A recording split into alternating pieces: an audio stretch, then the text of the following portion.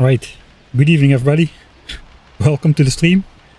I also hope I have enough battery tonight. It was a sunny week, so it's almost full. We should be good to go for a while. Maybe we can even get quality module today. Only 6 more hours for this research project to finish, oh my god.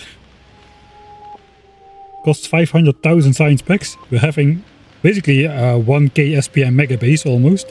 And it's still taking 6 hours to do this one research. Welcome to 1000 times science cost. Hey QV boy, if anyone wants to see a normal version of this playthrough, like one where we are not also going for the hands clean achievement, what am I saying? There is no normal version of this playthrough. This playthrough is insane, no matter if you play it regularly or with additional restrictions, but QV boy was my inspiration to start this run, so I'll quickly plop his name down in there. I think it works like this. Right? No? Not pro streamer enough yet, but check out QVBoy's channel. He's making edited versions of his playthrough. He's already at rocket silo or space science or somewhere over there. Not quite as far. We are not quite as far yet. On Vulcan is already alright. I hope to get there too someday. But yeah, we're not gonna have many more distractions from here on out, like the first 90 hours of the game. After the 90-hour mark we started building a base, so we're doing okay. We're doing okay. We have a respectable amount of research now, compared to how it was before. Last stream we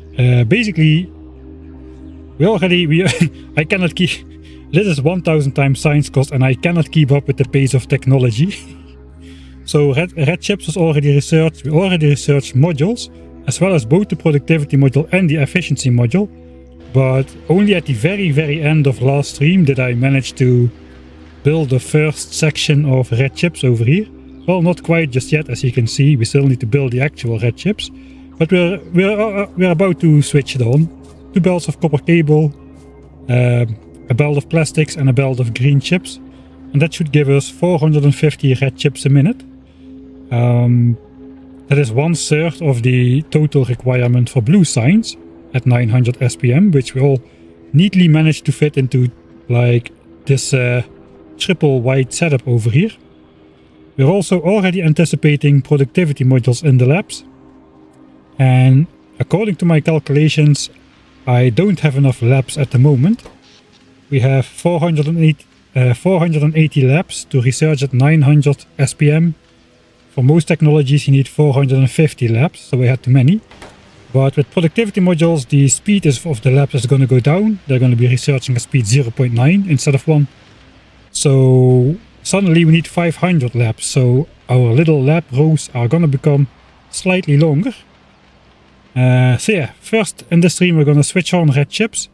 And I suppose then we're going to build the double big science setup, because, well, we need 500 labs to research normal technologies at 900 SPM. The ones which require 30 seconds.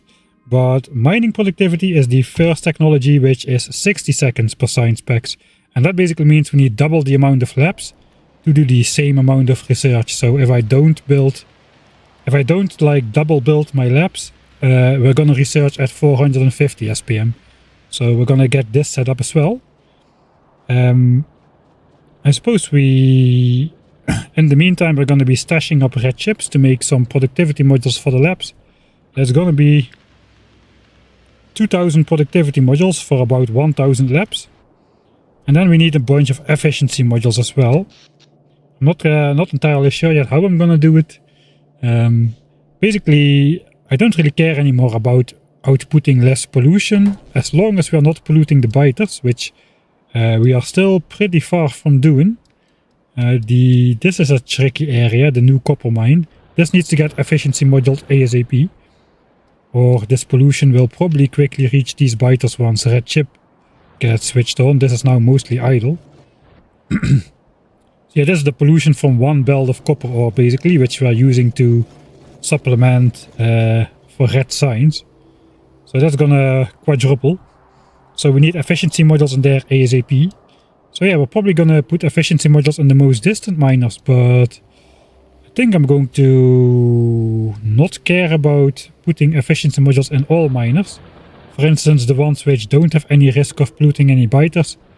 I think I'll just leave them open, because it is very easy to put modules in, but it is very hard to switch out modules. So if I later want to change efficiency modules for quality, I'll have to manually take them out of every miner and put the new ones back in. There is no quick way to do it, as far as I know. Not without bots, there is not. So I might just... I mean, it's a mere 6 hours until quality modules, so I might just leave these unmoduled until I get quality module, and then just put in the modules once. We'll see how that goes though. I don't think we'll get past actually making quality modules today. I hope we can get there, but we'll see. Maybe we can do that quickly. Let's actually check. Let's do a quick check. Alright, we are still in actual mode. Let's say there's efficiency modules in some machine, and I want to upgrade those to quality modules later on. Alright, so right now if I try to put them in directly, that doesn't work. Yeah, what if I upgrade planner them? So if we upgrade efficiency to quality, alright, and then select those for upgrade, can I now quick replace them? That would change things. No, I still cannot. Alright, so looks like... Okay, it is, the ghosts are there, but I cannot quick replace them.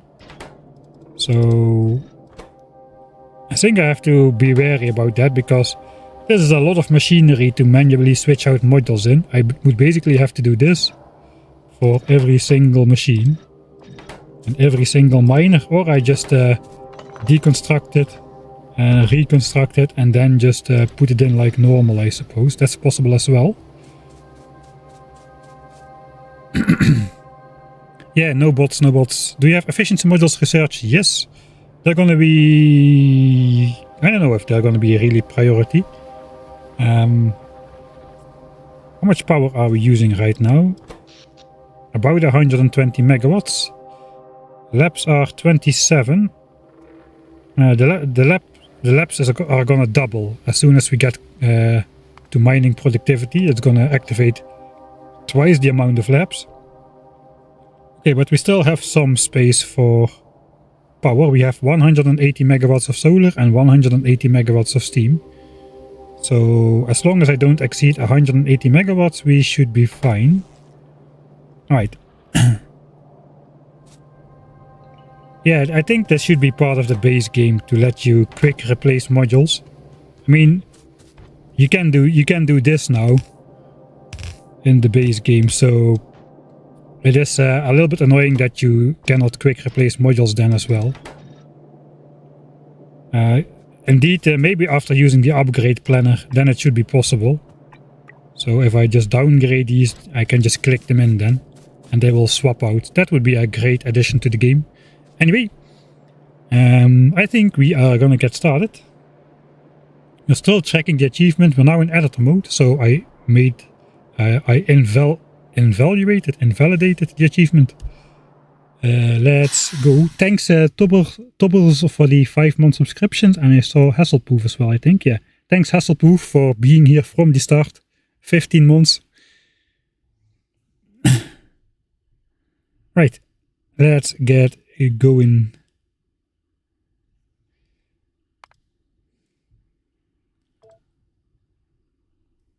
Alright, so if I remember correctly, I still should have the machinery to build everything. So I suppose we'll do that. Here we go. Jumping right in the pain.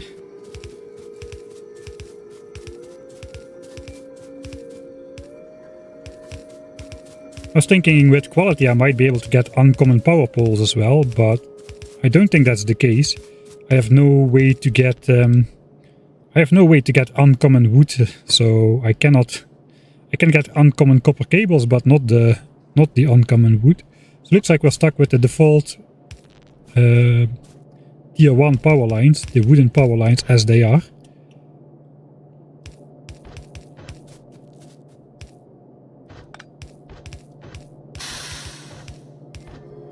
Thanks Mergelmoes as well for the 8 months. Always good to see people redirecting Jeff Bezos' money straight out of his pocket.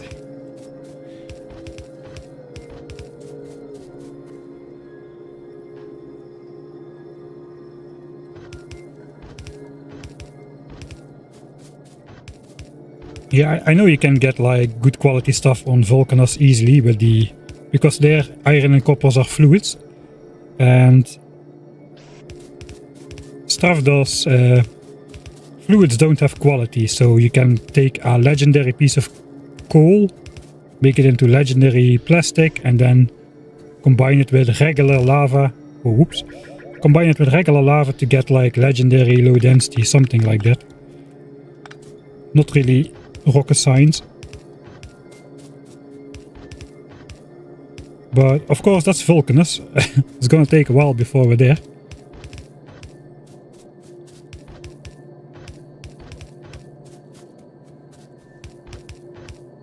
We'll get rid of the painful part first with the underground belts. I could just drag this if I build the inserters first.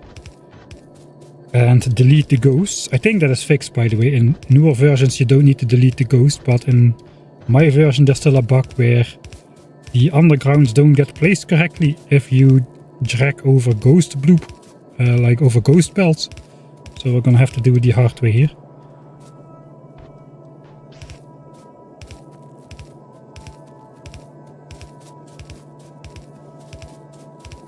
Ah, 30 assemblers long. That is just long enough to be annoying.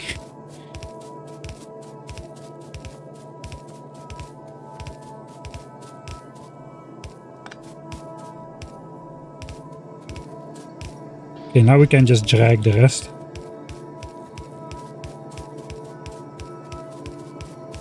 Do you read every line of changelog? Usually yes, at some point, but I don't update the game after I've started a playthrough, so I haven't kept up with the latest ones.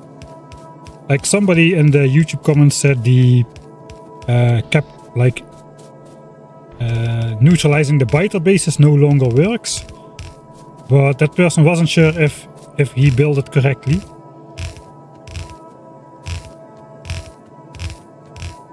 So don't quote me on that. Would be I mean, I guess I can see they would fix that, but in my opinion not really necessary. Yeah, this is if you don't like spoilers for the edited series, then you should probably not watch too it's already too late, I suppose. Alright, let's place the big boys, the actual assemblers. We need to get red chips going ASAP. 450 a minute. That means we can make 90 modules a minute with these chips. I think we already have green chips in the pocket. 90 modules a minute, that means it takes roughly 10 minutes to get enough red chips to make productivity modules for the 1000 labs. And then... wait, that cannot be true.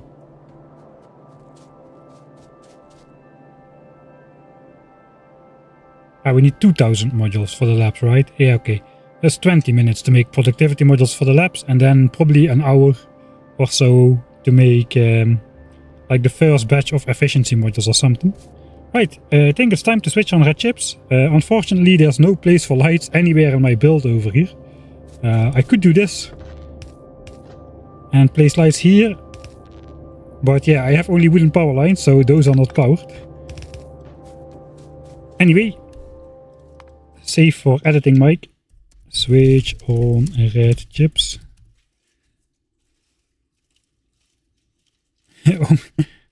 It's fun to see people jump straight in from the YouTube video where we are basically in the early game. Pollution cloud, might not get... it probably will get bigger. Yeah, it will get bigger. Even if we go full efficiency module, which we're not really planning, it will get bigger. Right, this is a monumental moment in this playthrough. Let's go, red chips. We'll wait for a couple. Can you recycle? No, I cannot because we are not on Fulgora yet. Let's see it, red chips. Is that an achievement? Probably not.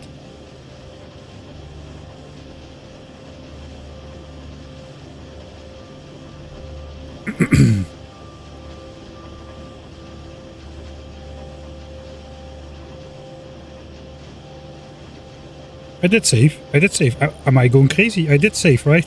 For editing, Mike.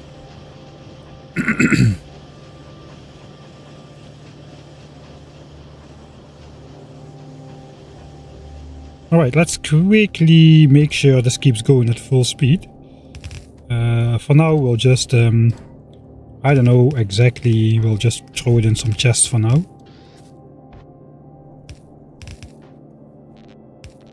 This is the radar line, so we should not mix those up.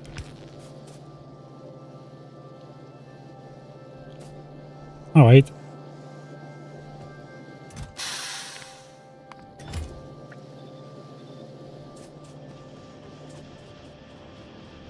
That should eventually reach 450 reds a minute. And we're up to 140 megawatts now. Alright, maybe I do need more power, especially if I want to go quality. How much are the miners doing? 34 megawatts. The labs are gonna skyrocket, man. What is the power cost of productivity modules? Energy consumption plus 40%.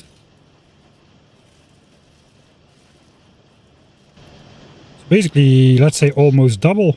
That's 50 megawatts after productivity modules. And then it's going to be 100 megawatts after we go towards mining productivity 1. I do not have that much power, I think.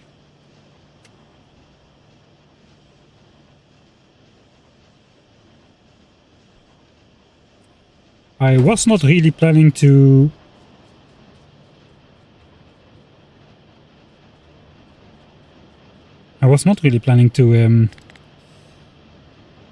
build more steam power.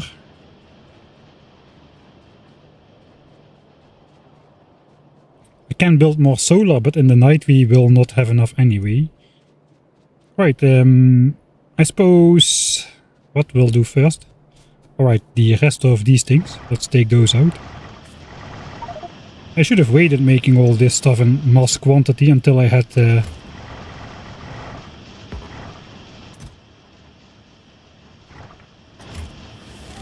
Alright, 1k per hour, that was quick. That was quick.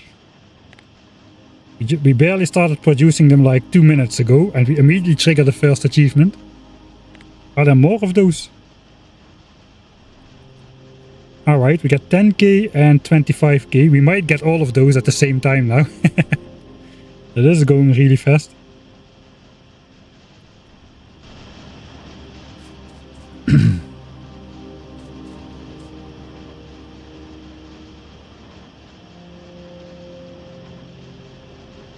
Achievements, only this one. This one is the only achievement which we're going for.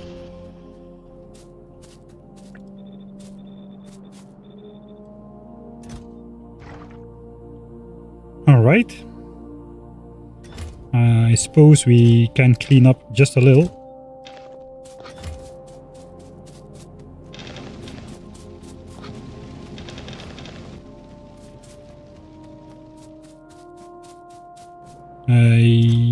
How many assemblers do I have? 1, 2, 3, 4, 5, 6, 7, 8. About 400.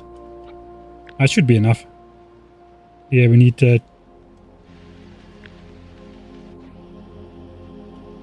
250 and then a couple more at the end here after productivity.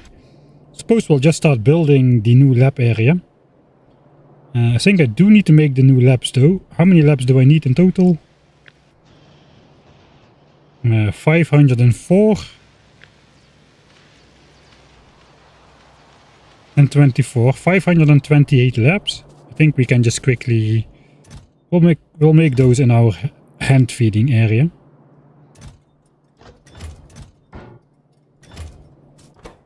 Labs. 10 gears, 10 circuits, and 4 transport belts. So let's make 50 of these. That's 48, 50, and we'll handcraft 28.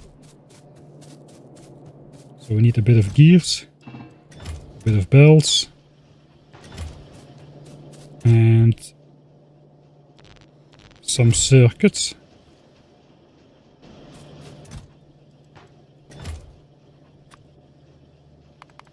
Okay, 28.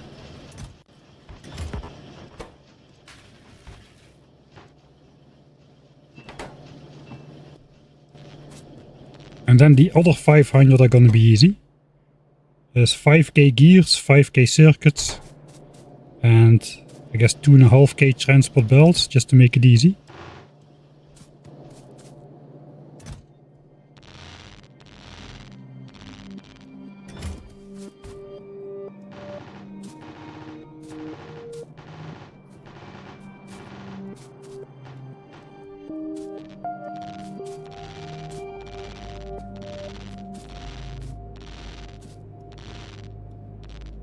Alright, and then just add 5k gears, and that's 528 laps on demand.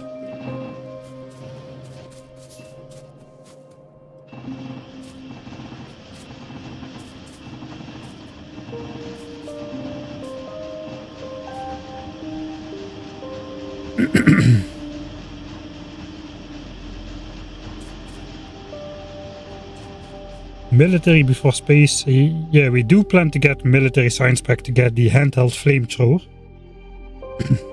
Because that gives us a chance against any of those, in case any of those biter expansions want to break through my hopefully impenetrable wall.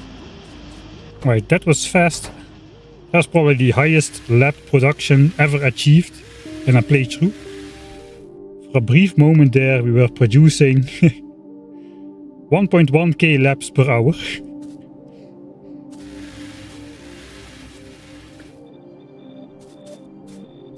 And laps take up quite a bit of inventory space.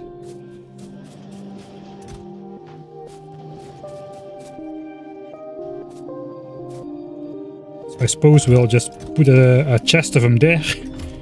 And then just start with, we'll just start with the assemblers. We'll fill in the labs last. What else do we need for this area?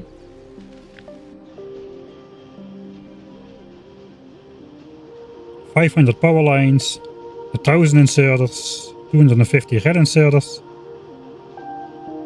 and a bunch of belts. Alright, so 1000 of these,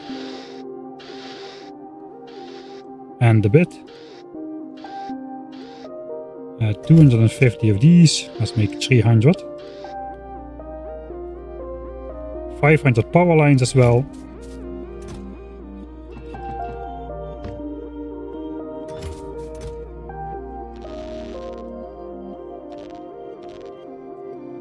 And 1000 bells. It looks like we're leaving some of the other stuff behind, so that we don't need to come back.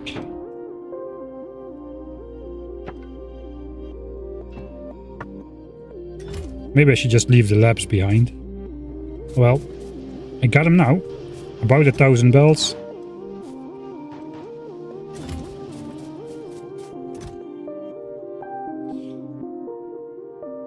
Right. You already have quality going? No, not yet. We are on the way, only 5 hours and 55 minutes. We're doing a clean 900 SPM though, that is nice. Alright, I'm probably just gonna try to grenade the big bunches of trees.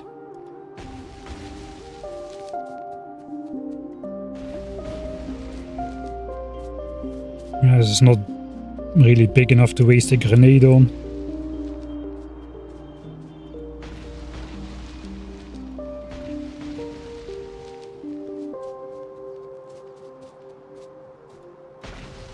Take lights. I think the lab area does not get lights because the labs already shine nicely in the night by themselves. Alright, just to reduce the chopping somewhat.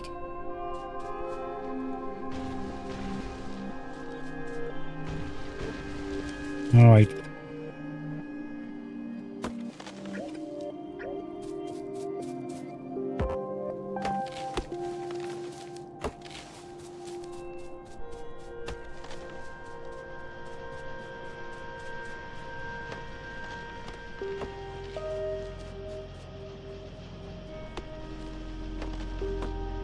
Yeah, we need to get efficiency modules in that giant copper mine ASAP.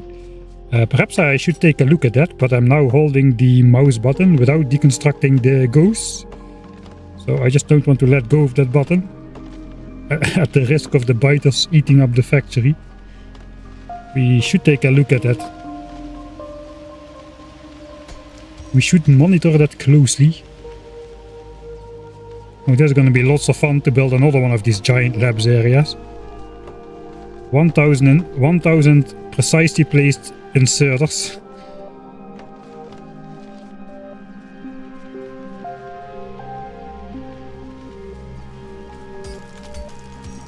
Can you still shoot trees? Yeah, I can. I actually have red ammo to shoot them faster.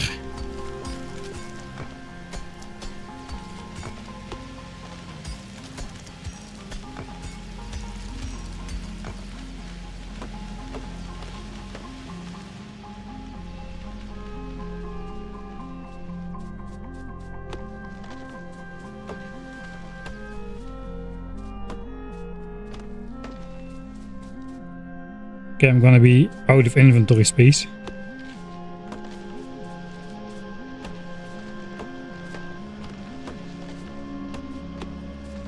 So I suppose we'll take a look at the pollution. Alright. So at the moment we have a temporary buffer. All of these nests are still absorbing pollution because it's the first time they do. And we're in the behemoth era. That means all of these biter bases can absorb 1200 pollution each, and all of these spitter bases can absorb 600 pollution each, 3 times the cost of the most expensive biter they can spawn. So that is basically saving me right now from this pollution cloud spreading out further. So let's hope we get efficiency modules in there before we run out, basically.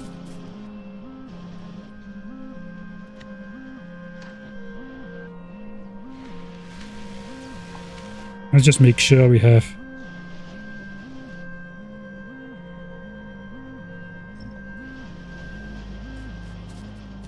everything in there.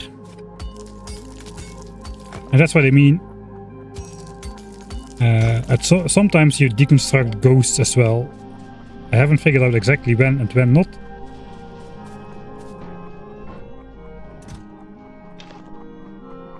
Alright, I think we're ready to start placing.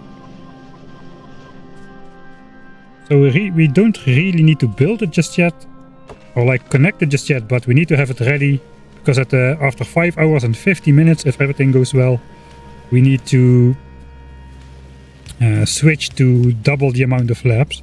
So then we need to feed all of these assemblers resources as well. Oh, this is going to take a while to build.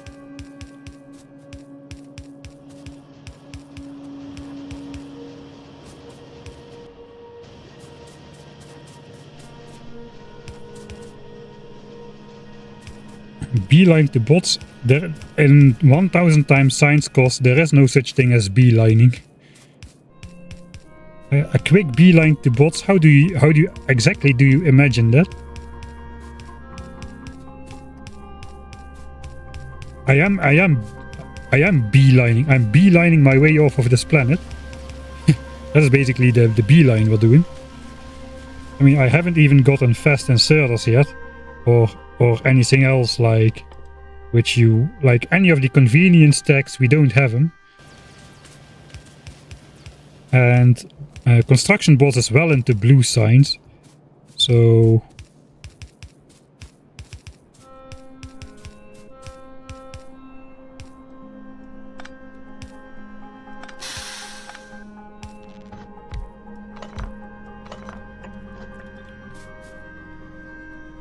thanks SG7 Spook or Spook, depending on if you're Dutch or not. Thanks for the subscription.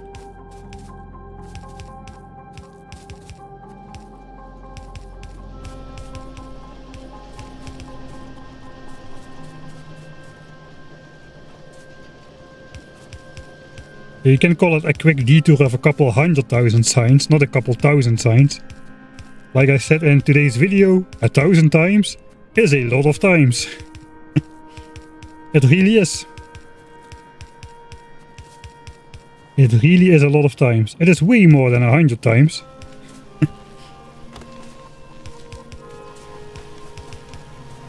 It's like if you do like 100 times, which is already ludicrous, and then you do it 10 times.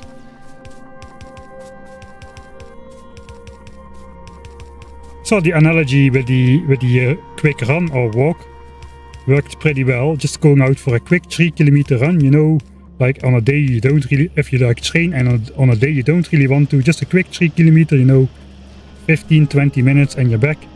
And then just finding out on the way, oh no, it's 3,000 kilometers. You will be running a marathon every day for the next 2.5 months instead of your quick 3-kilometer run.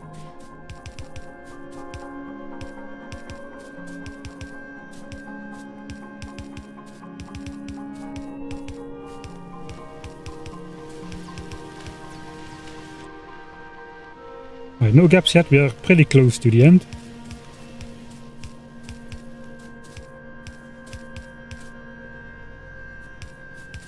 Okay, don't walk left and right, just walk up and down. I can reach.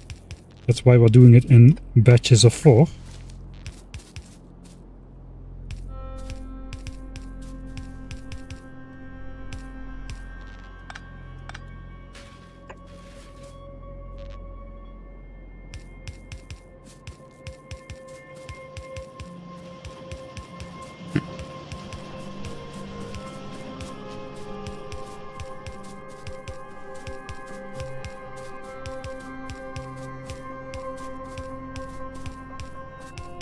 Okay, what's this broken bell doing in the build though?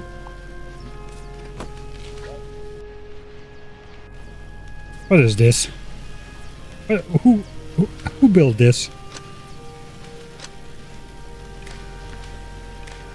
Alright, normality restored. Yeah, I think we didn't miss a single one. The map view just looks like an Excel sheet. I tried to not have every power pole pattern like that. Some of them are more cursed than the others. But it's gotta look like something.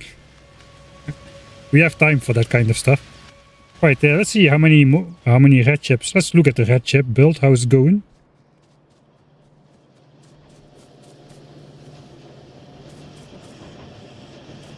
Alright, yeah, the full setup is not yet ready. Because we are relying on getting some quality, like uncommon quality outserters for one of these 6 green chip builds for them to keep up. So we're probably not... That's actually funny. It is actually really funny. Alright, so how many red chips are we producing? 432 a minute out of the 450 the setup is designed to do. Why is this 432? That actually matches up exactly. If you look at the rotation speed of a long-handed inserter, it's 432 degrees a second. Looks like that's exactly spot on then.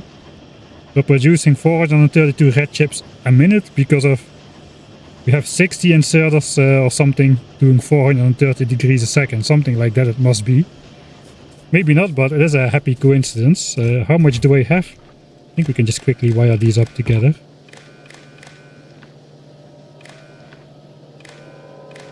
Let's do this. Alright, we can see the mouse over 7.6k. We need about 10,000 red chips to make the productivity module, so let's just let us run for a bit longer. Misplaced power pole in the bottom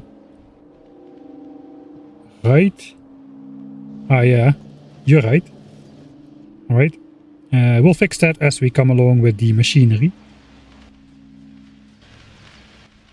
I think we'll build the extra parts at the end. I don't really have a quick way to do this. We try double building the machines. Because these also have to go single-handedly. They're a little bit too far away from anything else.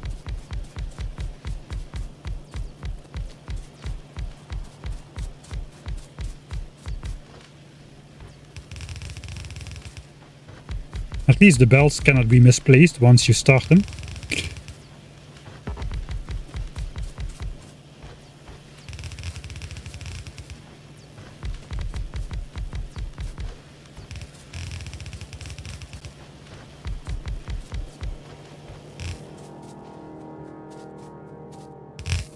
Right, here we can do belts and assemblers separately.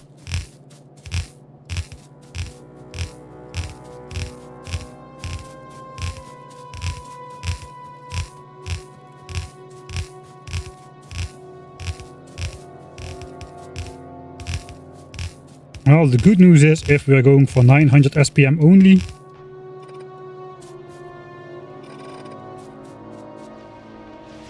we will never have to build more than this. Alright, the old belts are still here.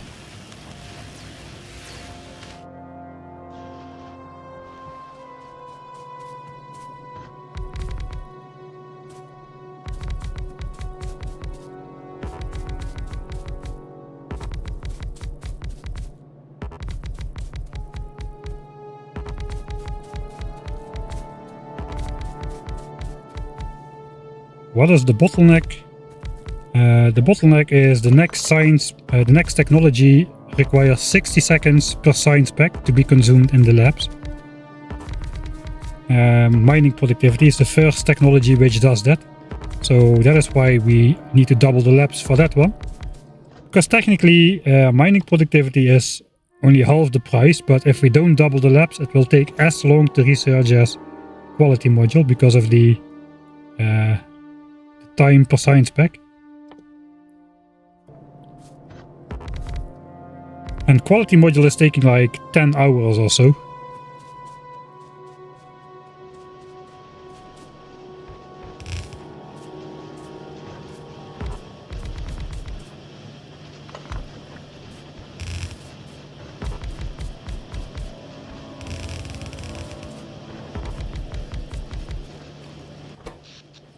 Okay, power now red chips is going fully about 150 megawatts. We only have 30 megawatts of space. That's not, we're not gonna have enough power once we switch on the new labs, especially with the productivity modules inside. We barely have enough power space, I think, to put productivity modules in as is.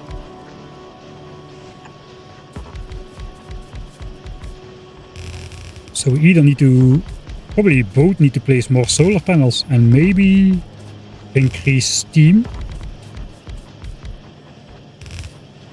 Alright, I guess there's no more denying it, we need to start inserter galore.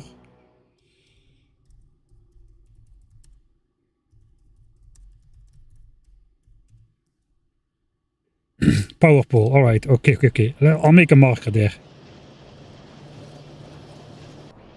So now it's on my screen all the time. I'll probably remember it at some point. Yeah, let's count the misplacements. 1 in 1000 inserters. Somebody keep track. 2.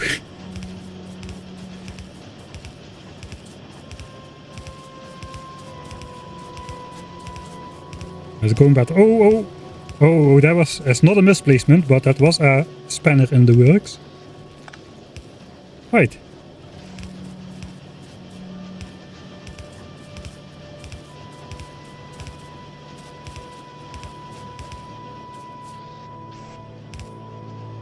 We're going to be doing a couple of these loops for quite a while, I suppose.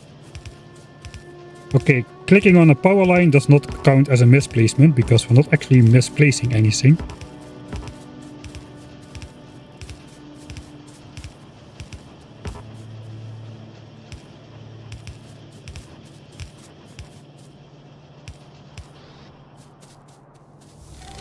Hey, there we have Circuit Veteran 2. Let's see if we get 3 as well. We have been producing chips for about 20 minutes. Yeah, we're gonna get the last one as well. Because the last one was only 2.5 times as much, right? Circuit Veteran 2, 10k per hour. And Circuit Veteran 3 is 25k per hour. So yeah, we're gonna reach that in about 50 minutes. So our first red chip setup immediately is enough to crack the hardest achievement in the hardest red chip production achievement in the game. And it's only 1/3 of what is required for only blue signs, not even for anything else. Okay, that's 2 misplacements.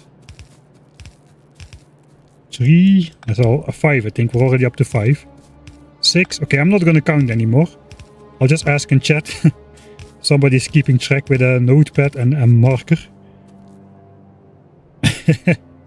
Alright, looks like everybody's keeping track at the same time.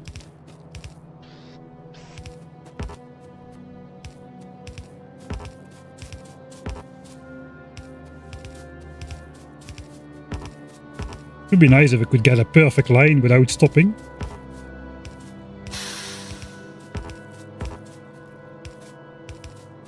If I miss one, it's not too bad.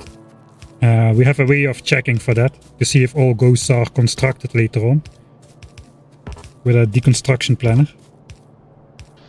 Thanks Ben the Fish, hey Ben the Fish, thanks for the 5th month subscription.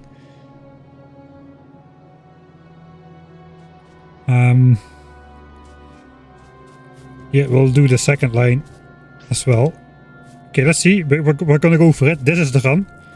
Oh, no misplacements, a single smooth effort.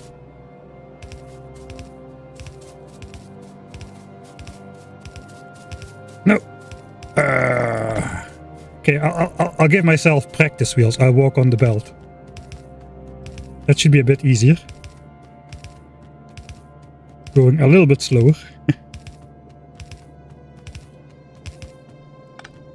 I got thrown off by that missing ghost.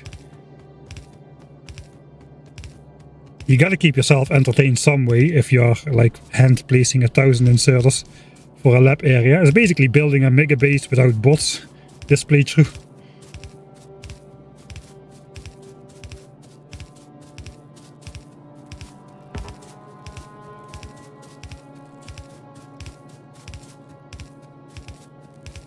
Was that a full... Okay, I spoke too soon.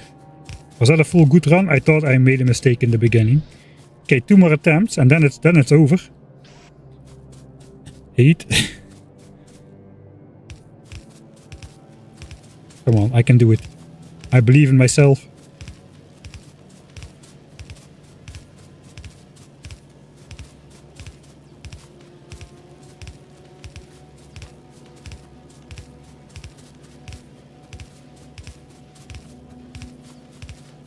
Ah, speedrunner in the making right here. Let's double it.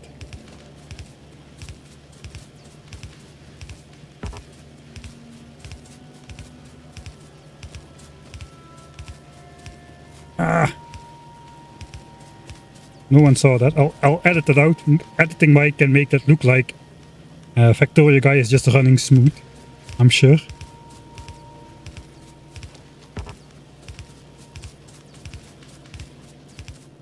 If it ever appears that in my edits I can play way more smoothly and play stuff more perfect than in actual life, that's because I edit out all the small mistakes as much as I can, because it's just filler content if I misplace and deconstruct and misplace and deconstruct. So, alright. Guess now for the big one.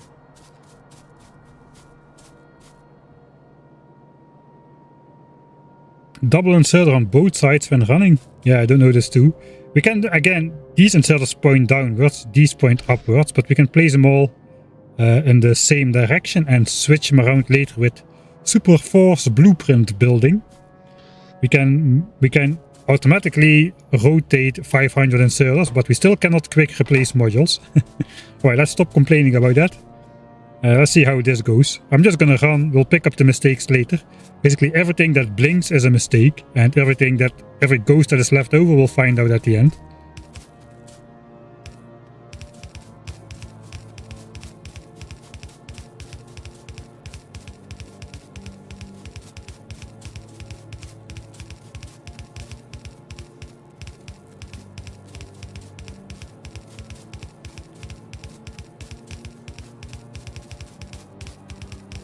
Maybe it's better if I just build all of them.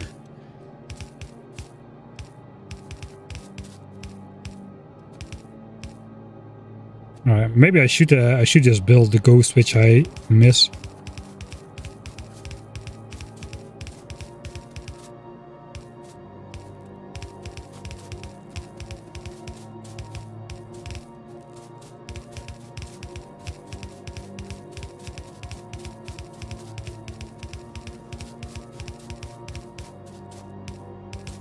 The benefit is I already built these labs once.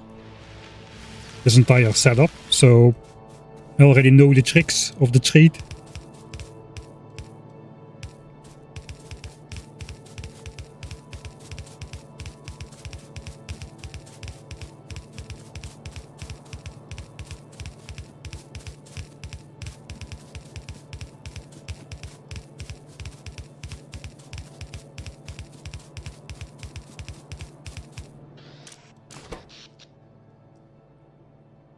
I think we can afford to exactly double. Let's look at the pollution again. Okay, these are still absorbing, so pollution is still under control. I think this biter base or this one is going to be the critical one. Once these guys stop absorbing. It's only the bases in this chunk over here which are still absorbing. These already are saturated. 99 minus 1 point for imperfections. We still have one more set left to go. Now just all the misplacements blink at us, so it's going to be a little easier.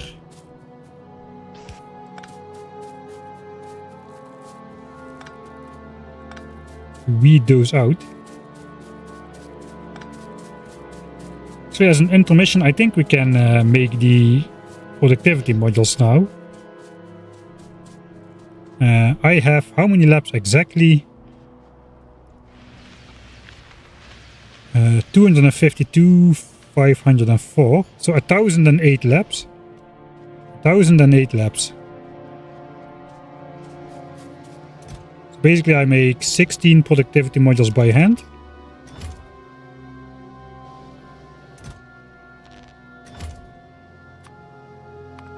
Because why not? And then we need to make a 1000 more. Oh wait, no, 1008 labs. That is, yeah, 16 and then 2000 modules. That is 10,000 red chips, and I have how many? 13,000 right now. Yeah, and you're gonna need to leave all my stuff here.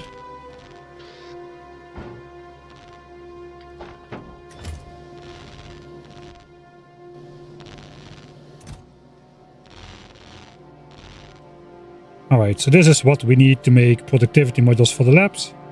And then we need to match that up with green chips, which I cannot take in one go, but I can take maybe half of those.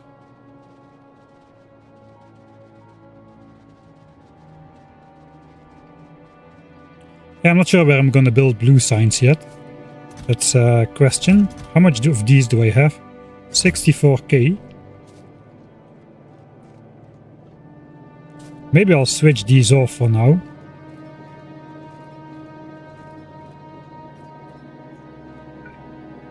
I cannot easily do that. I can flip them horizontally, I suppose.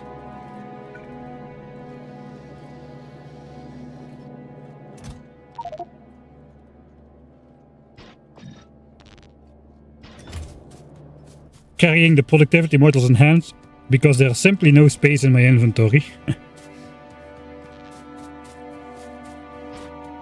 I can switch it out with something. I cannot clear my cursor now because I cannot put the modules in my inventory. Alright, let's throw those in there. I guess we're also gonna go with 50 assemblers again.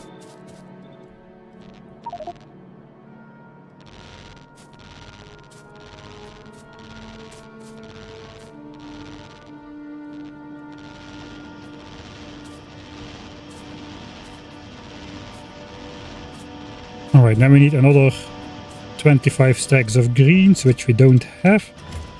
So let's go and pick up some more. So what I'm thinking is I might try to put quality modules in a lot of machines. I could get quality red chips if I just put quality modules in here. It would slow down red chip production a bit, but maybe it's worth it. I could even put quality in these, put quality in these, and just like filter the quality stuff out. I could put quality in here and then filter the quality gears out, and that way I can later make the quality miners we are after. Because that's really why we are researching quality. So if I, instead of just producing everything straight from quality ore, we can also just add to that by sacrificing a little bit of science, get rid of our flat 900 number, and just filter out the quality results basically. I could get my quality inserters from here then as well. Like the quality long-handed inserters require quality. They require quality normal inserters.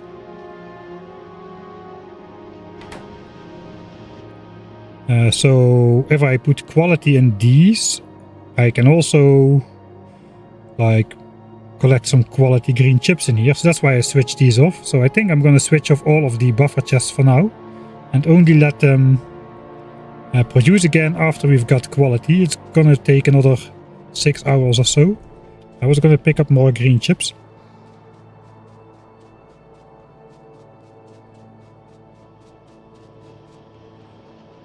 Yeah, it's starting to look like a real base.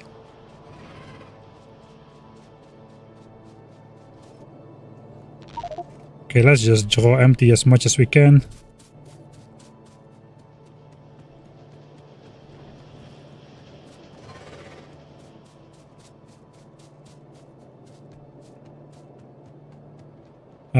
I'm gonna have a belt. I have space for a belt here. And then I can add more inserters to each lab to put in any other type of science packs. Probably it's just gonna be chemical, but even military and space science and whatever could go in there. I guess space science needs to go in there as well at some point. Yeah, I haven't thought yet about where my rocket silo is gonna go. Right, so we need to add another half stack of greens to all of these. And by the time we are done with placing the rest of the inserters on the labs, all of these are going to be ready, I'm pretty sure. My inventory was located on the other side though. I really like that I did not research fast inserters. Look at all those arms flailing around wildly. It's pretty awesome.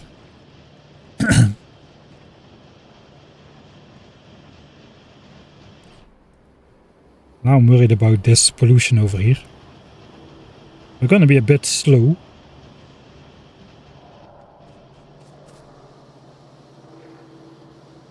Right, our full inventory is 16,000 chips, so I could do I have 80 assemblers here as well. So 16,000 chips should trigger right about when we get the next achievement. We took out 10,000 right now. Once we get the next 15,000, we get the next achievement. And then we know we have enough to make efficiency modules as well.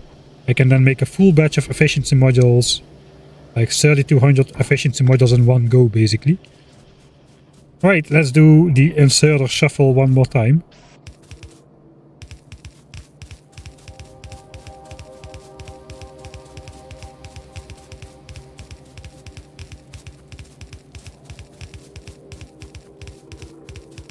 Placing too many is okay, as long as I place them all.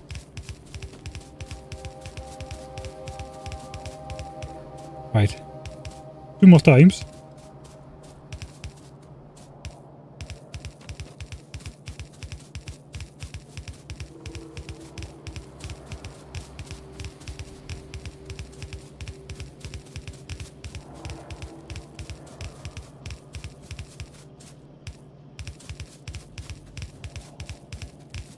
Not too bad.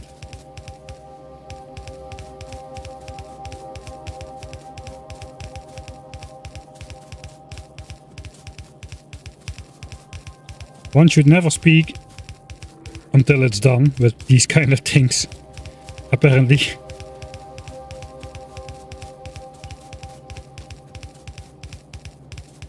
Alright. Okay, now we can actually look if we have missed any. Just grab the entity ghost filter and then deconstruct everything. You will see all the labs pop up, but do we see inserters? No, that means we have placed all inserters somehow. Looks like I somehow managed to delete one of these. Now we just need to collect the blinking ones and we're done. Misplaced inserters 21 and long-handed inserters 4. Thank you very much. I knew I could count on you guys.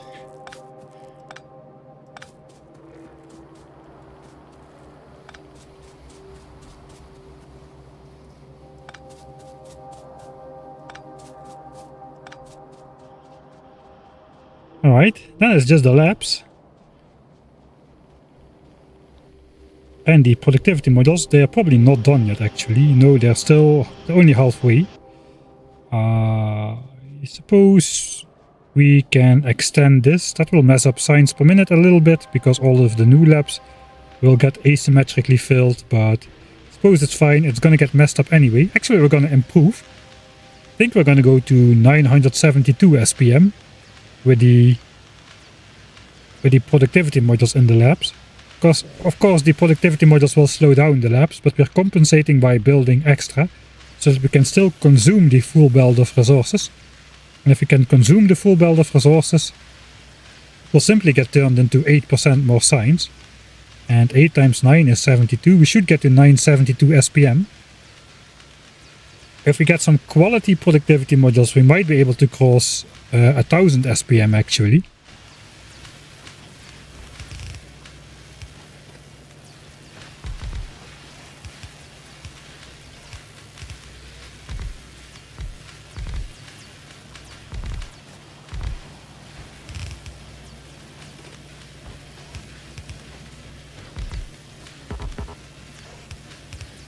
Alright.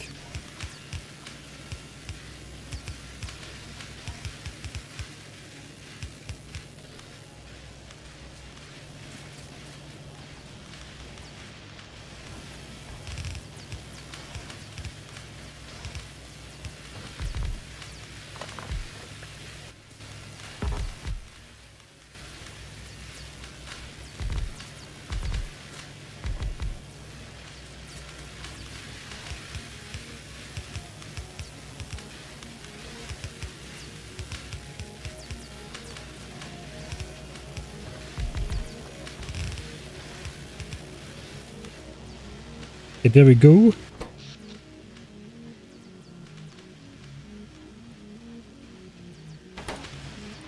If I want to do stuff with quality, once this completes, we need more power. There is no way I'm going to be able to fit this in 180 megawatts.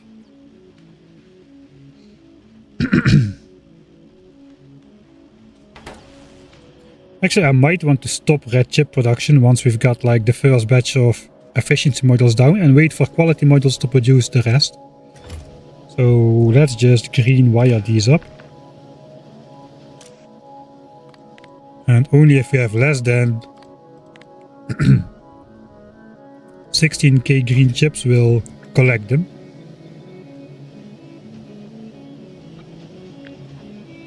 Oh wait, that doesn't work like that. That is a pretty ugly solution, but I suppose that works. Alright, we're halfway. Now we just need to pick up the rest of the labs. Maybe the productivity modules are done. Not quite yet. Oh, hey Derek. Thanks for the raid. Welcome to the welcome to the anti-speedrunning playthrough, everybody. There's probably quite some different things going on here than you're used to seeing on Derek's stream. What are you currently working on, Derek, if you are here?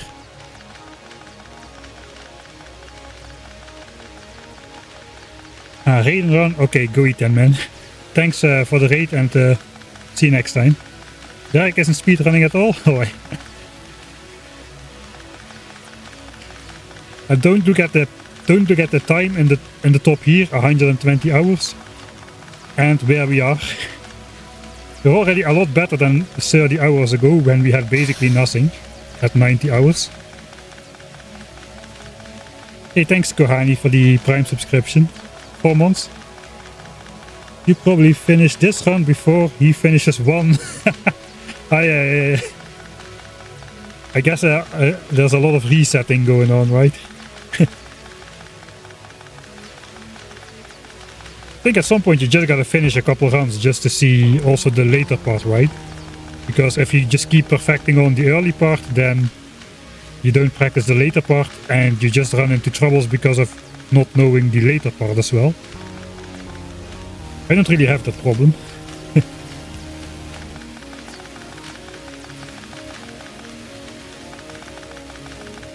I don't even know why I'm picking up these bells, as I will need them later again. I think I just marked those for deconstruction to do a cleaner copy-paste. Oh well, we got them now. Alright, so this is what a mega base looks like without modules for the raiders. This is 900 SPM. Probably in an end game Factorio base you can achieve this with 1 biolab and a lot of productivity bonus, but we don't have any of that. And pretty soon we're going to need double of this, because while at the moment we're doing 900 SPM, the next technology is mining productivity 1, which has a 60 seconds per science pack research time instead of the usual 30 up to this point. So we're going to need the double labs.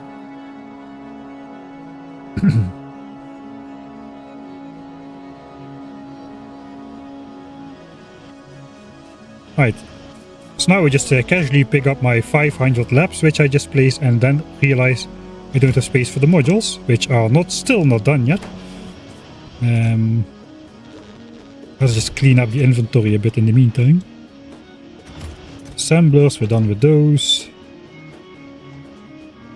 I'm gonna need to throw everything in a chest basically, except for the labs and the modules. Alright, this is my mall for this is my mall 120 hours in the game. Basically we are doing just-in-time production. Everything, or yeah, basically just a little bit too late production apparently, since I'm waiting for the last ones to finish. But I guess I could be placing the labs realistically speaking, but oh well.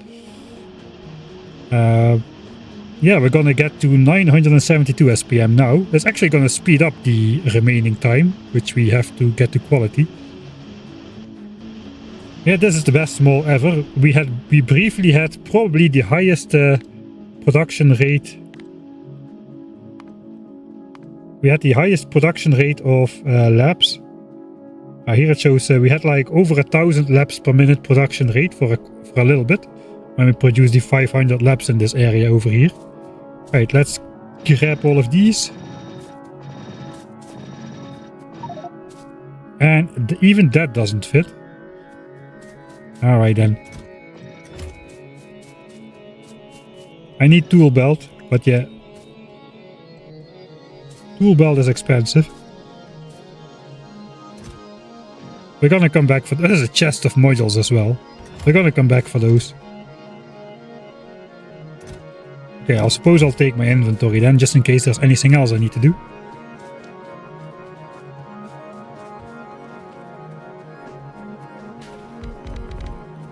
Alright, now we can do some speed running things, where we place like 4 rows of stuff at the same time. Except, it's not really speed running if you're just standing still all the time, I suppose. Okay, let's do 2. I should be able to do 2. Especially since it's very hard to misplace at the moment. I'll still find a way, don't worry. See?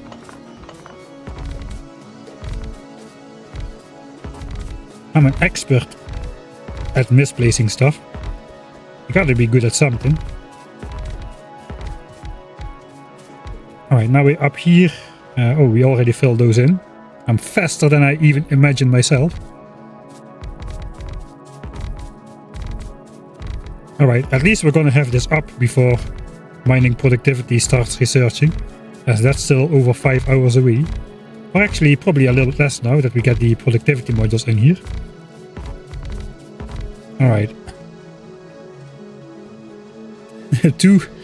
That is not gonna become a tradition in my chat to count all the misplacements. Don't you dare. Why do I immediately know what you're referring to though? With your 2.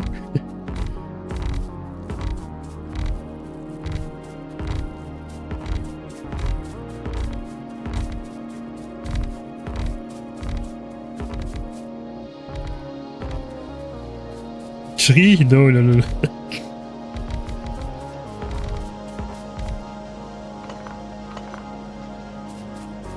Professional amateur.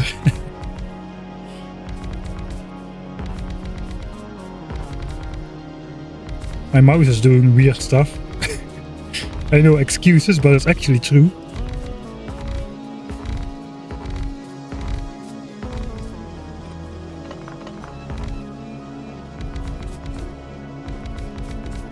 I'm gonna make it hard for you with all those weird semi displacements. Okay, there we got it.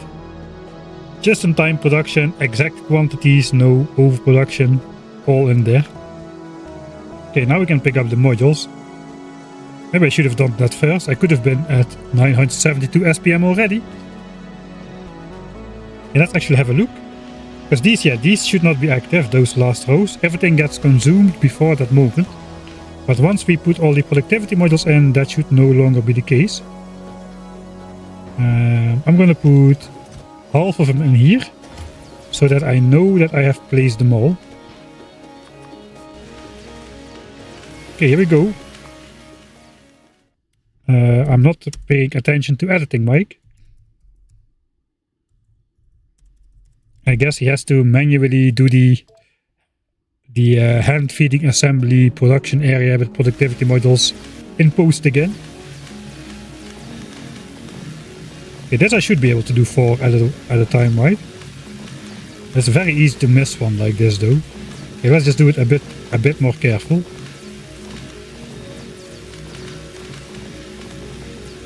Although I guess that's why all of you are here.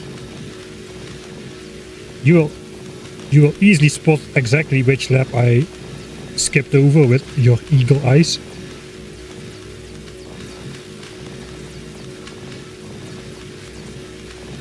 My method is just, if I'm out of productivity modules, everything is alright. If I have 2 productivity modules left, then the pain begins. Okay, still 900 SPM.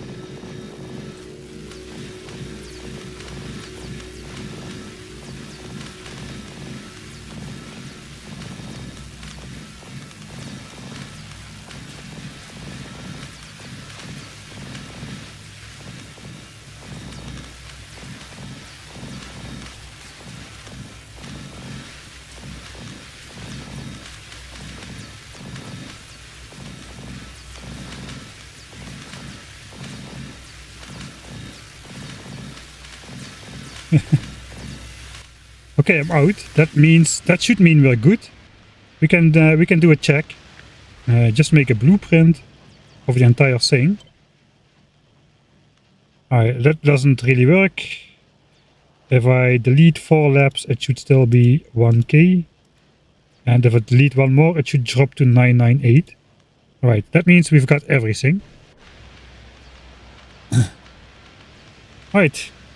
Go up number. Look at that, 924 SPM. There we go, 925. So that should reach... Well, I said that should reach...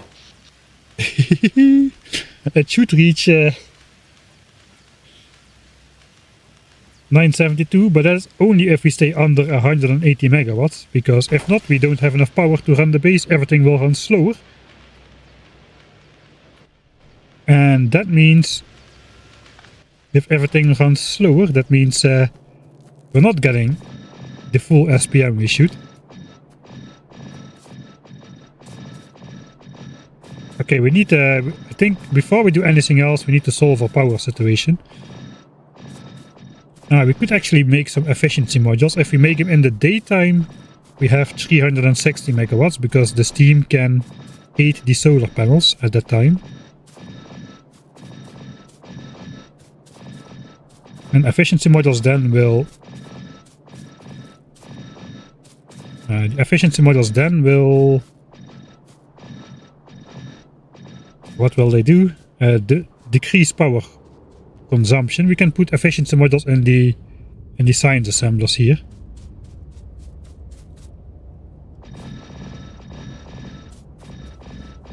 Man, these builds are big, man. They are so big, man, that I need to say man twice in a sentence, man. Or thrice.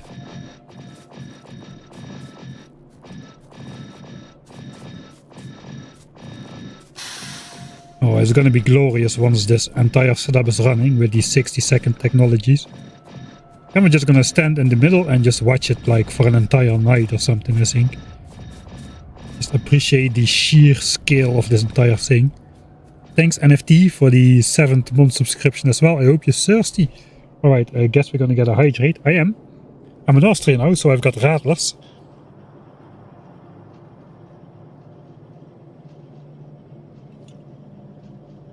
Cheers. Okay, how is it going? We are literally like a megawatt under maximum. I don't even have space to run my hand feeding area in the daytime. I don't think we quite have 16,000 chips just yet. Alright, you know what I can do? I can wait for 16,000 chips. Then this will switch off because I'm no longer stashing anymore. Oh, I need some more for quality modules though.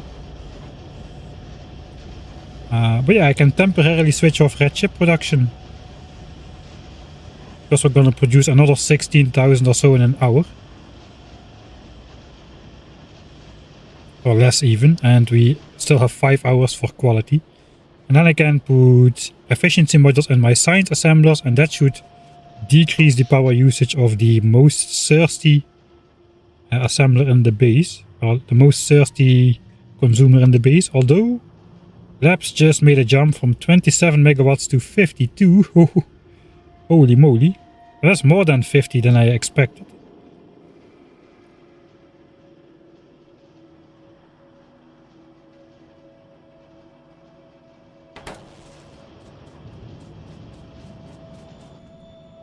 Oh no. Ah, okay, I see it is this one, literally this one. How of all this 500 labs, it's exactly this one is beyond me, but thank you, O Tree of Wisdom. Let's do a celebratory loop. Thank you for not making it one in the middle, which is extremely hard to spot. Right.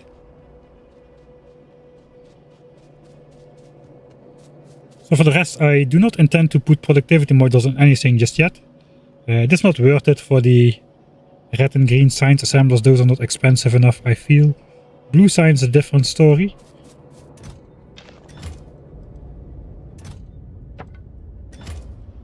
Alright, let's see. 933 SPM.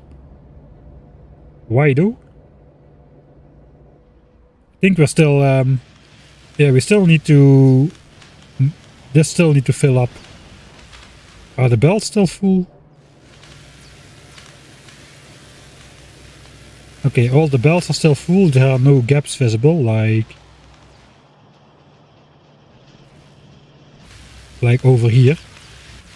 So if the supply chain is still full, then eventually this should go up, right? I think we just need to wait for all of these labs to saturate with enough green science packs and whatnot before it goes up. So we'll check back in a bit. No. There we go. 25k, one more k, and we can make our efficiency modules. I'm not planning to use these because I don't have...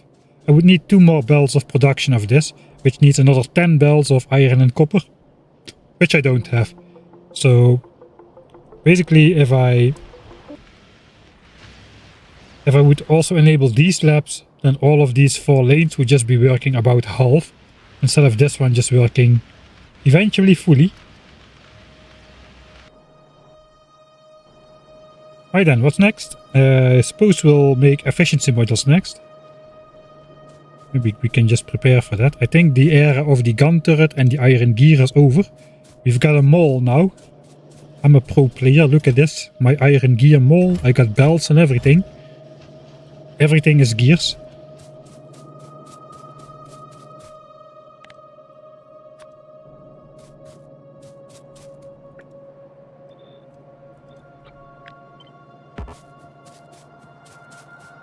We can already haul like an inventory of green chips over.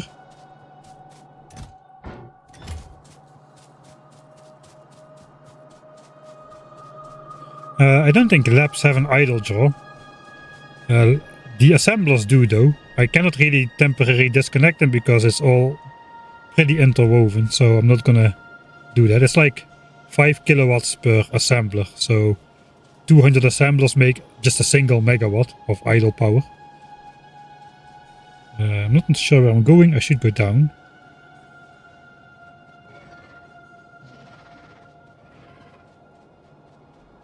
Okay, there we go. We go up again. 940, 942.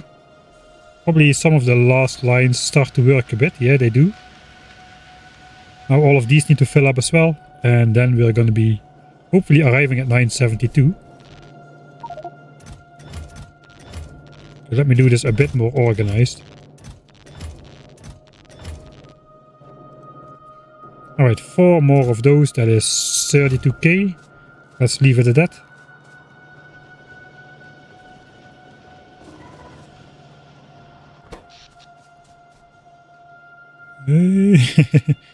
Oh yeah, okay, the last labs are gonna get into action. Yeah, here we see it, the first brownouting problems here. It's not, I don't know how this works. It's not as severe as this displays.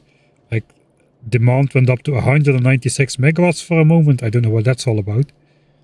But yeah, we have a hard production limit of 180 megawatts. The labs are simply doing too much power now. 52 megawatts was for the existing ones. Now we're at 54 already. Okay, so yeah, we do need more power for sure.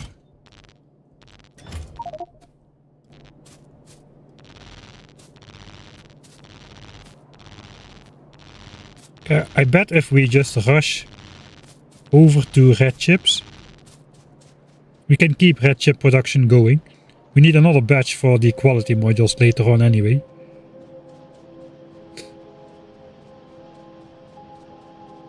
I think I'm going to quality module my assemblers there. For making the quality modules, so we also get some better quality modules already. Alright, yeah, this is full. This is now backing up. So that's good. Suppose power goes down a bit as well. But then we're gonna just grab all of this. And it's gonna start up again. But now it's gonna become day. Steam power is already going back up. So now our maximum power can exceed 180 megawatts until it's night again. Hopefully by that time I have efficiency modules in the science assemblers. And we should be good to go. Okay, make a save here then. Okay. Editing by can fake it then with the productivity modules. Fake it, editing mic. With the prod mods in this save. You all then, this is like behind the scenes stuff. You don't know this. Make F mods here. So I can simply change this out for productivity module and I can film the scene of making productivity modules from that save as well. And I'll just zoom in so the timer is not visible. I've got it all figured out, man. Right, there we go. Efficiency modules in the making. And now we are definitely drawing more than 180 megawatts. So we need to get some of these into these assemblers before night falls, ideally.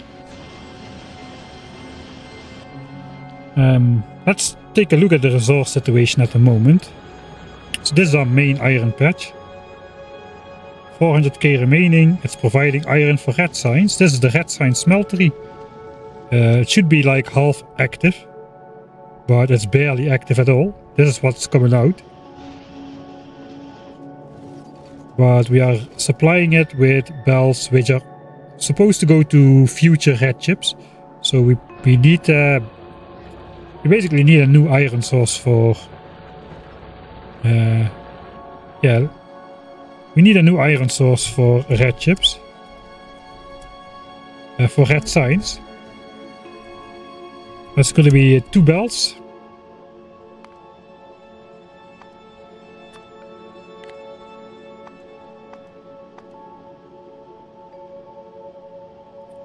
There are signs. Man, there are so many icons these days. Another lake. Another notepad. We could actually start drawing some of those distant. We're making efficiency models now. Is it night already? No, not yet. We're making efficiency models now. So we could start using like these ore patches, especially these ones, which will basically run. This is basically an infinite patch, just like oil. It has a fixed production rate of 2 belts of ore for 100 hours, and then 1 belt of ore for another 180 hours. We can do that without polluting these biters.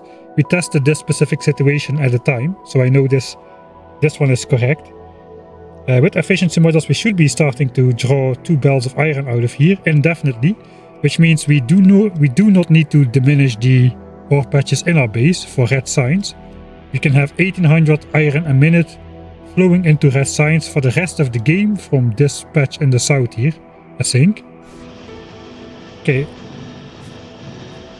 Yeah, that's actually a good plan. I think we should start using those distant resources basically as soon as plausible. Oh, hey, Dosh.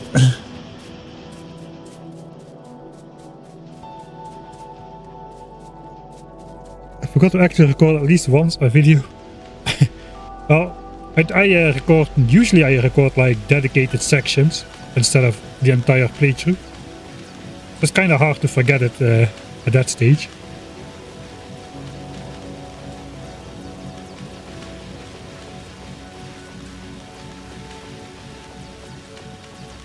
I did enjoy the Fulgora video, by the way. Kind of surprising to me because I remember you said something that you had in your original playthrough you had like a sort of a cold start on Fulgora, and it was really not very enjoyable. Yet you made the video about cold starting on Fulgora. That's a different kind of pain.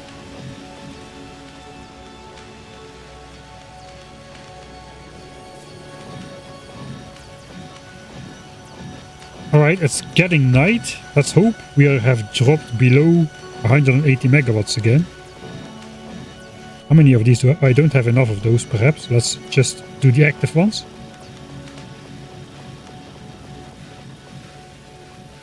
It's easier once you know how Fulgora works. Yeah, I suppose.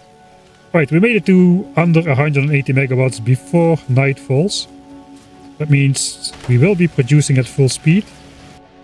We should get up to 972 SPM any moment now.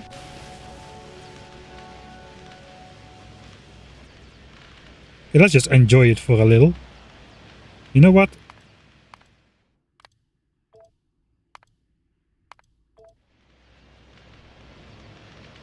It's not as enjoyable with the bottom section not working, but you can imagine already. You can imagine.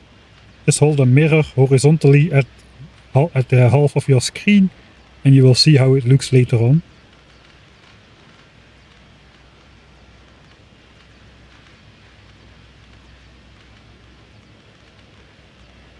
I would like to see from Dosh Doshington an everything spoils run. You seem exactly the kind of person to be able to figure that out with lots of circuit conditions and whatnot.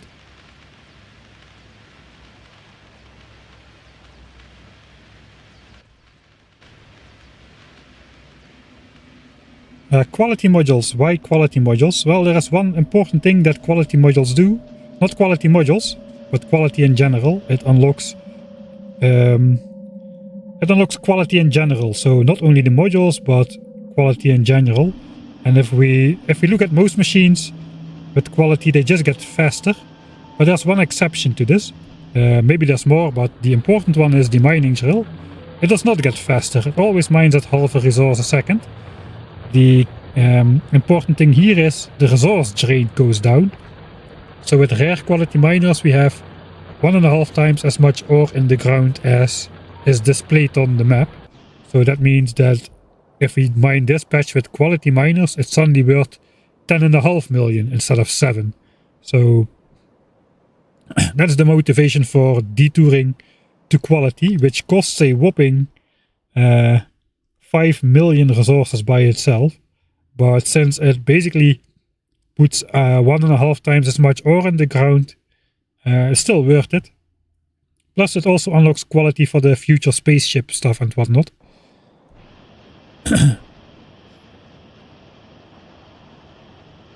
Master plan 50% is still it sounds like a lot, but it's still just a drop in the bucket, really. It's pretty tight still, but yeah, I think these infinite resources, like quote-unquote infinite resources, which we secured like in the early game, are gonna be pretty much key to survive the playthrough. We could theoretically fully mine up this patch if we had another 280 hours, but we don't. But we will just get 2 belts off of here. Like one belt of... If we have one yellow belt running for 20 hours, that's 1 million ore. So a single yellow belt, 1 million ore in 20 hours. And we're projected to be researching for at least 100 hours still, I suppose. So that's like 5 million ore per yellow belt, which we can get out from... basically from outside of the base. From this one we can get half a belt, perhaps. They aren't all tested, but this one is tested, so we'll take that one first. So we got a couple of these locations where we estimated we can take some amounts of ore off the map.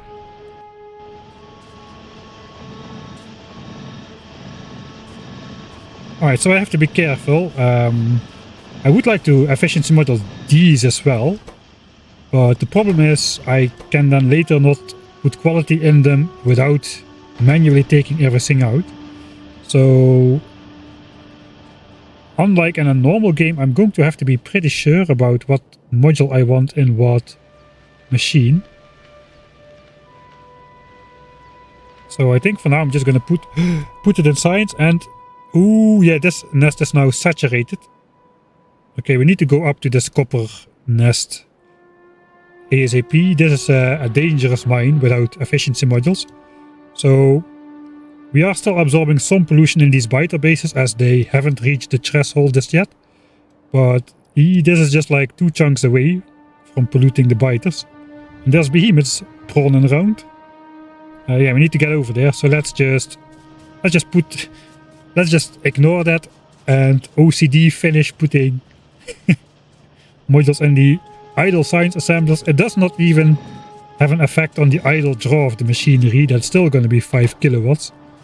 You see it in the mouse over here. It's now just 60 kilowatts plus 5 kilowatts instead of 155 plus 5.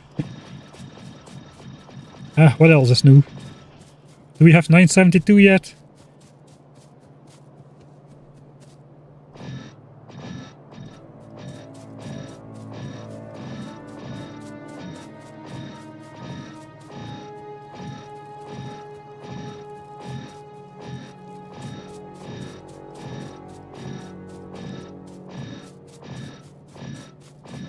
Alright, so I can put efficiency modules in a distant miner because it's never gonna get quality.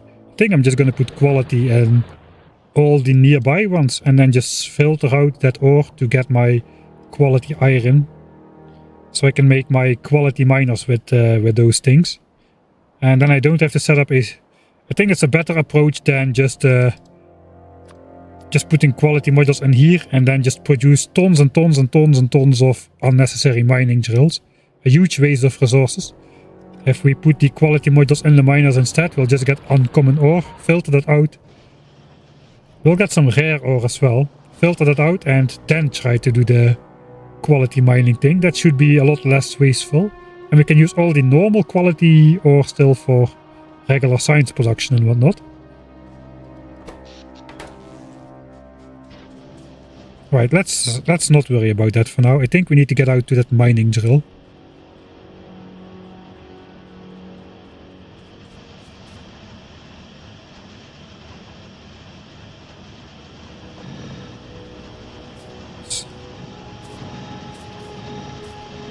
Right, let's see how many I have. We have a fair few miners on that patch. That should be enough though. I don't think there's 500 miners over here. 175. Yeah, we need to hurry up, man. And what else do I want? Do I want to, like, fill in the full patch while we're out there? I could do that. These trees have already died off. They've done their job. Because eventually we want even more ore to flow into the base from this mining drill.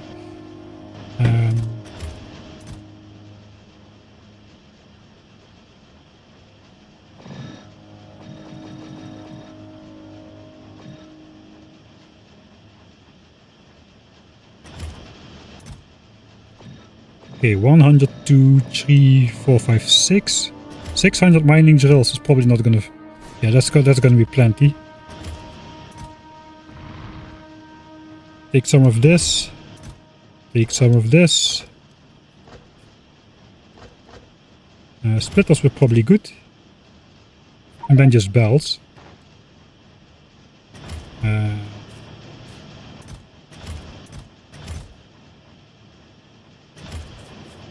Alright.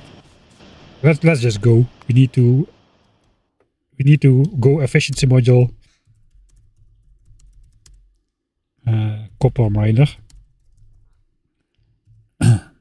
So that copper miner where we're going now basically never will get quality modules. It's just too close to the biter bases. It has to get efficiency. I love the tree avoidance undergrounds. It's basically out of necessity. Or at least, well, I don't know if it's necessary, but I have no idea how it's going to look at the end. So as long as if I don't need to chop trees, I won't. Where am I even going? We just go here, here, here. And out there. Okay, we need to hurry up.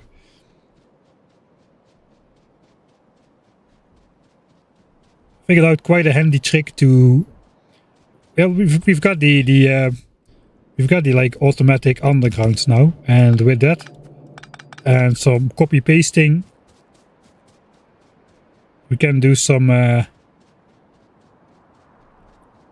clever predictions if it's gonna connect or not, together with the read all belt contents thing. So the belt get those borders, you can also visually see if it's connected. Probably gonna do that now as well, as we'll fill in the mine. So I took all the belts, we're gonna draw like, I don't know, two, 3 more belts of copper down to the base if we can. We'll see how that goes. I need power lines. Oh. Well, it's a copper mine. I've got my... I don't have my furnaces either. I mean, we're gonna chop trees. Yeah, I might not need 50 power lines. I don't think I'll need 50.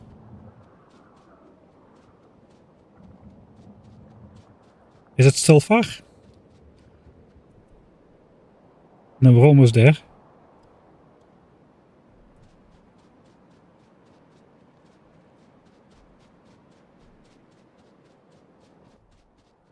Pipes.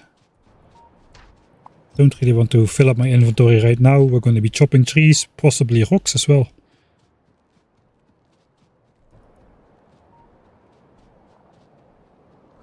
So beautiful. I love how the biter bases are actually becoming part of the base. We're even using them. I'm getting sidetracked again. I think we're even using them for...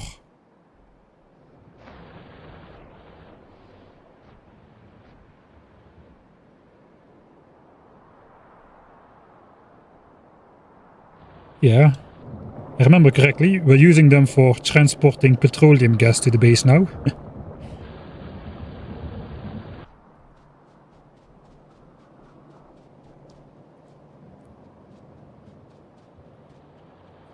Automobilism, yeah, automobilism isn't so bad. It also requires logistics too, though.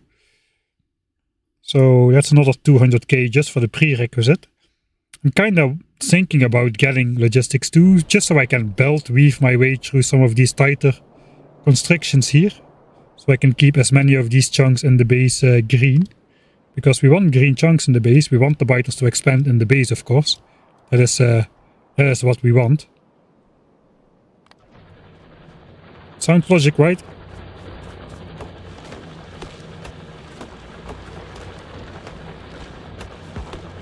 And now it's time for all of these trees to go. They've done their job. They've absorbed the pollution by dying off. You know what?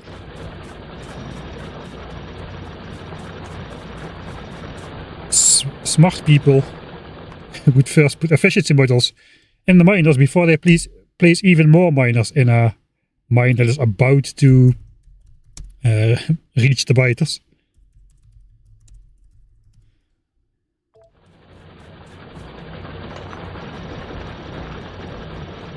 Yeah, people in chat already are on to it as well. Very smart.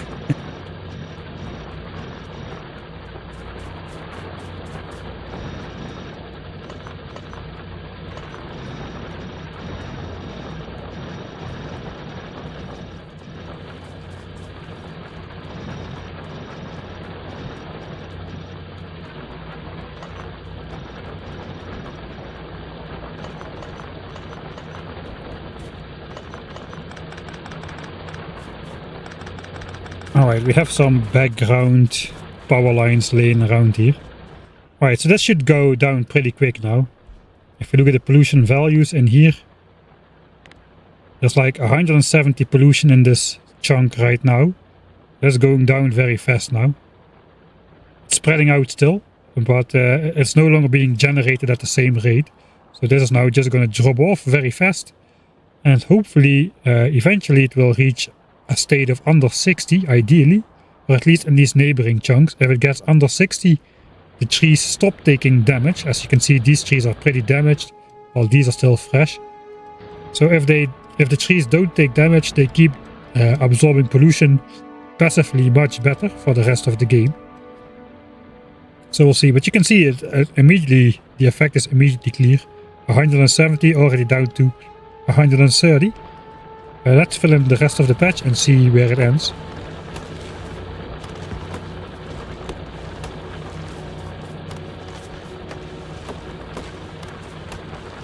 I don't really think we need to reapply the blueprint, it's going to be pretty clear.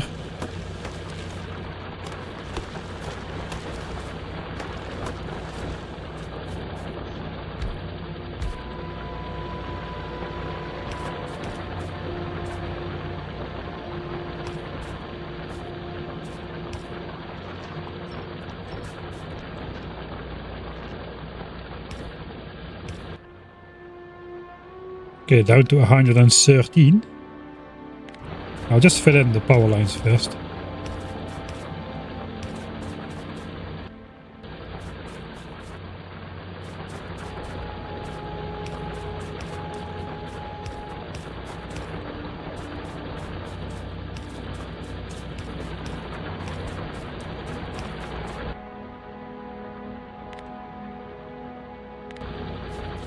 That'll do. Down to 100 already. Yes, we're gonna be good.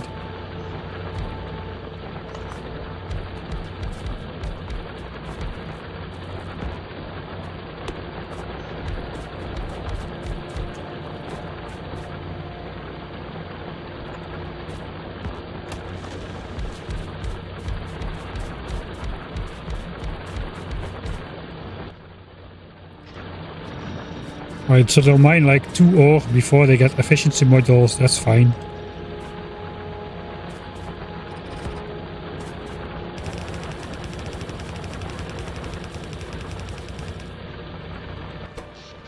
Alright, power is good.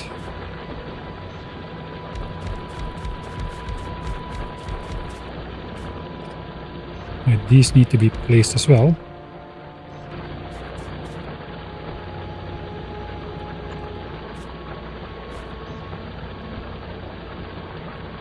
Okay, those trees can stay. There is no ore under there.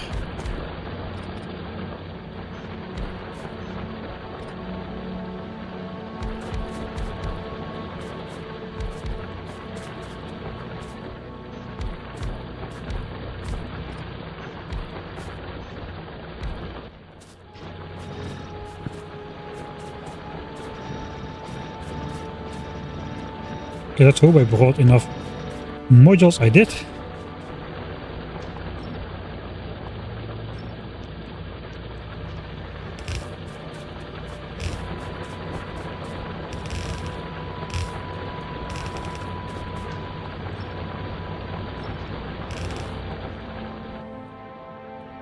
Alright, we're down to 90, so still above the threshold. It looks like we're staying there approximately for now.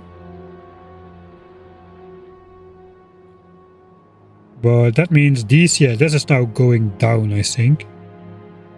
Hopefully this pollution will retreat a bit. Yeah, the minus 80% pollution is insane, I agree. The main reason to do that, to put the modules in there. Not even for the power cost by itself. Alright, so here we got this belt reader thing. You can see these belts are connected because basically if they were not connected, they would not be connected anymore. The handrails disappear. So that's an easy way to see if the belts connect through the underground. And the other method we're gonna do right now. So first of all, how many miners do I have on here? It looks like I missed a single one. Missed one miner top right. Not that it really matters. Of course it matters. Alright, so how many miners do I have to start off with here? 194. 180 miners does 6 belts. After mining productivity, that's going to go down by 2 miners per belt, so 168. 168 miners is enough for 6 belts. Some of these are going to run out pretty quickly, so I don't think we should try to get more than 6 belts of production out of here. Yeah, let's make a professional 8 to 6 splitter. You know.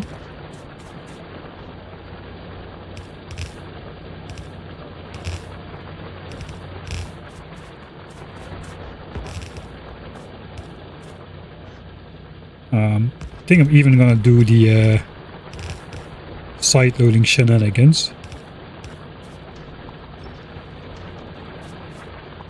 Okay, let's stop those from working just yet.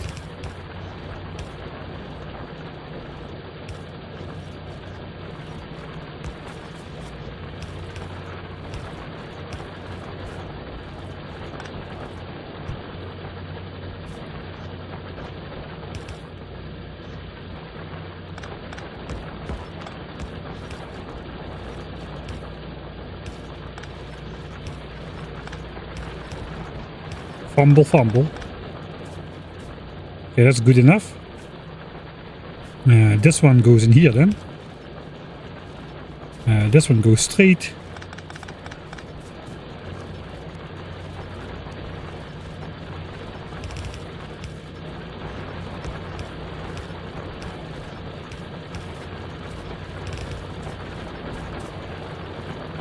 This disappears.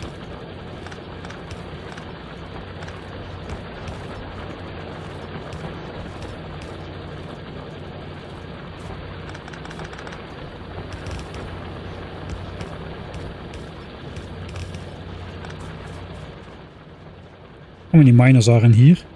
18. Okay, that's already too many. Some of these won't be producing until some other ones run out. Right, so how do we make a professional 8 to 6 splitter?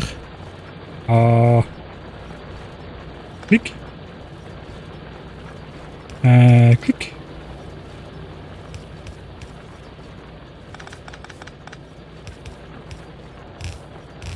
I think that is how you're supposed to build one, right?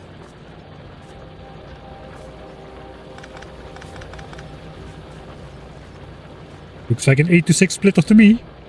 Except that the bottom half doesn't really mix with the top half. Mistake at line 2 from the top right before 4 to 4. I see. Thanks.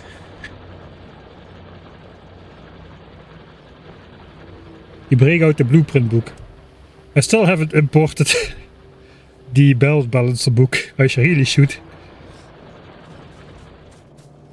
Alright, so 1, 2, 3, 4, 5, 6 belts. Suppose we will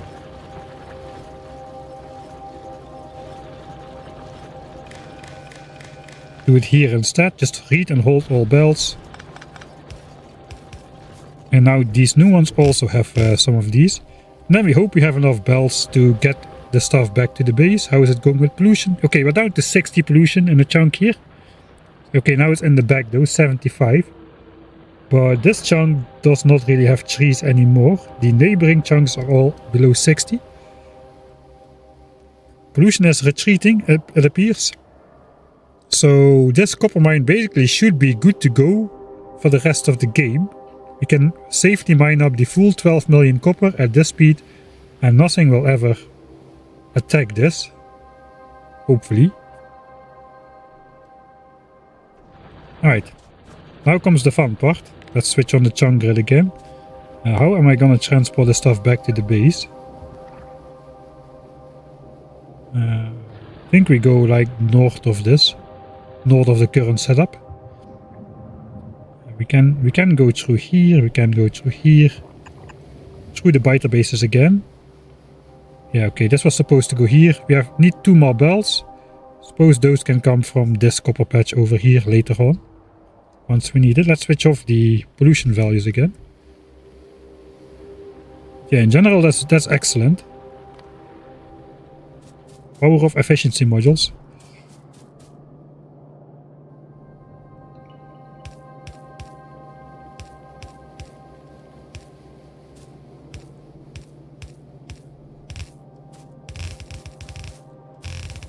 Alright, should I do some like priority? I probably should do some priority inputs, like the center is much richer, 360k ore under a miner instead of like 25k, 100k.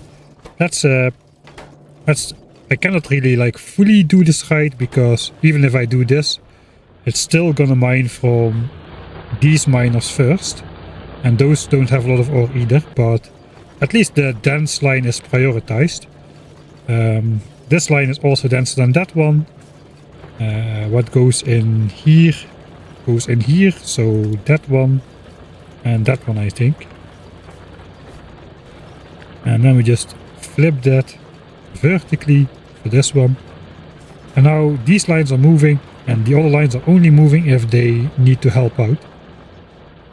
That draws the mine empty a bit more evenly, I hope.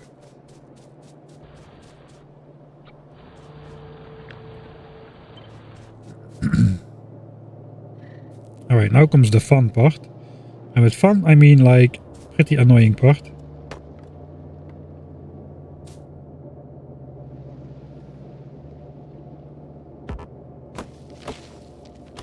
Now we need to make sure there is no uncrossable gaps in the underground belt, meaning maximum a distance of 4. So we need to sacrifice a couple of the trees. Okay, that should be good.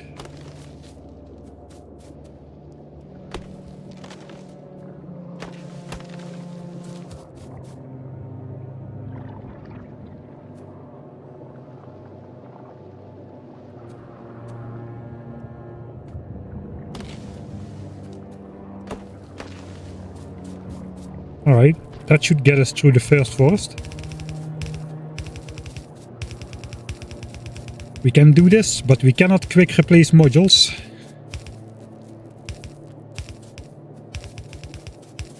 Alright, the guidelines should tell us that everything is connected. This one we can see live. Let's see if the other one interrupts somewhere while we place this one. Alright, it appears we made it through and both belts have guidelines, so you don't need to worry about the ore getting left behind somewhere.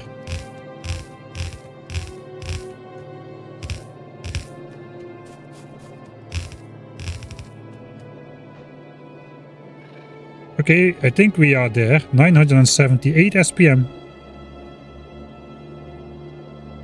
Wait, what? That should not be possible. It's probably just like some oscillation up and down. Now the last labs are working as well.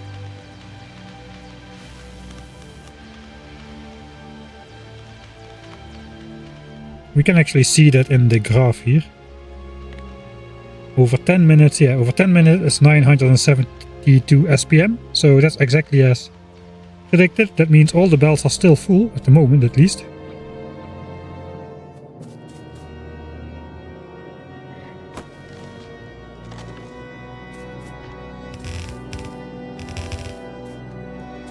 I don't think I have enough undergrounds to make it all the way back to the base.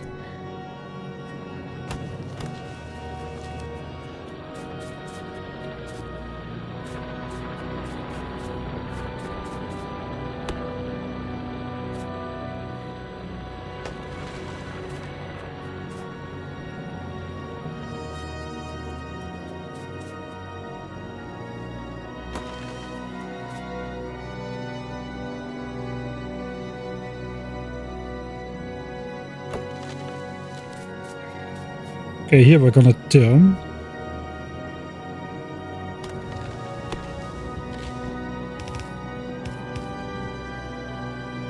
Here's a little bit dangerous. There's pipes here. Those are part of blocking this base. We need to be very careful. This could go very wrong very quickly if we are not careful.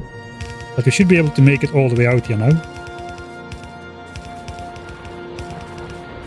This run is definitely going to the solar system edge. It might go beyond, because I've seen a part of Colonel Will's like mega base stuff. Okay, the guideline is no longer connected, so this is broken somewhere.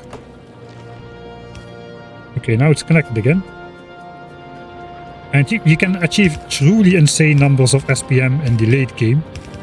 Such crazy numbers that even at 1,000 times science cost, it still is very doable to progress in technology, I believe.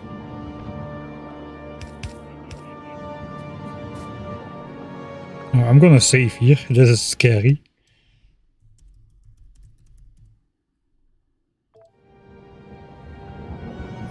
This could basically end the playthrough if I accidentally unlock one of these guys. I think I'll just chop the trees between these pipes here.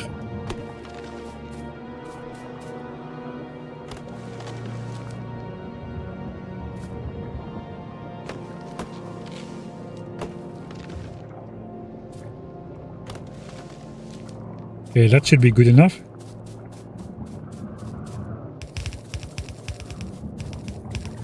I don't have enough underground, so let's place the absolute minimum amount of undergrounds I need.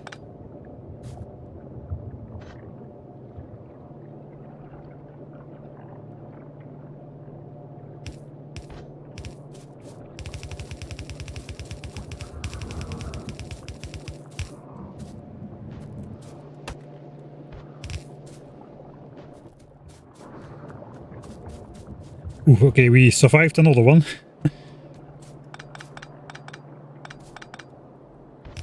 Yeah, if we get bored, we can always still deconstruct those pipes which I put in the way without realizing it in the early game. But I think that's going to be something to do once we get truly expensive technologies like stuff like rocket silo.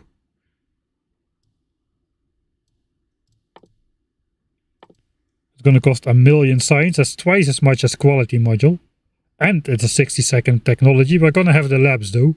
But that still means it's going to take like 17 hours or so to research. 16, 17 hours if we get to 1,000 SPM. So we're gonna, and then all the science stuff is set up. All we can do is like replace miners and stuff, I think. Of course we can build space platforms and stuff. But I think we'll have a lot of spare time later on once blue science is up and running. So I think I want to limit the amount of time I spend on base management. as long as we keep a good amount of green chunks, which I think we still have.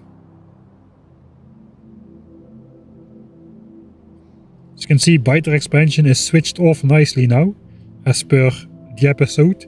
Or for those of you coming in from the YouTube episode, it has been working up until now. Everything is basically red except for my base.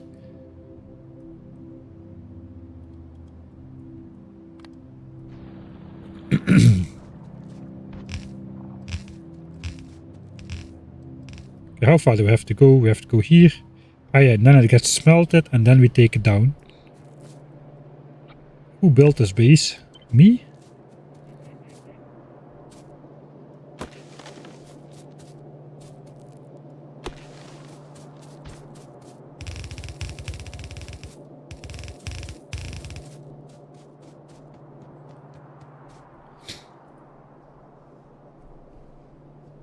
Are you gonna do some multiplier research phase? I haven't really thought about that yet because it's so far in the future. I really just cannot even start to think about that.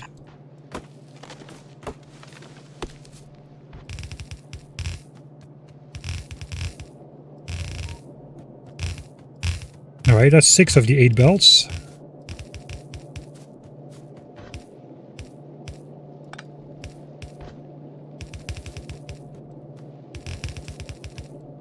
Okay, disconnect.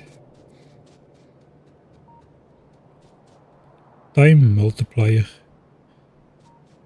I don't know what time multiplier is.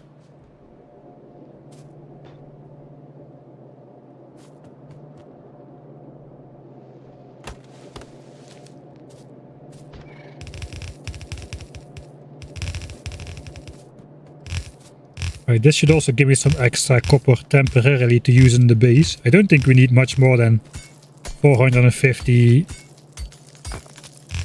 red chips a minute for the longest time until we get actually to blue signs. I think that should be good enough for anything we would possibly want to build.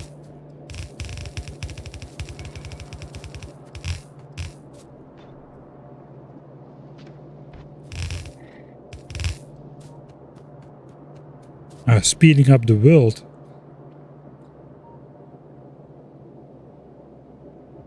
I can just do that already. I don't really understand the question, sorry.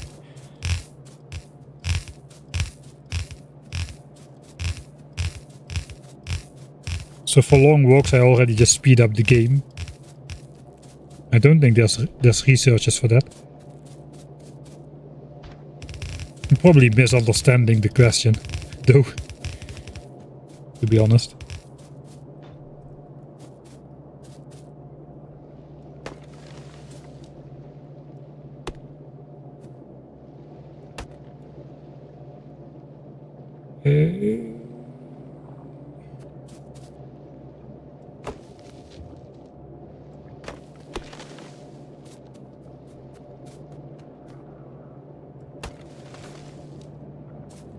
That should get us through here.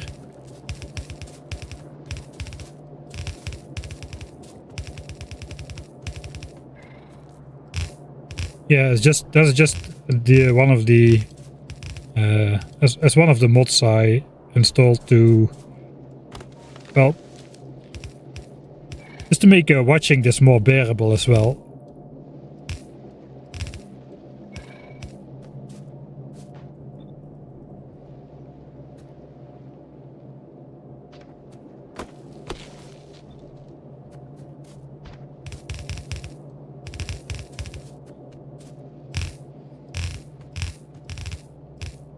Alright, that should actually do it.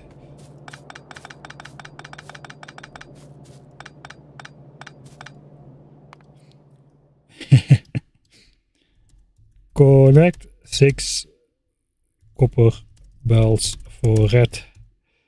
For editing, Mike. Hop, hop, and the scene will be filmed. And of course then watch it switch on and whatnot. Alright, so that is... This is the only external smelting I've got going on so far. That's all for red chips, 3 stacks of iron and then 8 stacks of copper. 7.5 we really need.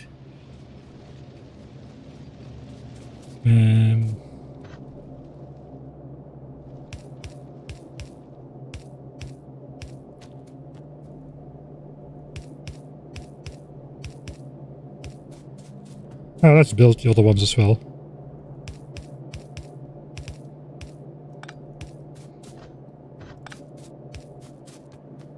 And this one is built already. Okay, there it's coming. The ore is coming.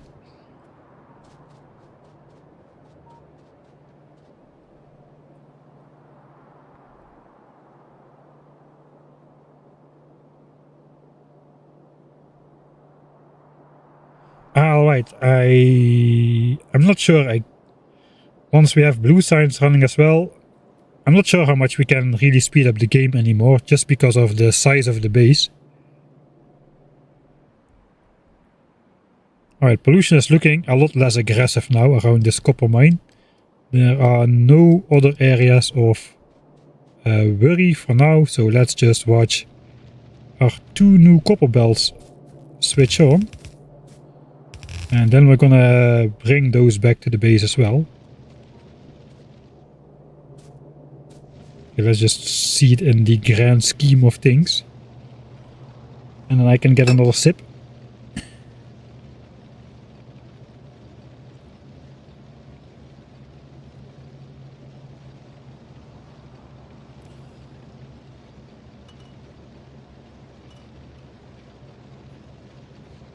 We will never be able to disable more biter bases again. I don't think. Not before we get off of the planet at least. And late game I haven't really thought about that because it's not really applicable just yet. Okay, 1 second please.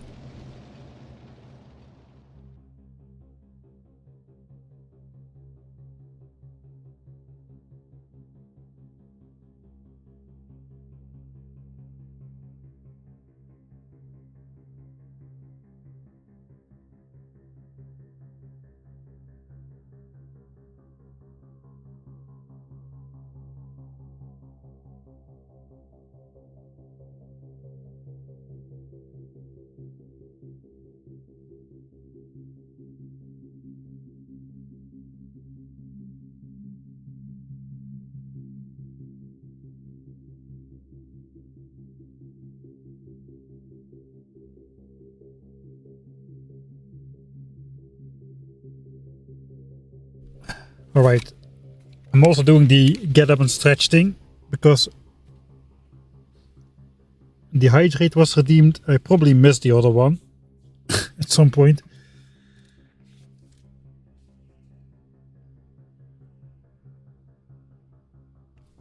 Science Glow on 2.0. I don't really see how that would work very well.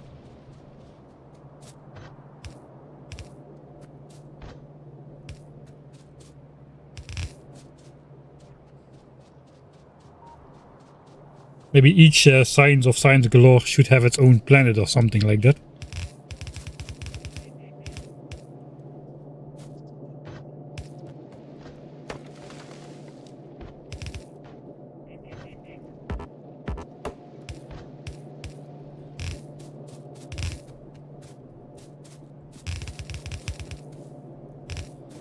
Alright, and we also got some readers on this belt. I don't exactly know where.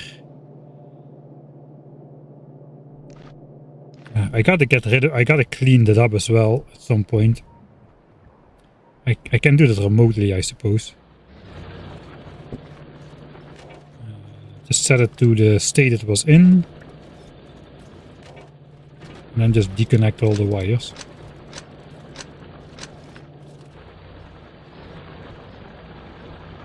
Alright, 6 to 8 splitter working well. I think I have this exactly in the area where I cannot see it. There is no radar coverage.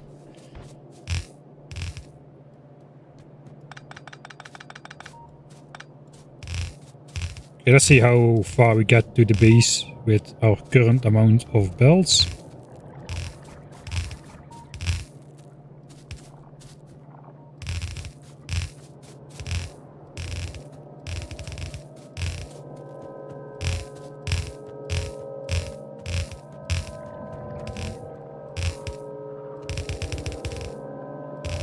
Another minimum underground belt spandage.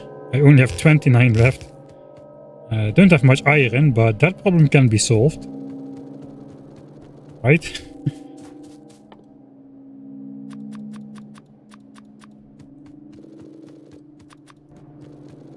Yeah, let's also already start just making a bunch of belts, because I think we're not gonna have enough of those either.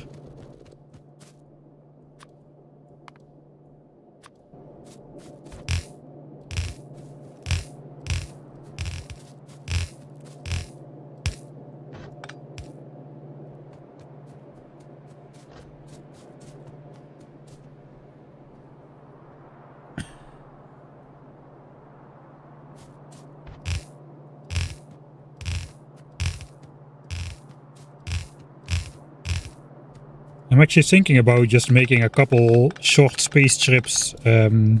So yeah, indeed, the trigger technologies are a thing, right? Those are not multiplied by 1000, which means we can get them quite easily compared to all the other technologies we need to research. So if I can get my hands on a million more signs, we could also like discover Fulgora, for instance, and then just quickly like unlock recyclers, unlock the EM plants for the 50% productivity bonus on all kinds of chips and modules. That would be huge. And then Glibber doesn't really have anything useful, I don't think.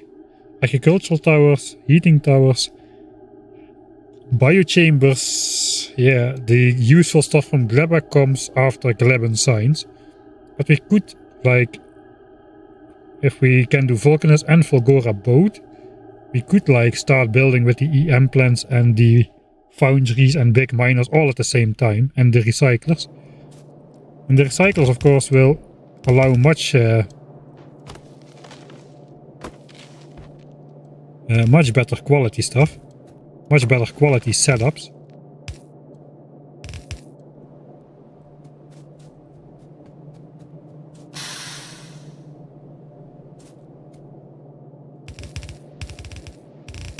I'm not doing lazy best at the same time.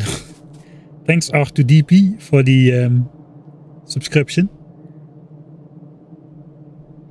Heating towers are 250% efficient.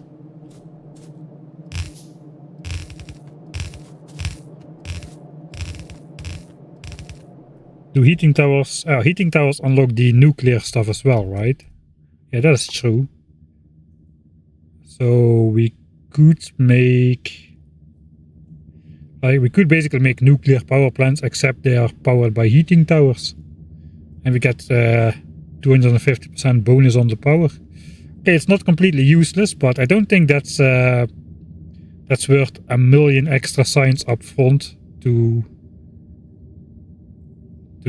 unlock the planet, just to make power a bit easier. But I don't know, EM plants might be worth it. I just don't know if I will have the resources to spare to get that done on this planet. It's all gonna be pretty tight, I think. Is copper coming? Okay, copper is coming. Maybe I should just do this thing.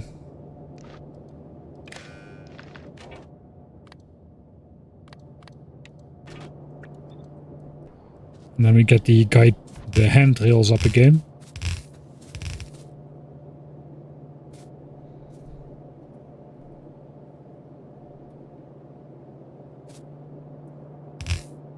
Biters spawn in general. Biters can still attack from a base which is not piped in, that's true.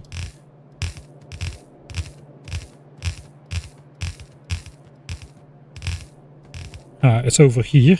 Okay, I'm this close already, alright. Then I could have done this as well, instead of doing it here.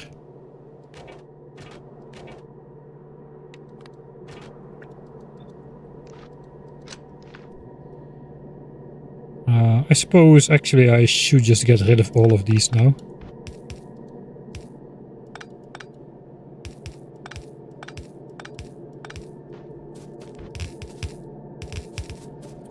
Alright, we are at the Forest of Fun. The Forest of Fun, unlike the name implies, it's not very fun.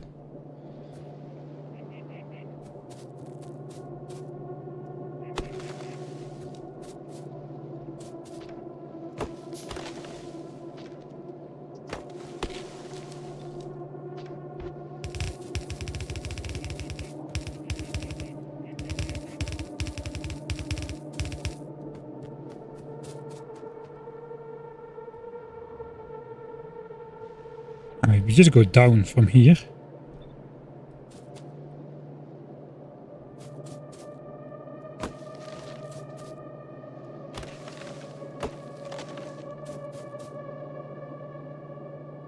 There's a cliff.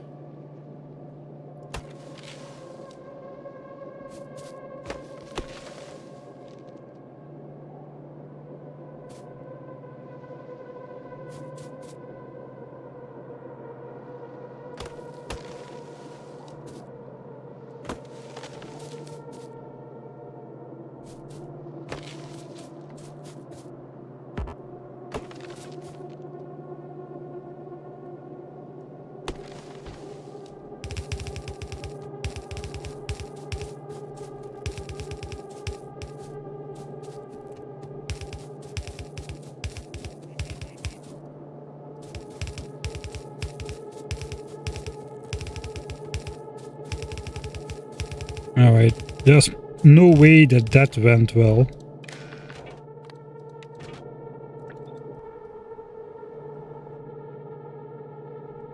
Actually, both of them are connected, it seems. Okay, both of them are connected. Okay. There's no way that went well, except that it did. Biter base.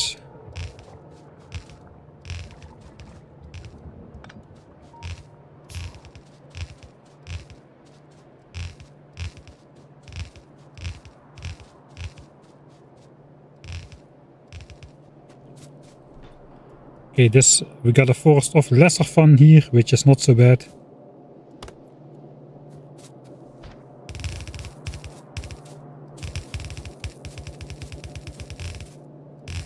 I don't think we even need to check that. Oh, that's pretty good. 300 belts remaining and 21 underground. And we are back at the base.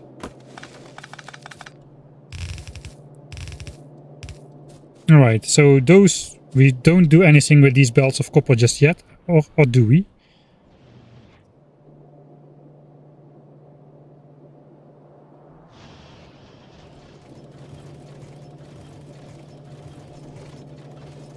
I think we're still okay.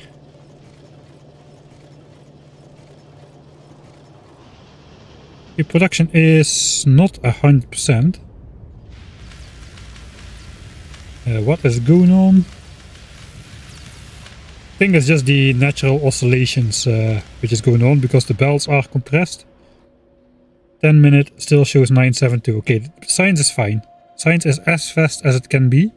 Still, that means only 3 hours and 50 minutes left until we get quality. 35 misplaced belts. No, you didn't. You're just making that up. No, you didn't. I'm gonna watch back the footage, and if it was one off, I'll get back to you.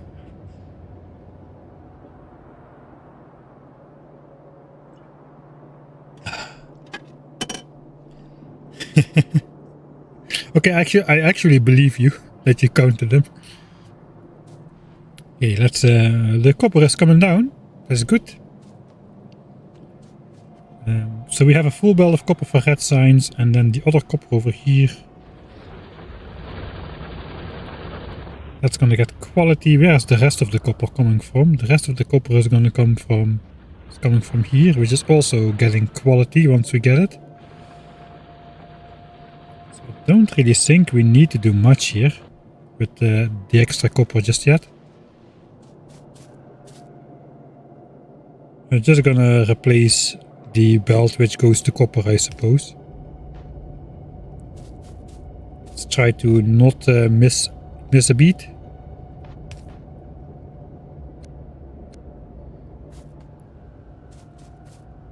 Alright.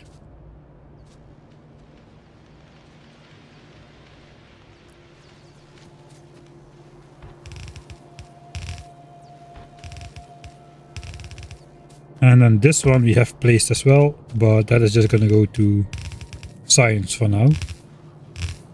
So these are done. And actually these are done as well for red chips.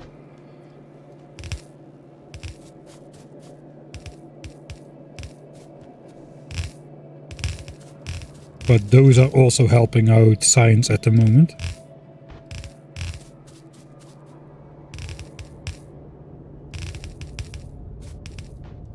Until we get a dedicated science belt. A dedicated iron belt for science, I suppose.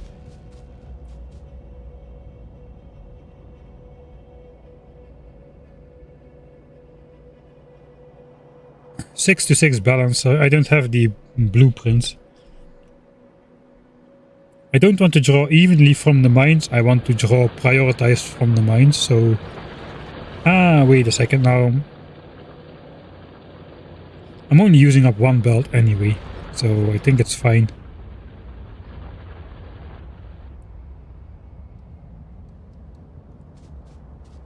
Those are just all running now because these are just filling up with 100 plates, just like these. But yeah, 100 is not much on the scale of a couple millions. 3 hours 45 left to go. So now we have 6 copper belts in base.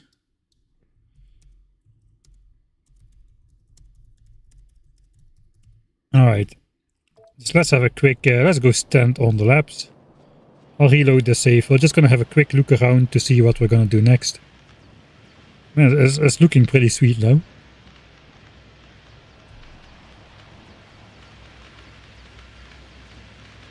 Just watch the part that works. Oh yeah, this was the throwback to the 12x9 map. Let's get rid of that. Alright, we'll also do the stand up and stretch while we watch the laps in the background. During the night. And try not to disconnect any cables.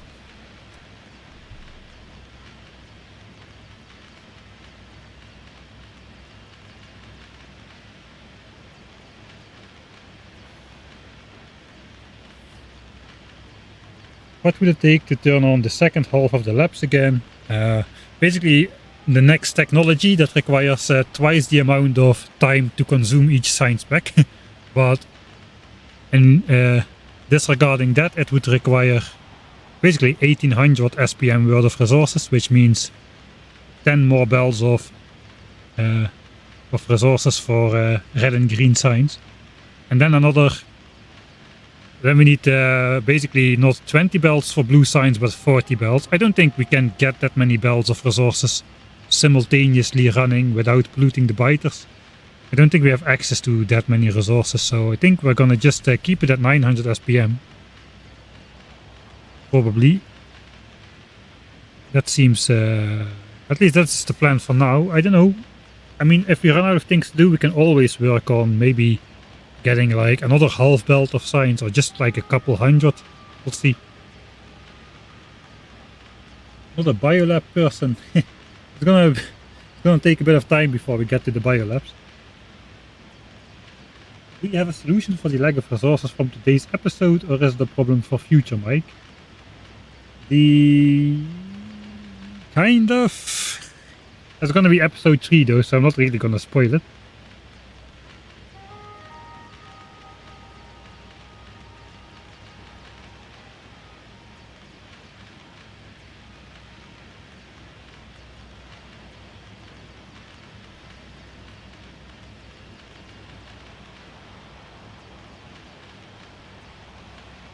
Avadi says, based on my calculations, making everything on Vulcanus will be a major challenge. Okay, that's good to know. I haven't really thought about Vulcanus just yet. Is it more in terms of like resources running out, like coal and maybe calcite or the oil stuff? Or more in terms of raw space?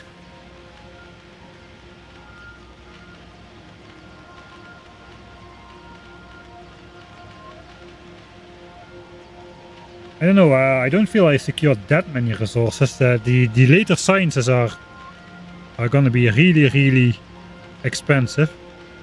just getting rocket silo thrusters and the planet discovery is like 60% of all blue signs required to get off of the planet, which means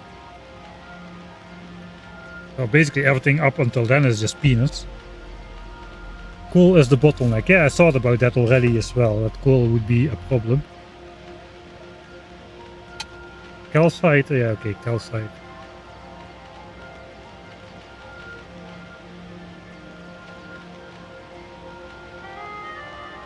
I haven't really looked at the volcanous spawns just yet, how many coal patches there are in small worm territory, how many coal patches there are in medium worm territory, or worm demolisher. It might be possible, I've been thinking about that, I haven't researched it yet, it might be possible to infinitely distract that demolisher somehow. But I'm not sure we can do it with our tech level once we arrive.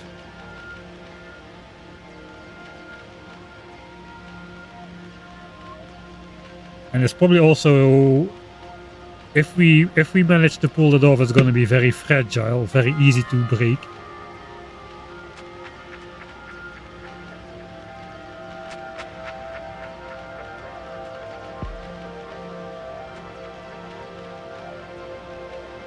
I really like Fulgora as well. The problem with Fulgora is there's no coal until we have end tier Gleba signs. Unfortunately, the coal synthesis is still tied to the rocket turret technology, and it's not a separate technology as basically I would have liked to see it.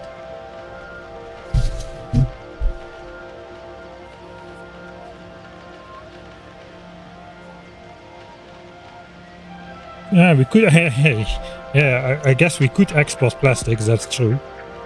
We have a lot of coal. We could import coal. We could import coal.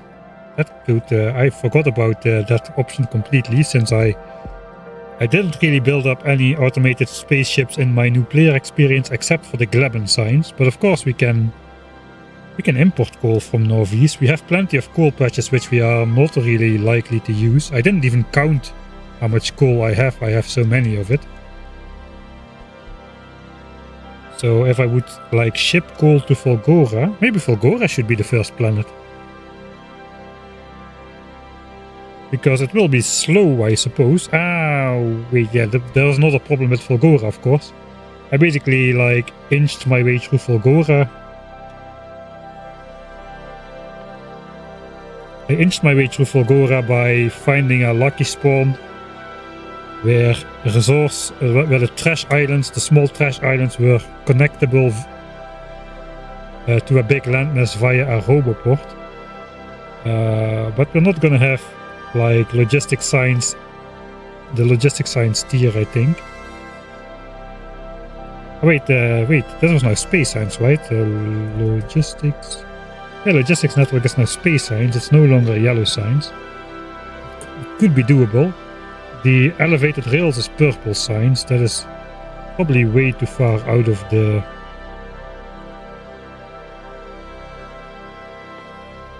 No, actually it's only 100k purple science, but that is so many resources. It's basically equivalent to another 500,000 blue science technology, this combined, I think.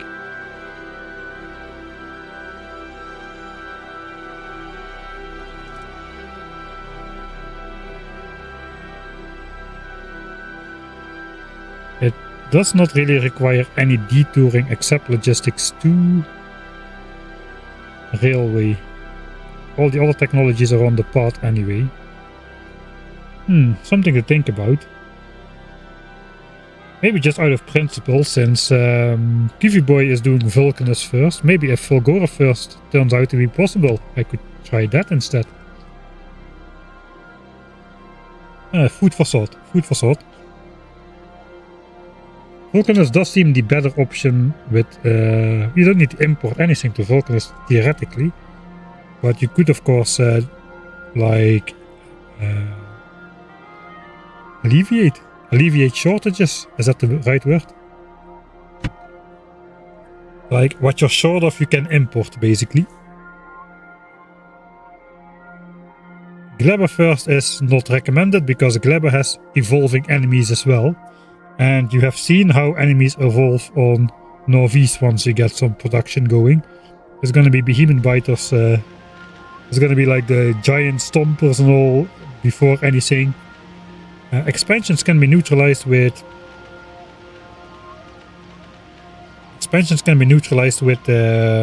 landfill, I believe.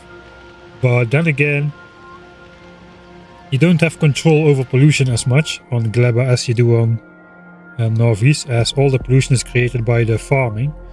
And that has got to be done in certain areas, and there's gonna be nests nearby, which we of course cannot kill due to the keeping your hands clean achievement. So Glebber first seems out of the question.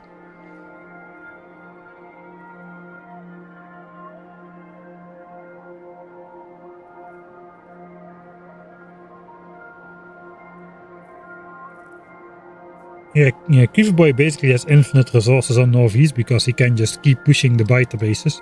He's really good with the landmines, like taking on like giant behemoth worm nests just with landmines alone and running around personally.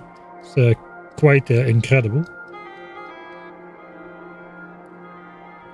I tried landmines. I did succeed with landmines, but it was not as easy as Cleaverboy makes it look, for sure. It was my first attempt, my first experience ever with landmines though, so... Cleaverboy's Northeast is dead now. I guess, yeah, when he leaves the base, whole base destroyed by biters. Oh, yeah. I thought he was planning to set up like a defense before he went to the next planet.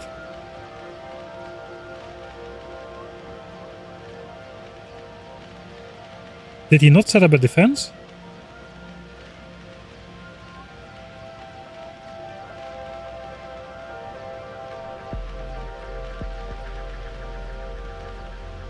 He left too early, he rushed it, alright.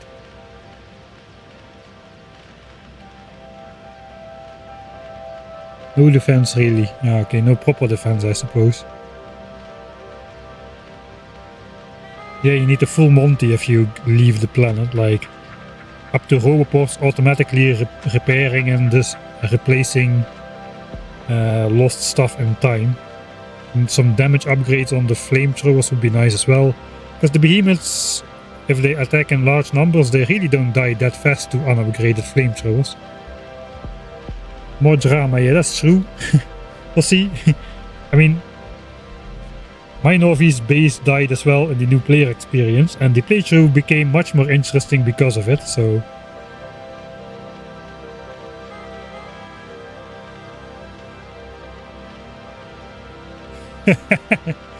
Yeah, we got flickering laps now.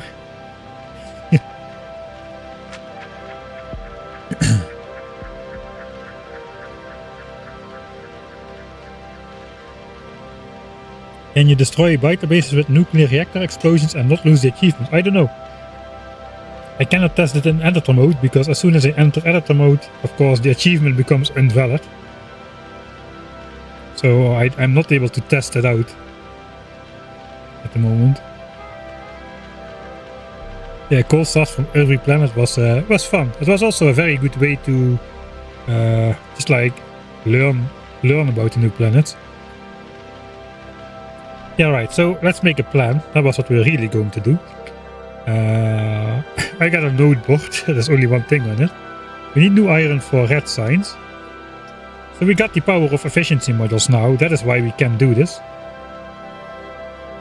Don't know how many I have exactly. I should have 3200 in total. So we got a bunch here and a bunch in here. I'll reload the save. Just want to look how many I have approximately.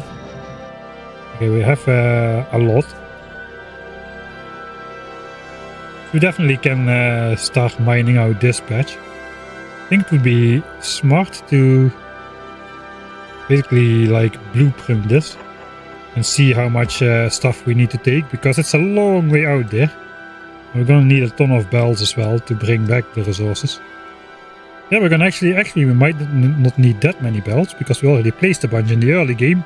Look at that. Mike thinking about the future. Already putting stuff in place in the early game. It's gonna pay off somehow. Pretty good, pretty good. It's good that we didn't only place pipes.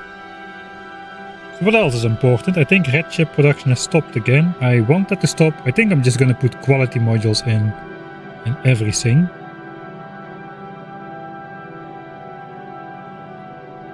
And just get my quality stuff that way. We can make quality modules if I get quality red chips and quality green chips. And then we don't need to gamble for them. We can just filter out the green chips and red chips which have quality on them, and the rest we just send to whatever. We can also make quality solar panels already to for the spaceship later on. Alright, another thing we need to do is we need a better power plant. We need to increase power. Not as of right now, but the labs are gonna draw 108 megawatts as soon as this quality module finishes. And then if we switch on anything else, it's basically we're gonna have not enough power, especially if we want to play with quality, because if these don't get efficiency modules but quality modules, that's gonna affect the power as well, right? Actually no, the power stays the same, but not really, because the speed goes down by 5%. I guess then the power consumption will be the same for the amount of assemblers that are on.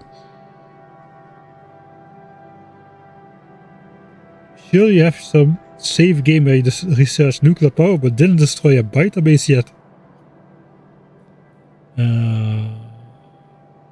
Indestructible beta bases playthrough. I don't have those saves on my laptop. All of that is on an external disk. I don't know if I researched nuclear power already in the Indestructible Beta Bases series.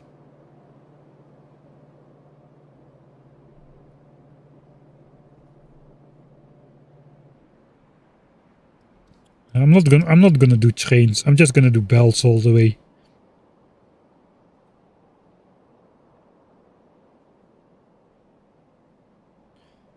I think in this case setting up belts is gonna be easier than setting up trains, really, because we have a fixed amount of resources we can draw. We want to draw from this mine like in an even way, without like burst production. 2 belts, we can get 2 belts of resources out of here if we draw that evenly, not if we like mass produce 5 belts and then switch it off for a long time. Then we will pollute the biters here. Speaking of producing evenly, how am I gonna power this? Am I just gonna draw a long power line all the way from the base? Or am I just gonna place some solar panels, maybe? Just a local power network on solar panels. And it can just die off during the night. I'm going to counter my previous argument of continuous production. We might be able to get away with overproducing a little bit during the day, storing it up on some belts, and then during the night when the mine switches off, that overproduction can keep filling the 2 belts which go out to the base. And yeah, like now it's becoming night, everything switches off, and then when it switches on again in the morning, it can catch up before the overproduction belts empty out. That way we still get a pretty evenly 2 belts of production, and the cycle is like every 10-15 minutes. That might be good enough. We have to test it out and keep an eye on that. I think I'm gonna do that. Just bring some solar panels. Yeah, solar panels, and then just power the mine from the local solar panels on a separate power network. It's probably the easiest. Maybe eventually I'll connect all of it, but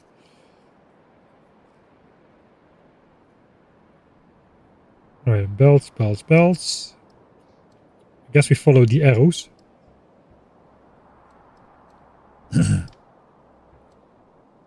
We're gonna need a lot of belts.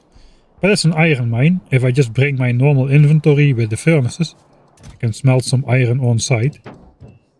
And I need some coal then as well, or trees I suppose will do as well. I'll be chopping some trees.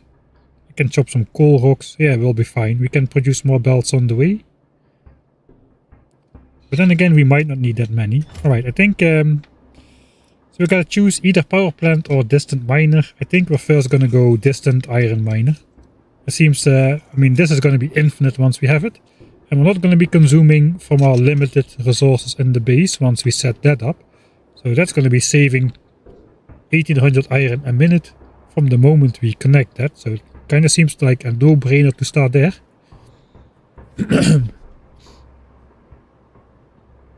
There's a coal patch right next to it.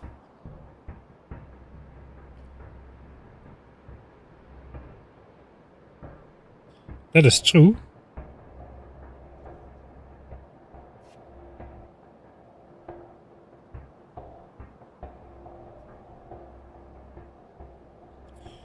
It's not going to be a lot of... I don't know how much pollution it's going to be. I think we'll first try to design this mine on here. We gotta look where the trees are and whatnot. Then see how much it actually is, how much power it needs, and go from there. Right. So thing 1, distant miner. Thing 2, power plant. That is what we're gonna do. Intermission ended.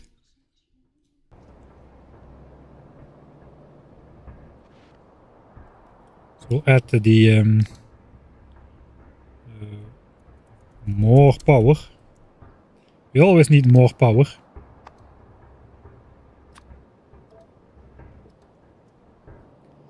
Alright. Is it getting night or is it getting day? I think it's getting night. So we will lose sight of our area over here. So let's...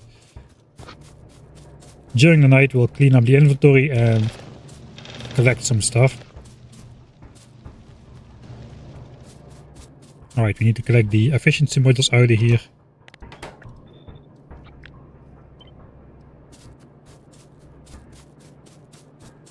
I hope that fits in my inventory, it does. Right.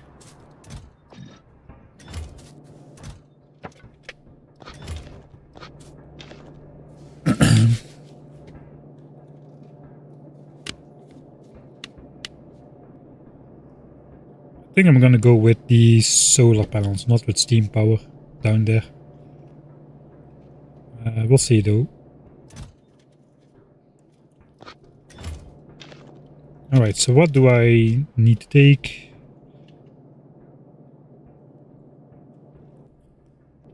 I don't really have a clue just yet. We need to design the mine first. We need to wait for day. 3 hours 45 left on the technology. Don't think I need to be producing anything else right now.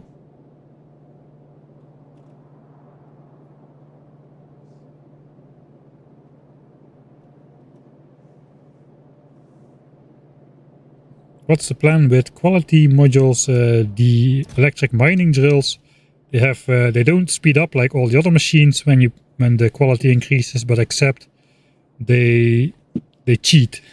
They draw resources out of the ground more slowly. Or they make the number of resources in the ground go down more slowly while still producing the normal amount of resources. That is why we want quality mainly. It's nice to have a better spaceship, but this is the real reason. Alright, I suppose that is enough procrastination for this to start switching on again. I think I have a blueprint for the mining drills. So I think we can hang this over the edge, because that is still in the left chunk. So what this says is we can draw 2 belts from the left chunk over here. But once this 10 million ore or so is finished on the left side, we can draw only 1 belt of ore from the right side of this mine, because that is 1 chunk closer to the nearest biter bases, and 2 belts is not going to be possible anymore from here. Then we will be polluting those biters. So yeah, we're gonna just build the mine only on here for now.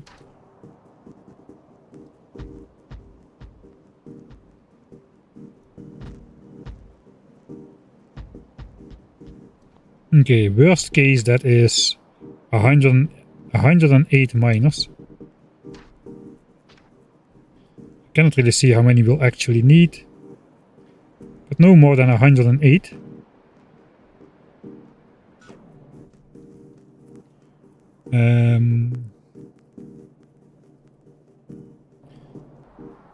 How much power does a miner use? It's like 18 kilowatts or so, I think. I think it uses 90 kilowatts at full power. So at minus 80% power and pollution, it uses only 18 kilowatts. I can see that on here, I suppose. Yeah, 18 kilowatts. That is not a lot of kilowatts. That means 100 miners is 1.8 megawatts. 1.8 megawatts.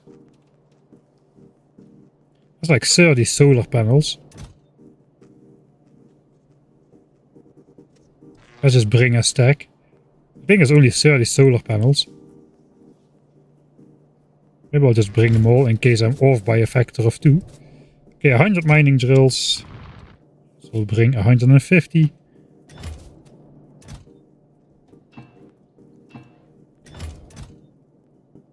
Alright, we don't need any of that.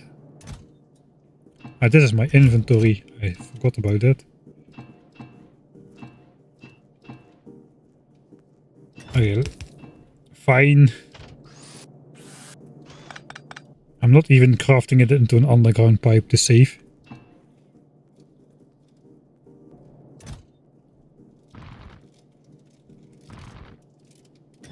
Okay, I definitely don't need that many. It's a long journey, so we need to prepare well. Let's grab also a stack of gears again. Oh, then we need efficiency modules for those miners, so that's gonna be twice as many as the miners, and then the rest we can fill up with belt stuff.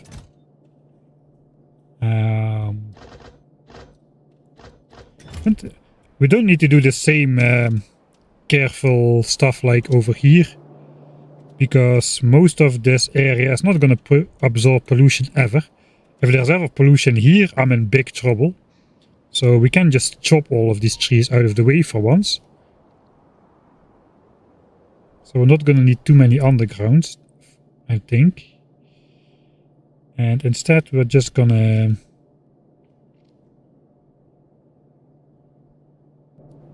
bring more belts.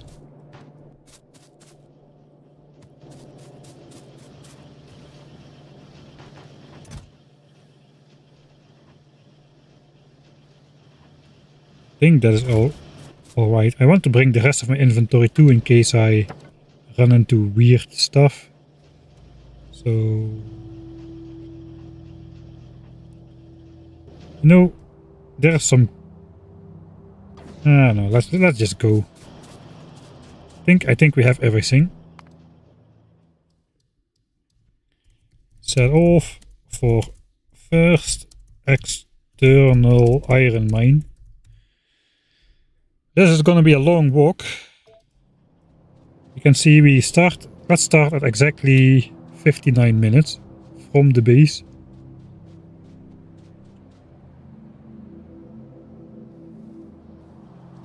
Need some power lines. Alright, there goes my plan. Yeah, need some power lines. That's a good point.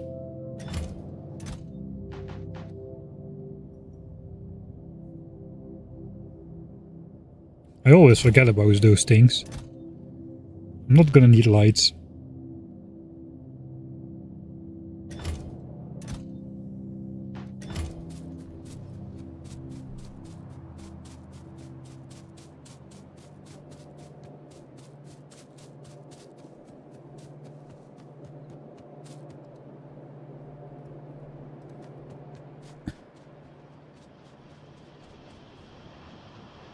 Yeah, radars are no longer military structures. Only turrets are, I think. They won't even attack a tank or something. They will still attack it. They can still like select it for attacks if they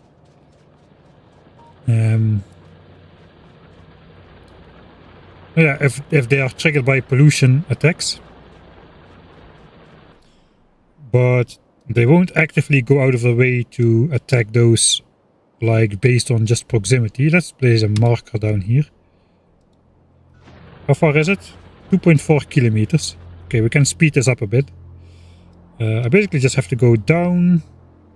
Oh yeah, we're going to have to sneak through our triple medium worm party over there. Right, we get the Hector and Achilles soundtrack again.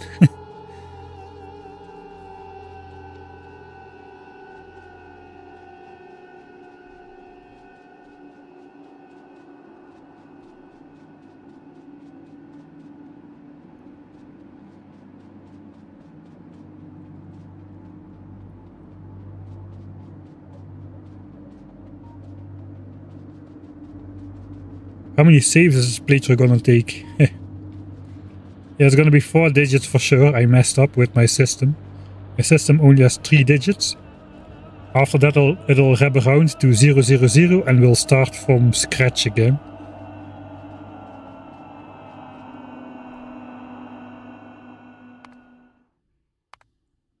Switch the minimap back on. Forgot about that.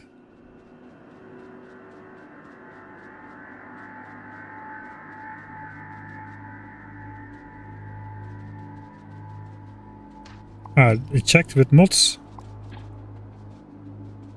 Nuclear reactor explosion killing nest does not disable the achievement. Ooh. Ooh, I wish I didn't hear that. See that.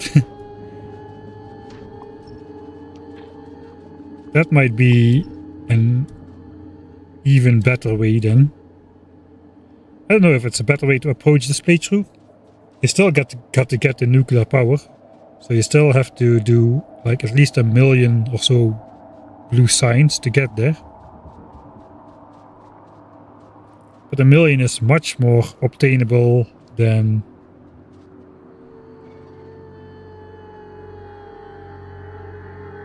But that's the other thing though. You need superheated nuclear reactors to blow up nests, so you gotta build them close by enough. Then they gotta be not attacked until they heat up to 900 degrees Celsius before they can explode and take out the biters. I think that's gonna be pretty hard. Maybe it's possible. Okay, how the heck I'm supposed to go through there? Right. Yeah, here things are not always going that well for us, it appears. There's only a tiny gap where we can go through.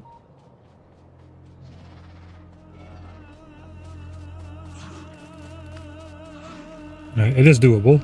I just have to be sure not to walk into a different biter base because I'm focused on that one medium worm down there. Let's actually check how is oil doing. 20k out of 25k. I think this is actually not full anymore now since we're drawing for red chips from here.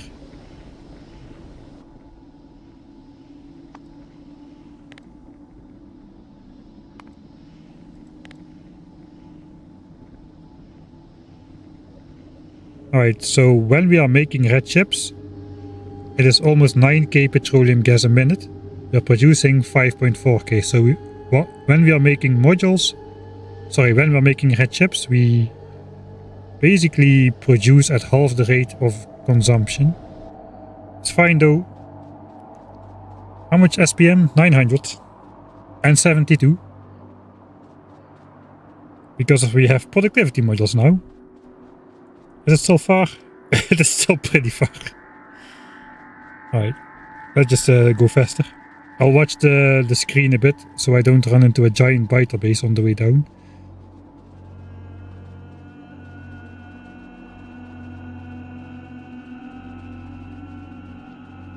Don't worry, Raspartis, it's alright.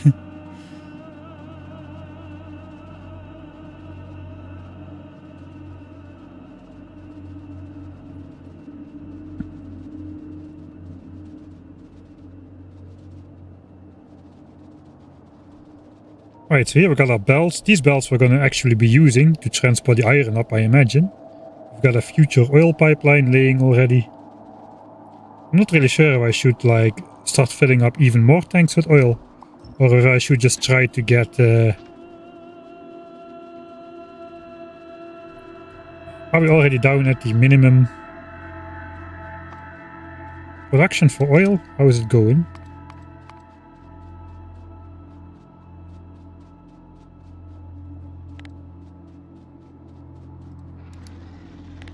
Where's worm sounds? Maybe I should not be doing that right here.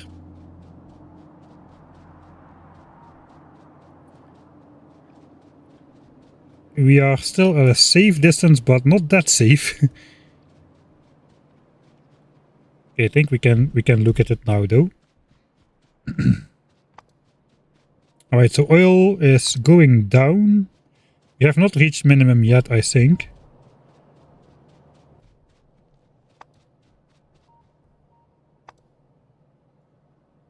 But we're down to 7.5k a minute from 27 all the way in the beginning.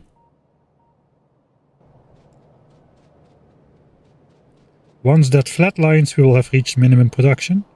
And then we should just prioritize that oil forever, since it's infinite free production.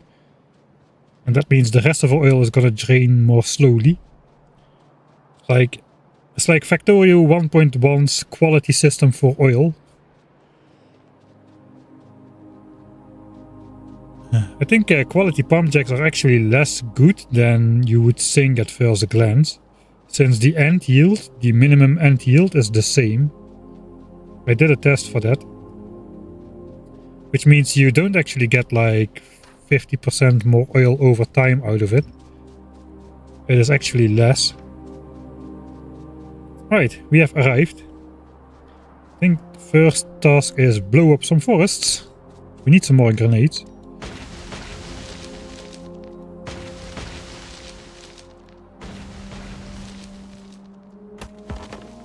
Alright, we'll leave all the other trees intact.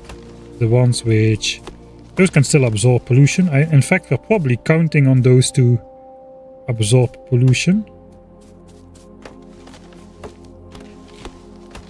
That is probably the reason why we can take 2 belts out of there, because this forest can absorb a ton of pollution as well.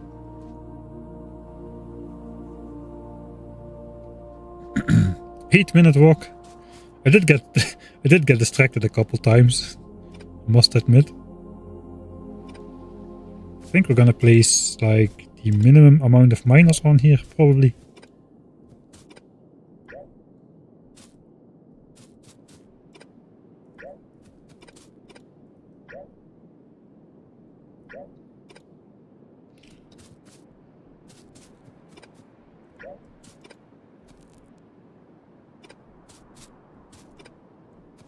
Okay, this is 100 miners. Okay, it's exactly 100.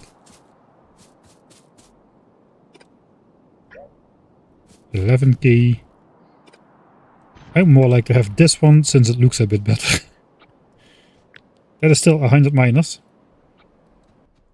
Okay, 100 miners should be exactly 30 solar panels.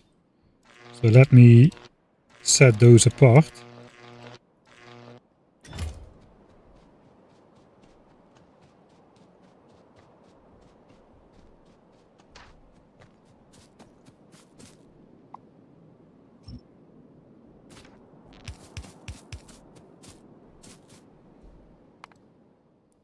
I'm not thinking enough about editing, Mike.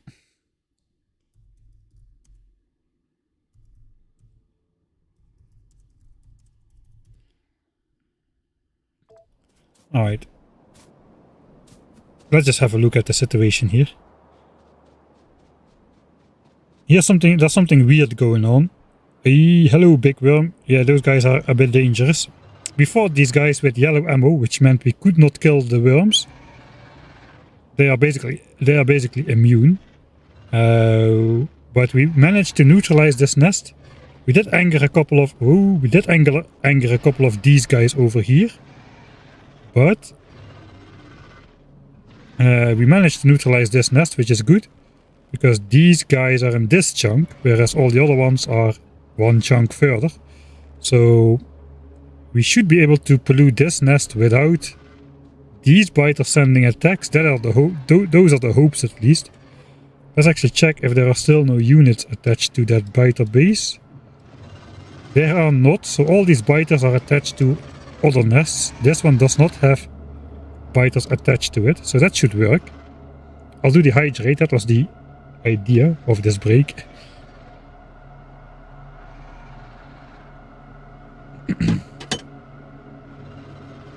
Right, good night, Obsolete. You're probably already gone.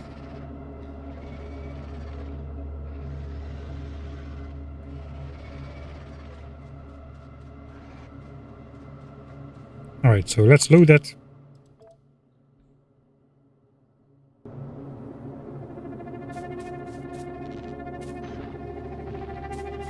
Power lines.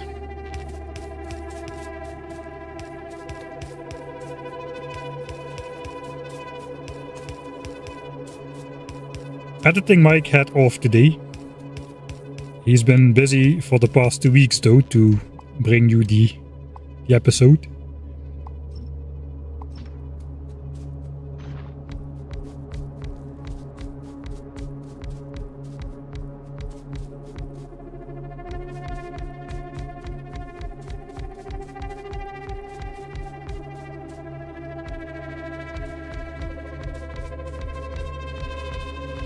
This is a loud music track. Okay, let's skip this one. We'll go to the next one. And the next one.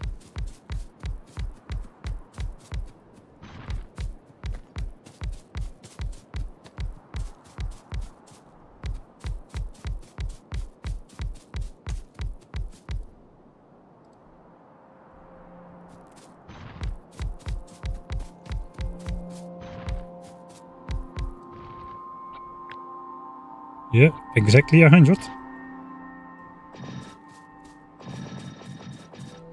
These are also always going to have efficiency modules. They're never going to have quality or something else. So that's good.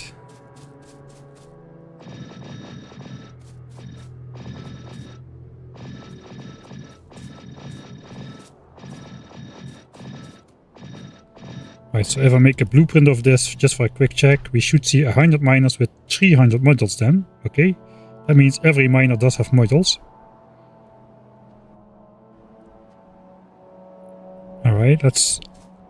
I think I first want to build some belts and whatnot, so I can actually just switch it on. With the solar panels and have the resources go in the belts. Now the question is, so it doesn't matter how many miners I build, if I only bring 2 belts back to the base, we're only gonna be polluting for 60 miners, no matter that I build 100. Since 40 of them will just switch off. But the question is, how much...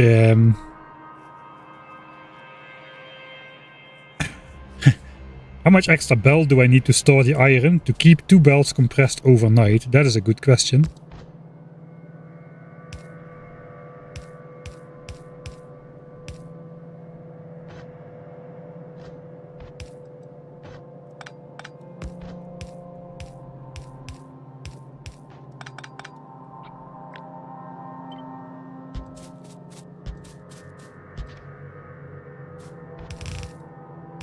Probably possible to calculate that.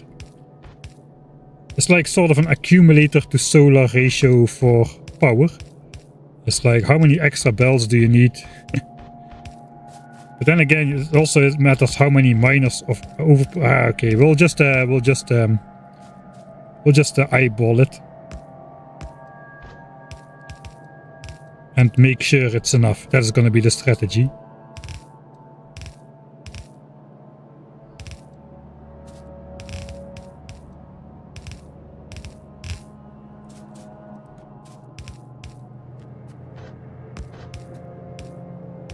Well, at least there is one splitter I know how to build by heart.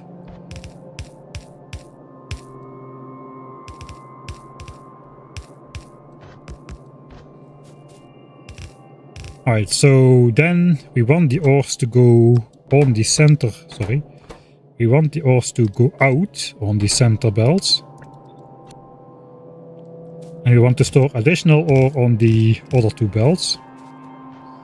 We also want to do some input priority again. The more on the right the lane of miners is, the more rich it's gonna be. So again, input priority on the right. For this one, for this one, for this one, for this one. Yeah, I think that is how we want to configure that. How am I going to get out? The belts are here. There's a gap in the cliff there. Gap in the forest here. Suppose we do want to keep as many of these forests as I possibly can.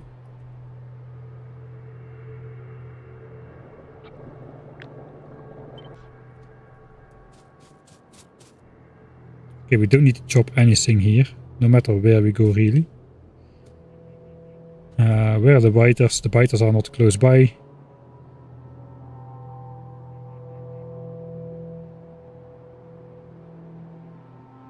Alright, we'll just go here then.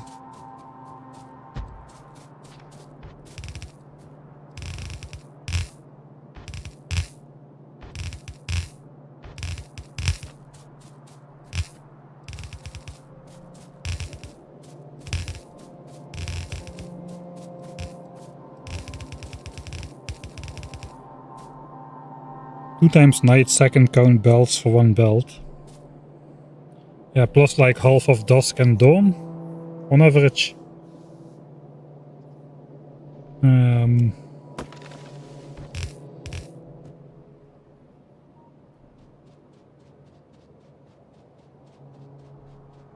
Night is 42 seconds, dusk and dawn 84, so that's 84 in total basically, if we count dusk and dawn like half.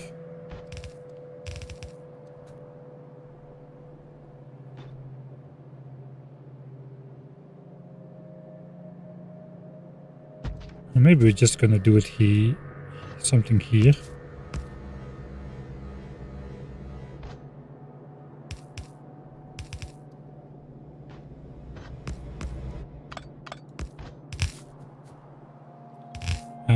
Half a second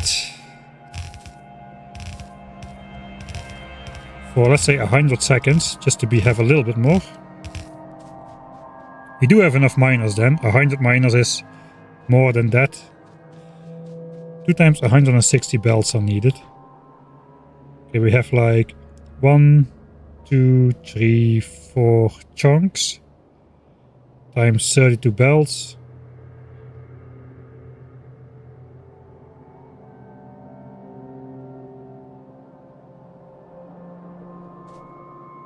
Yeah, we actually might not have enough then.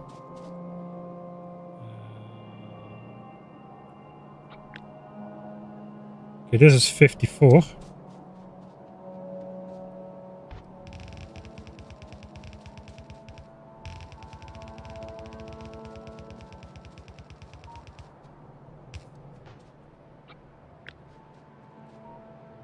There's 80. And 85. Okay, that's barely enough then. Let's see if it's actually that close. We can monitor that.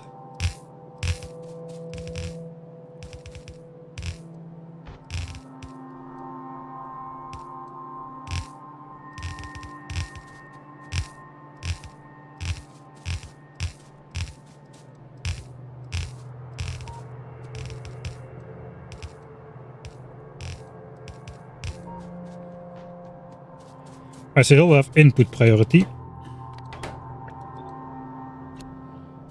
And then these belts should be able to store enough ore. 33.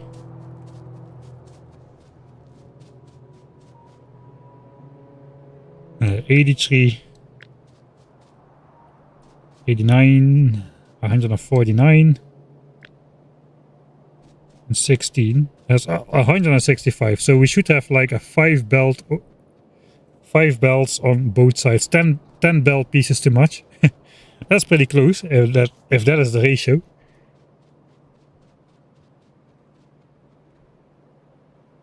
Too many miners on one belt before balancer. Ah yeah, I suppose. But still, even if we count only the back like 15 or so, still 80 miners. 83. We need only 60, and 20 miners more is more than enough, I suppose. I could like... That's actually an idea. So these miners don't have too much ore.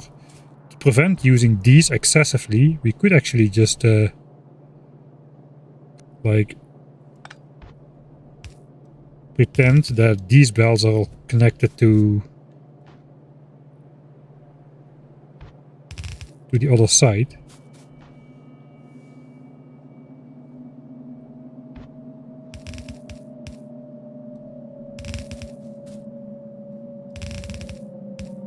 I don't know if that's worth it, but even do input priority again. It doesn't really matter which have input priority here, because all of these are like weak miners. If we do this, this will get natural priority a little bit. Right, let's build it in the night. Build solar in the night. Solar in night, and we can watch it switch on, and then we can monitor it for a day and see if it's actually enough. I do need to build out these belts fast enough though. I think I can do that at live speed. Let's just hope so. I'm not really gonna think about this too much. I do have a blueprint for solar now. It's already too big though. Let's just build it in this chunk then.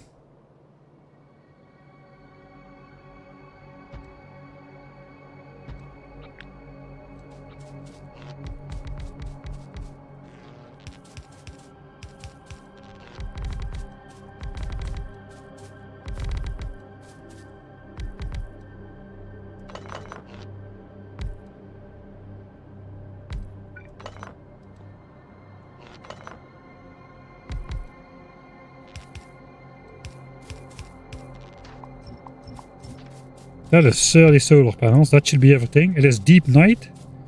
Let's connect it.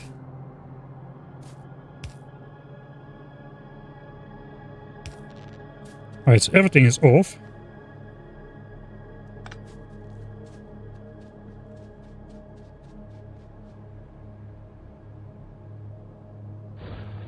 Whew. That scared me for a moment. Alright, it's switching on.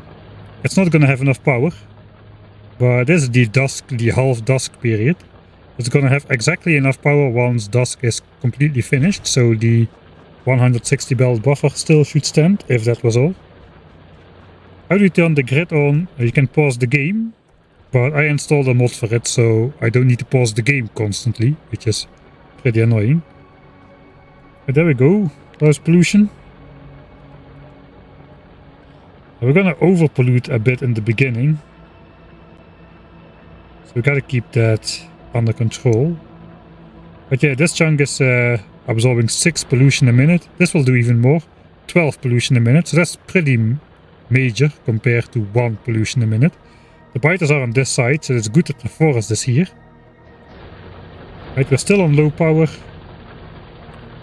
Dusk is not completely finished yet. I do need to start building the belt though if I want to run my experiment. We can still look back here with the radar.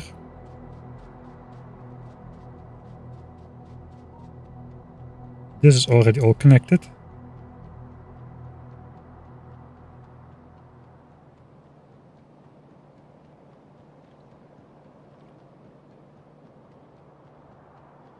Yeah, you can enable grid and debug as well. The problem with grid is it's actually the full grid, where for me only the chunk lines are like interesting. Alright, so you haven't seen me do this just yet, this playthrough. I'm actually just gonna chop my way through this forest because I don't care about these trees. These trees will never absorb any pollution. If these trees absorb pollution, something is horribly wrong.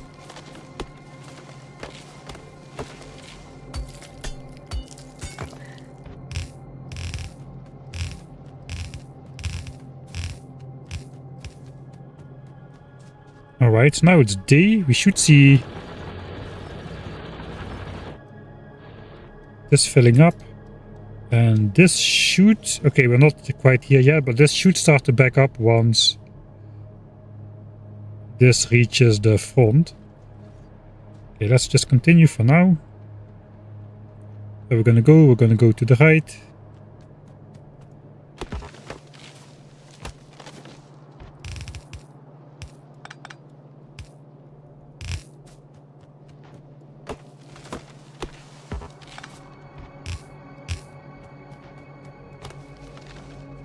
I should maybe zoom out a bit more every now and then.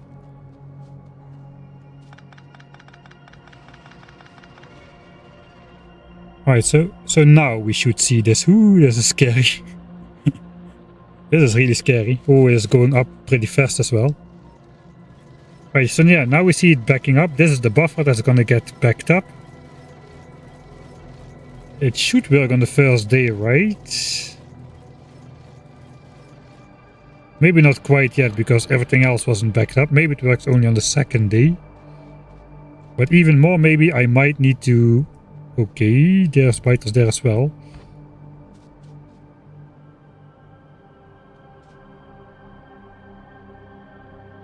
I think this calls for a diagonal basting.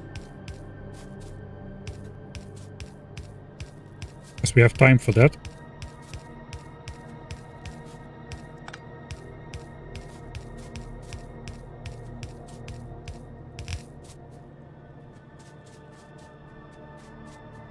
He decided.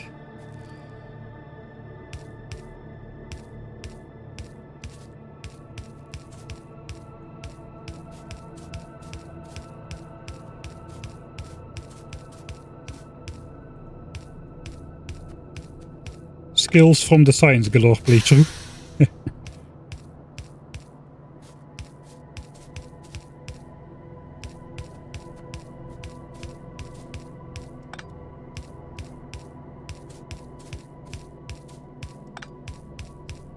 Just also don't want to get too far away from the iron mine in case anything is wrong. Like pollution, which I really should be keeping an eye on a bit more than I'm doing. Okay, diagonal chunk achieved. Iron ore still not here, so we're good. Thanks, hey Kvalun, that's a long time. Thanks for the 8-month subscription. How are you liking Space Age? Oh, I don't know yet, we're not really playing it just yet. Well, actually no, that's not true, we are playing it now. Let's make a save here. Ooh, there's a worm down there. Let's make a save here.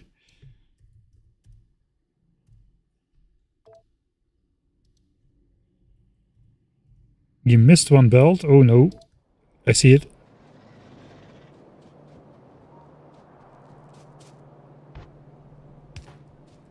Right, it's getting night. This is the moment of truth. The miners are gonna be running low on power again. Okay, we are polluting this biter base, which is scary, but we should be able to pollute this one without them sending attacks. We should see that this is backed up. Is it backed up all the way? It is backed up all the way, so it should work from the first night. So we're gonna lose vision now. These miners are again low in power now. They're gonna mine slower and slower until they stop. There's the ore. Oh god. That is why it's backed up. Really?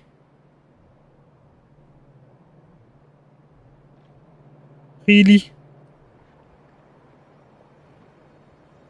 Alright, I suppose we'll check it on a later night then. Okay, now it starts from a backed up position, so the next night... Ah, I see, we cannot pass this cliff. Alright. The next night it should back up again. Alright, so we cannot test it on this night then. Perhaps we'll just have to hope that it's enough and...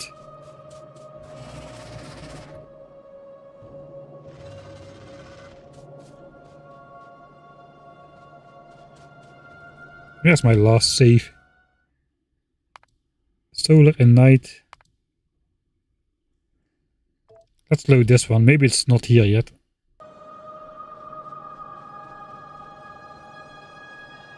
It's not here yet.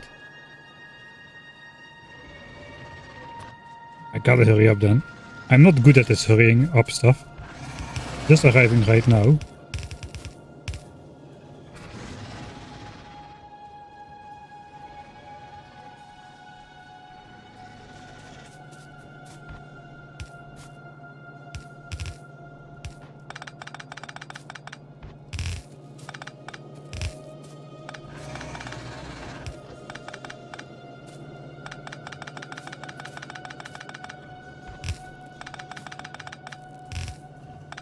There is no oil here, so we don't need that.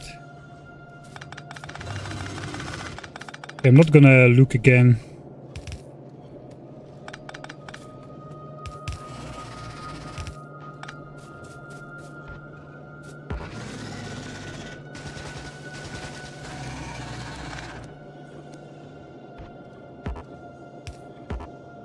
I feel like it's coming.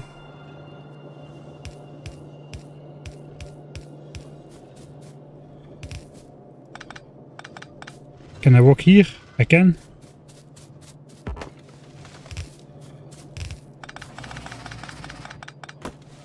Alright, so now it's dark.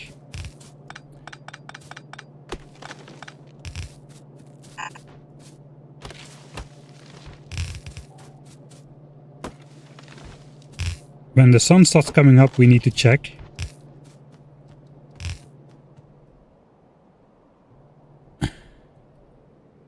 Alright, well, ideally I would like to diagonal my way up here as well, but I'm not gonna, because I don't have time for that now. The ore is coming.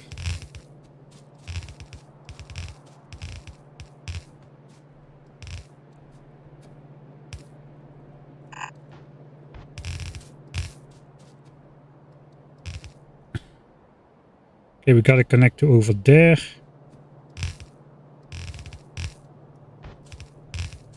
Okay, I think we already have radar vision.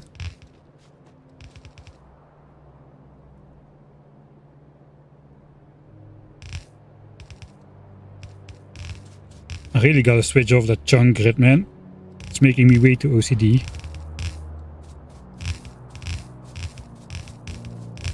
Alright, let's check.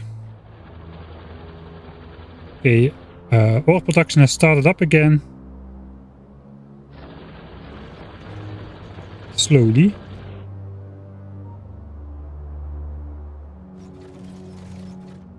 Am I too late or what's going on?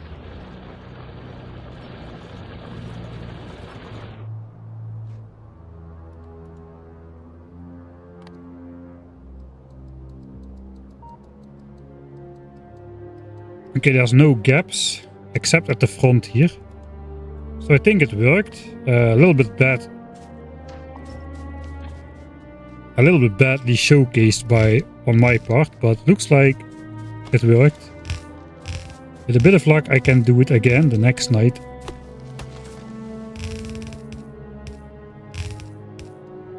How is pollution?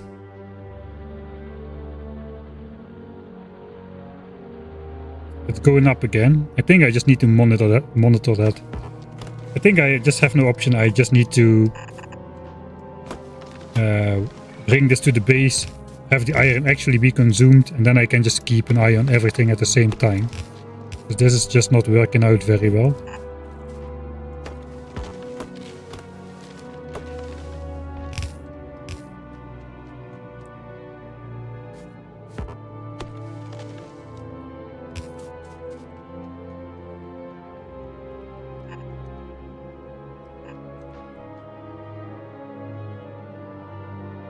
How are there no gaps at the buffer lane at the start of the day? Yeah, I was wondering too what was going on there.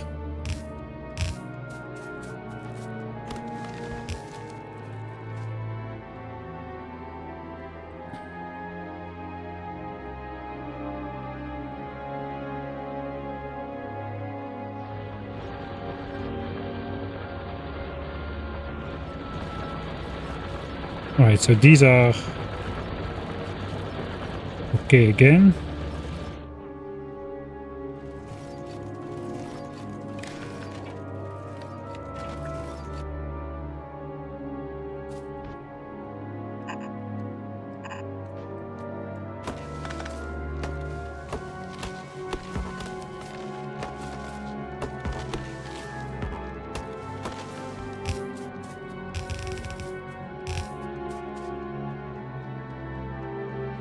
It hadn't started consuming the buffer yet.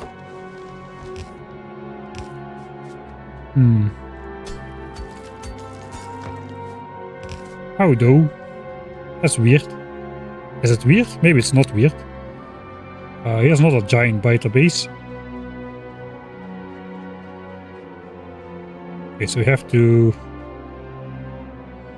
turn left at some point, adjacent to the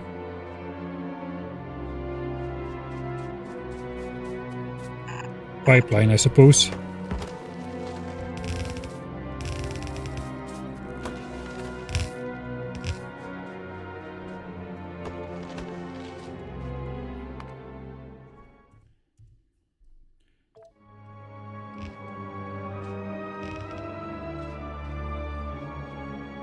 Okay, I just want to see. No, that's a bad idea.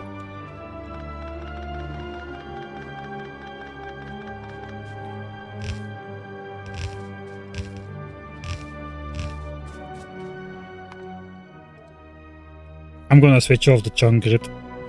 Oh, I cannot. I need it. I need it. I'm gonna need it. Where am I gonna come in with my belts though? I suppose that's a worry for later. For now, we just need to go like here. Maybe on the other side.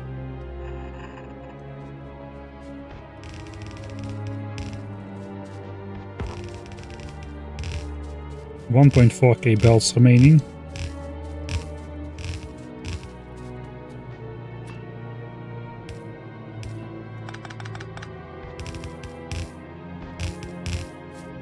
Okay, there's no more belts placed anywhere. Does this work? I think this works.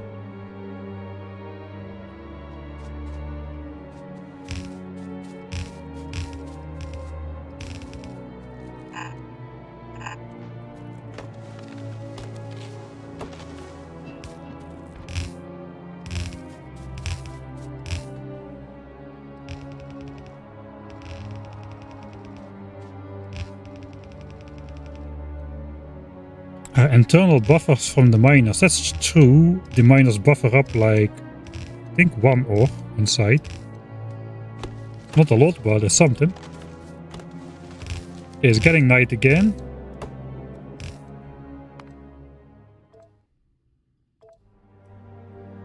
Okay, the ore is reasonably far behind. Let's take a look what's going on. I think yeah, all of this is still actually buffered up on the belts as well. I think that's what's going on. These belt buffers are full. That still goes on the belt here, so this doesn't even get started to be consumed. This also counts towards the buffer, so not only these 170 belts here, but also all of the 4 belts which are backfilled until here count for the buffer. I think that's what's going on. Alright, pollution on the water. As long as no pollution starts building up in a chunk adjacent to these biters, which are only in these 2 chunks, I suppose, and in this one. But they are not in this chunk, they are not in this chunk, or over here. As long as no pollution starts building up in a chunk next to a biter base, we're fine. Okay, so this was 15 though. This is definitely absorbing pollution, but that is okay. I hope. If not, then we have to reload a half an hour back or so. Okay, so now it's night. Or is not super close by yet. And I messed up because here, of course, here don't fit 2 belts again. Or do there? Maybe that does.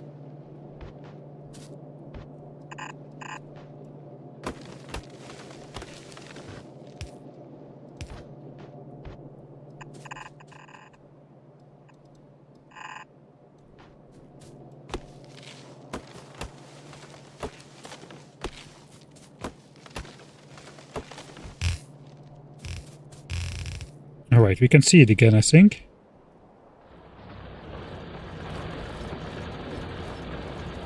Alright, yeah, thank you. So now this buffer, this belt buffer is completely empty. But that has all been feeding onto the center belt. So we hardly get a break in here at all. Just this over here. Okay, that is easily backfilled by this amount of belts. So we're good, I think. That's 2 continuous belts. There's already 22,000 ore on these belts, which is quite funny. So now this will start feeding in there. Hopefully this keeps running for a bit. Then we start to eat this up, but at this moment in time... Okay, now we are using a bit of this buffer over here. We are using a bit of it. But now not anymore. And now it's filling back up again. Alright. Experiment successful. We have an iron ore accumulator to add to our list of achievements.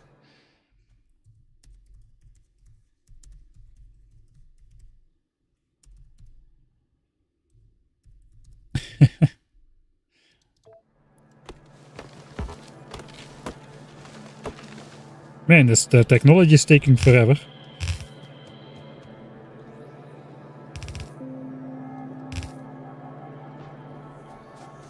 Right, the ore was in the front, but I think it's still good enough. Okay, now we need to decide how to go to the base. We have the arrows here, but our walking path is here. Yeah, I'm not gonna belt the ore past the Johnnies, or am I? I don't think I am. I'm gonna go in these arrows.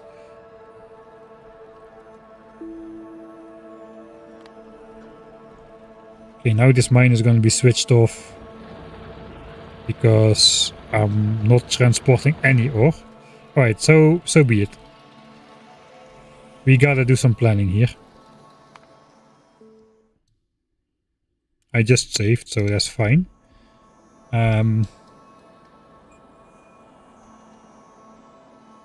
This is now very tiny pollution. I suppose we're doing only one belt again. Yeah, only one belt.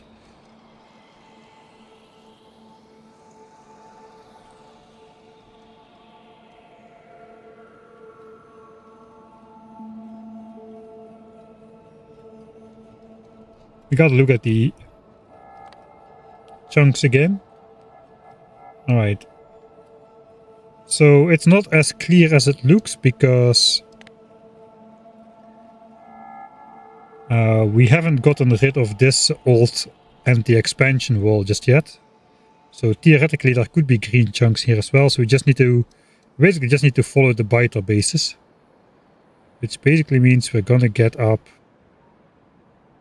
Well, this iron mine is gonna get mined eventually, so these chunks are gone.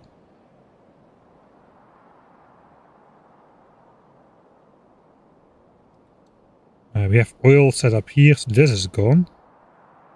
This is gone for the iron. It might just be good to just come in here.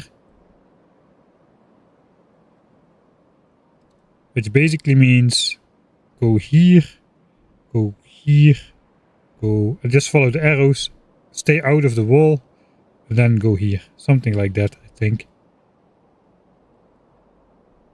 There's not too much in the way of forests on this part, so I think that's alright. Alright, 800 belts remaining. Am I gonna do the smelt some iron thing to get more belts? I think I am.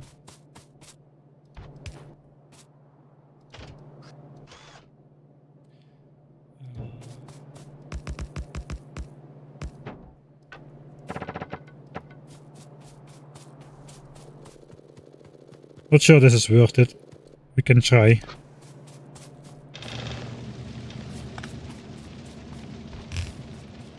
Then again, it's a long way back to the base as well, so maybe it is worth it.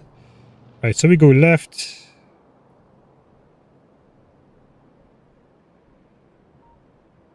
Oh, there is a lot of forest on this line. We definitely do not want to go on the right side here because there's biters. We just stay on the left side of the pipe, I think.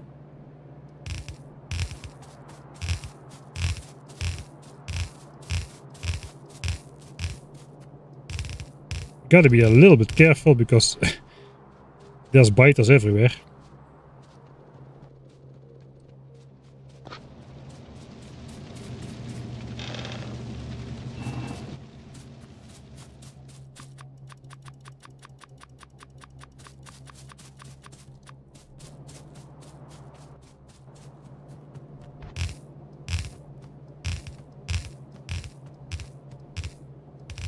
Okay, are we again in the area where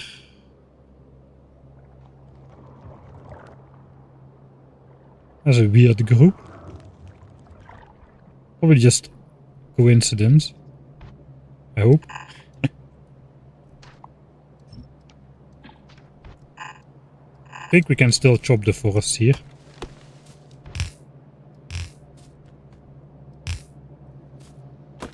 Okay, we are close to some biter base there. We gotta keep our distance a bit. Okay, this has no longer got guardrails. I missed a belt somewhere. Alright.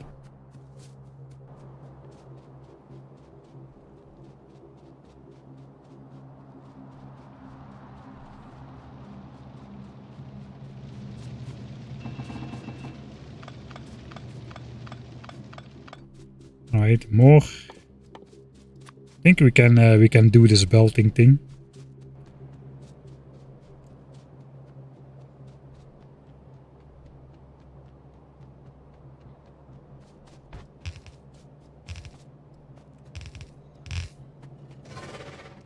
Right. We gotta stay away from those guys. We're just gonna shoot these trees.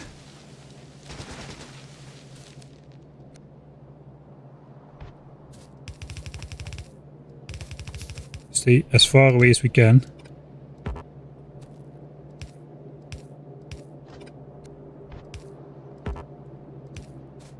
And then we gotta go around because we cannot pass through this cliff.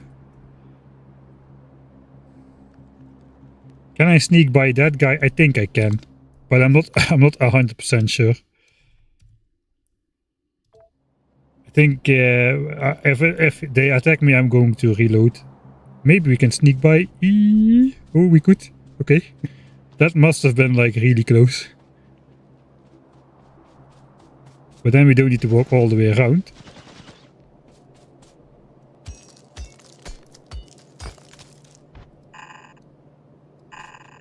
Okay, are these the most close by biters? They are. I think we gotta start caring about pollution again from this chunk on, to be honest. Although we are almost at the wall. And it's a bit too dangerous to mess with these nearby biters, I think.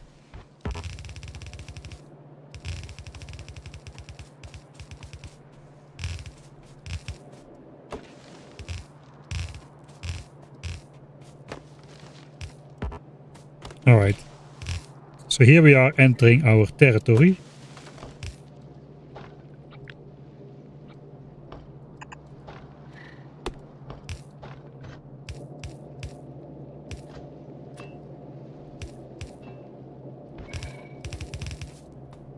Poor man's gates open only for us. And I think from this point on we're gonna again, unfortunately, have to do the save the forest thing. That's actually not too bad. It is all possible.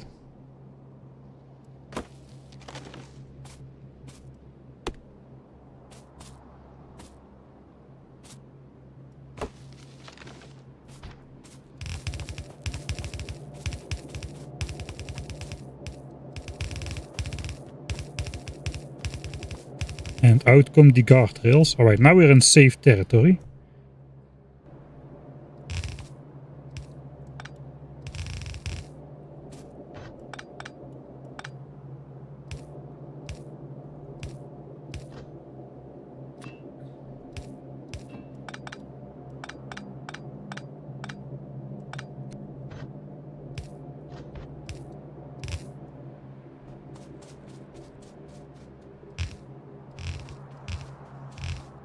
Alright, I think we're just gonna have to get back to the base. It's not that far anymore now.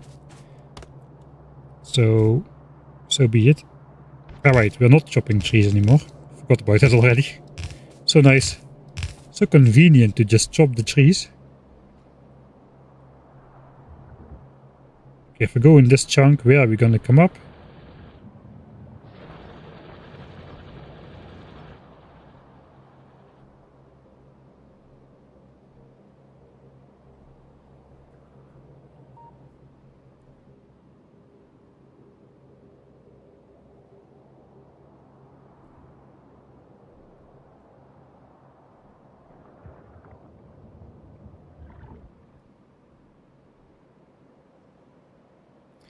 Forgot I don't have any more space to run belts through here. So I think we gotta go through the one more chunk to the right here as well now. That will lose us another 3 shiny green chunks, but I suppose that's fine. Let's check which chunk is blinking now. It's this one. Every time we look, actually one of the chunks is blinking 100% of the time so far.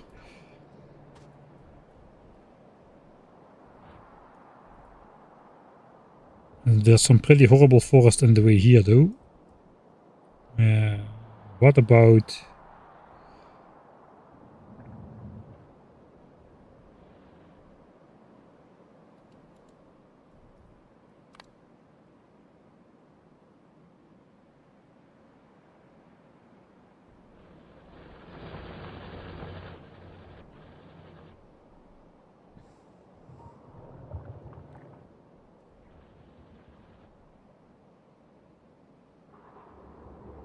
what if I sacrifice these 6 chunks?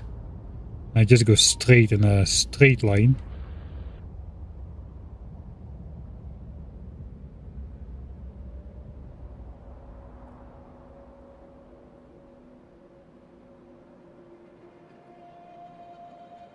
Sacrificing 3 chunks there as well. Alright, I think we're just gonna go up here. So be it. We've done the forest thing. We know how it works now, so... I suppose we're good. What about oil though? I think oil is also gonna connect to... here eventually. It needs to go there. Still at 20k. This is almost full again. Alright, so this oil pipe is probably just gonna turn here as well.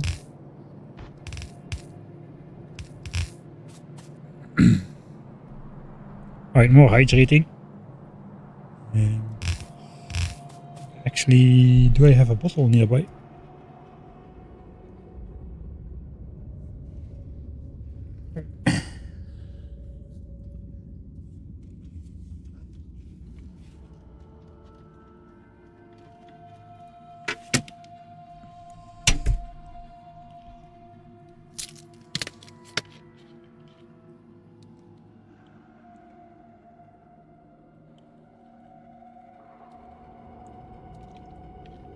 If you extend the belt too quickly, will that not overpollute towards the vital base? No. Ah, there's landfill now. We've got landfill now. That is true. Alright, wait, I'm not keeping up enough with chat. I have 2 bullet damages researched. But that doesn't do anything against behemoths, no? Does it make sense to invest in red belts? Sorry about missing all of that. I was a little bit too zoned in again. Sometimes that happens. You know the game.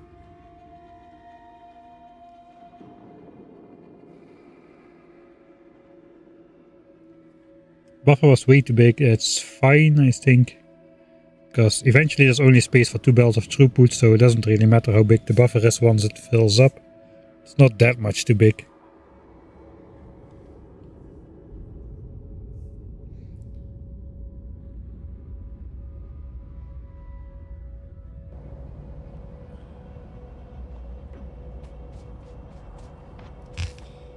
Right, here we go.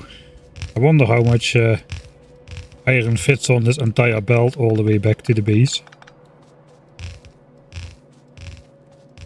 I mean, is it really that different to build rail by hand or just build some belts by hand? Now I don't need to do loading and unloading stations. Okay, we just gotta go further until we reach somewhere in this chunk.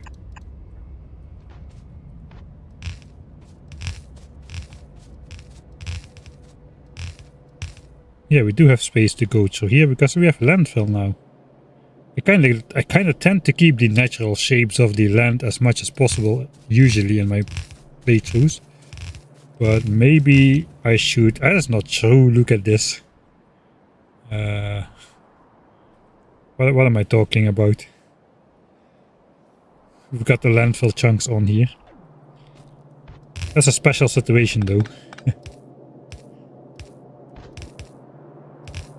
Okay, this is a long cliff as well.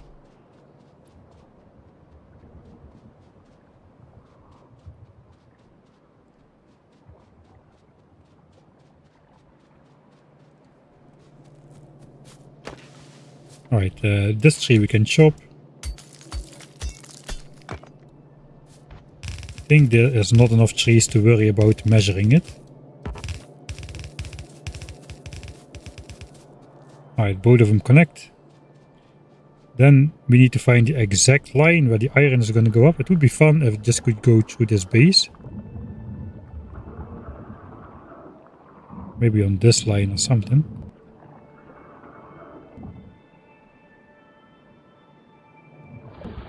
And no, because there's not a base.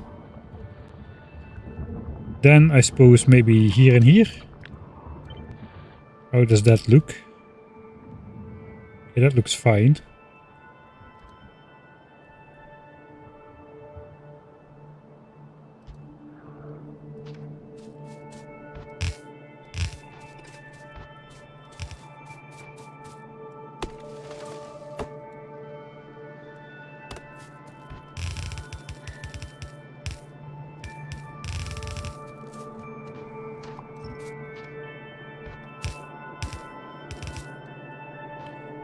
Probably should have measured that. Looks like it's fine.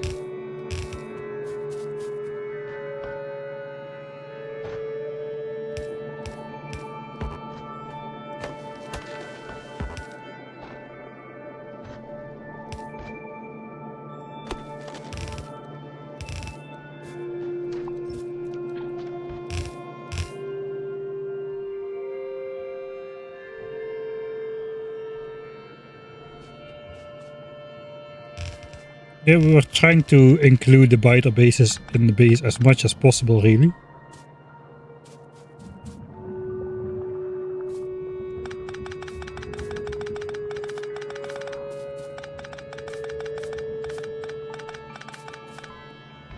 A little bit of cleaning up. Okay, I'm out of belts now.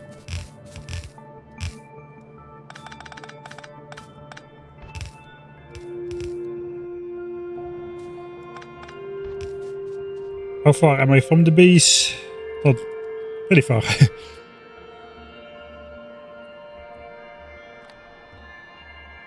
2 hours 45 remaining on quality. Looks like we still have some time. Not sure we're gonna get there today. I don't think so, really. It's gonna get too late. We'll bring the iron to the base and we'll keep an eye on pollution. And I think we'll try to expand the steam power plant. I actually have an idea.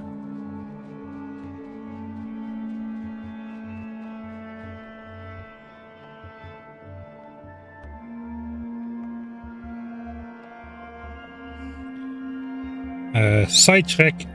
How much minimum percent oil would this be? 2801 to start off with. A fifth is the minimum, so that's 560%, right? So once this drops to 560%, it just dropped by 1% again.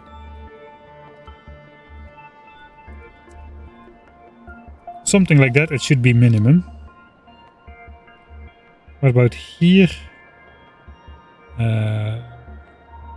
Probably one of them is... Oh, these are 20 already. Okay, so the 75 diminishes to 20 because 20 is the absolute minimum. 163 went down to 32, so that one is already at minimum as well. And 1488 should go to... I need a calculator for that. Do I? It's easy, it's a fifth. So we can say it's 1500 and it's 300%. We need a little bit less. 299.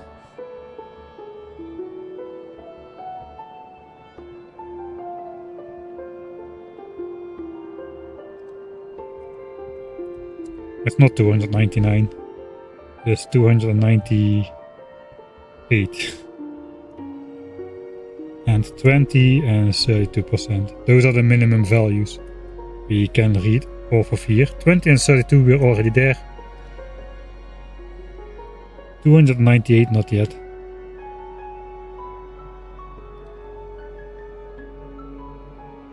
It is a 375 now.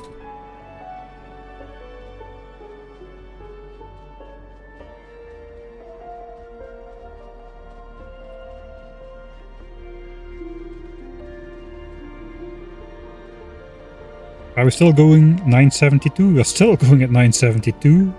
Long time since anything failed or like was not saturated.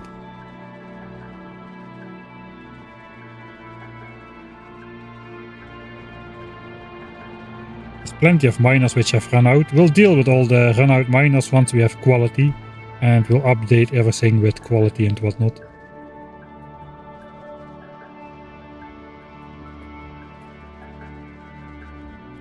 I'm no longer making landfill. I guess I want some quality stone as well, for quality stone bricks, quality concrete, quality, like, I don't know, like big miners, don't they use concrete or foundries or something?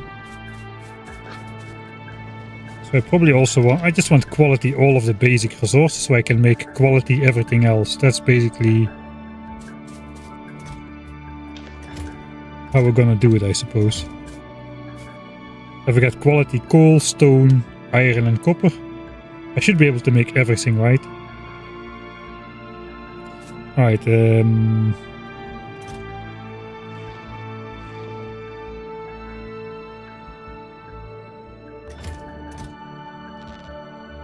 need that many bells, I think.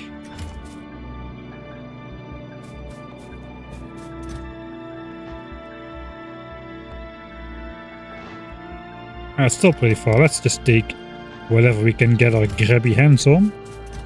These will all take those, and then the rest will take iron, so we can make undergrounds more.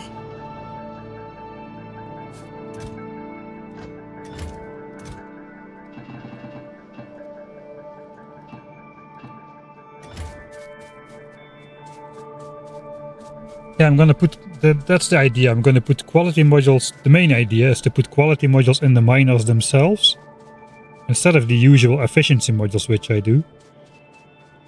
And then we'll get quality ore. Everything that is not quality ore is just gonna go into science as it's going, and we'll just filter out the quality stuff, the quality ore, which will turn into quality plates. We'll build a separate smelting stack for that, and just stash it into chests until we decide what to do with it. Probably make rare miners out of it.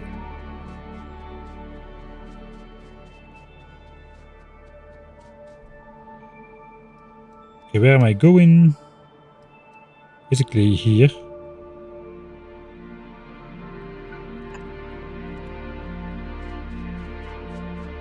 $600 meters down. Let's see, 3 times speed, 4 times speed. I don't have FPS on, so I cannot actually see it. Oh, 4 times speed running into a cliff, that's always the danger.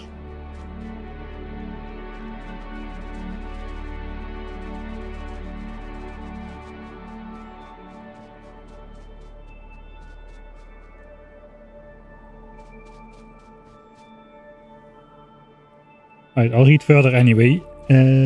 I've tested you need at least a rare modular armor and 3 rare exoskeletons to outrun behemoth biters after placing the reactor with fuel. Alright. Can you change the game? The speed of the game? Yes, with the mod. We don't have a lot of mods installed. It's basically vanilla. The mods that are there are either Space Age. I think they currently are not displayed as mods anymore in the latest update, but in mine they still are. We've got a playlist extender for the music. Of course, that gives us a tremendous advantage because we don't go crazy listening to the Norwegian soundtrack over and over and over again for 200 hours. We've got quality is Space Age again. Speed control is which let me control the speed. The game speed, not the running speed, to be clear. So it gets harder, it doesn't get easier. It just gets more convenient to watch. We've got the grid lines, which can be achieved by pausing the game. And we've got the stats GUI, which can be, you can read evolution on a byte base, and you can see the time played right here. So all of that is just as default as it gets in terms of mods.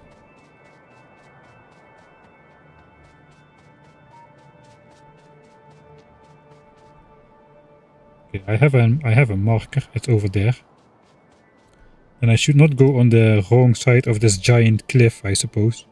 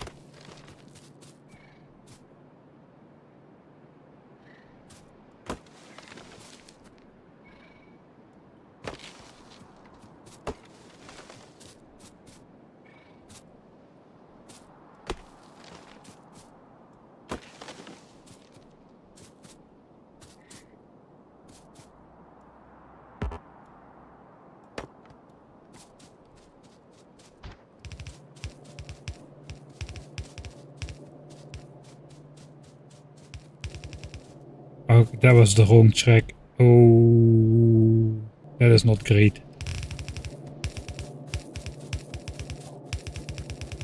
My OCD cannot handle that.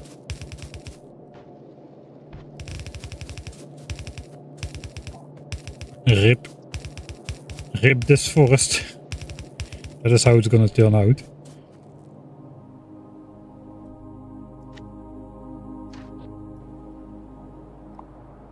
Because there's no way I can grab all of that. Oh, this is gonna cost me the run eventually. These couple trees will make all the difference.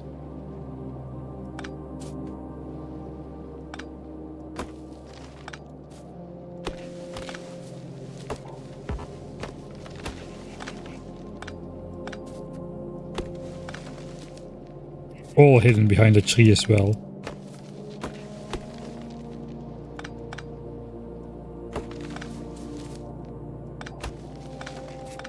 Alright. Nobody saw that.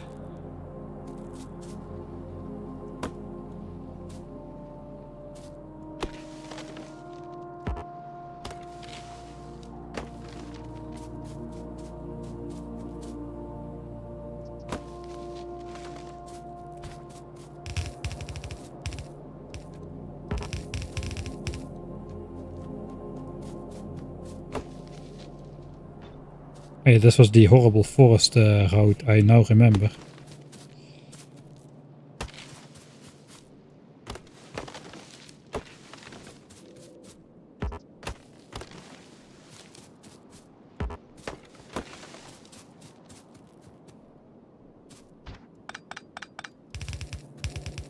Probably should start from the other side then. Here, the trees.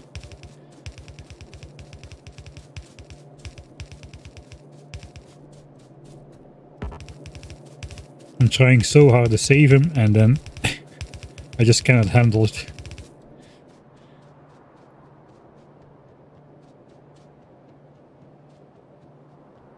Yeah, alt right click, yeah. For the marker.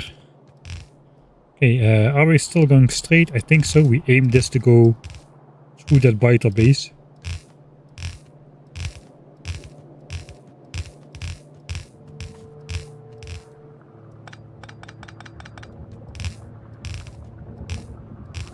Or exactly around it, apparently.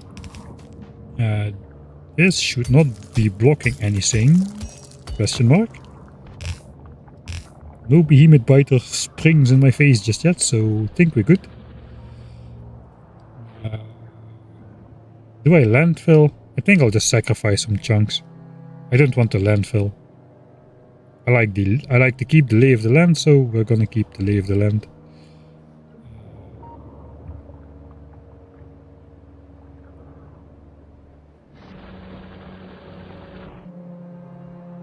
We're gonna come in on the right side, I think. Probably...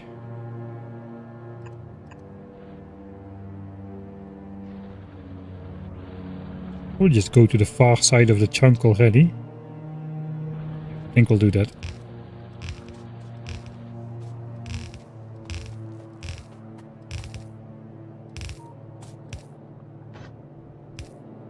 There's only one way to properly do this.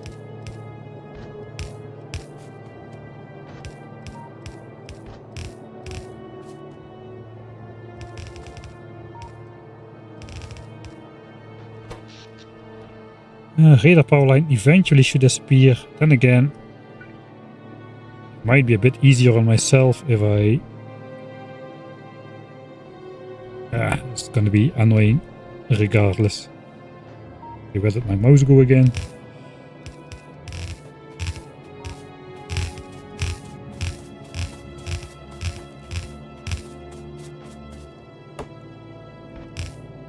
Right, yeah, we're supposed to underground. I keep forgetting. It's actually not too bad here. Just walking through this forest is horrible. The rest looks like we're fine.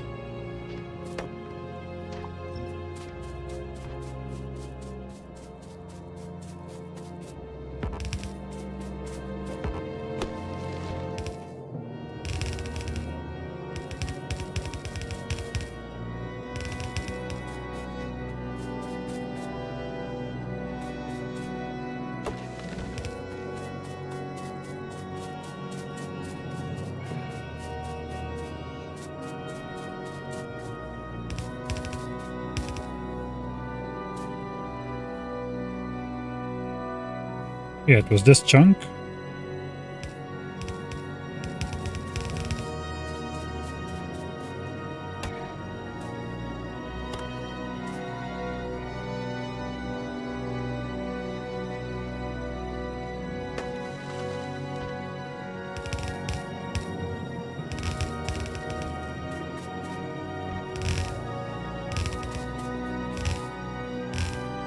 Alright, there goes my green chunks. This one, this one, this one. On the minimap we can see it as well.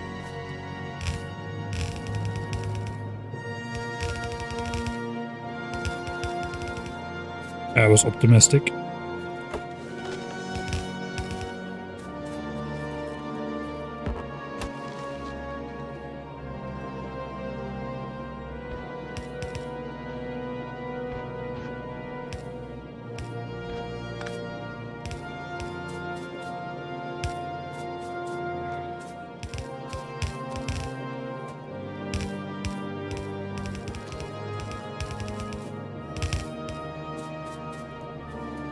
Alright, those green chunks are gone.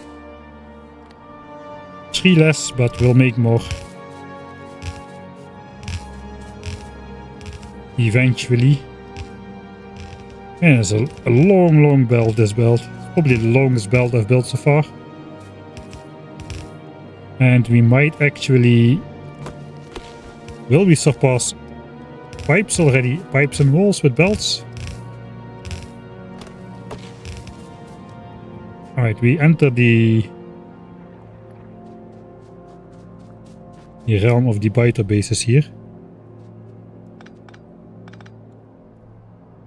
I think we should already swing to the right side beforehand.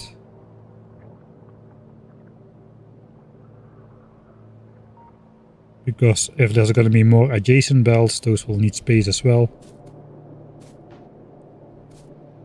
Then again, biter base with lights is a biter base with lights.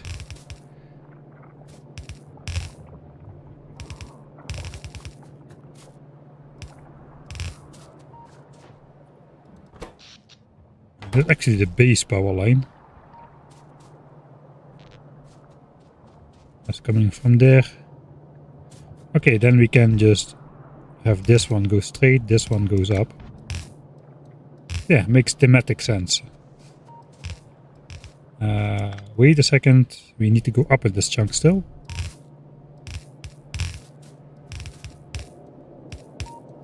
This always looks so wrong. The underground belt going underground right at the edge of the cliff. This was a big cliff as well.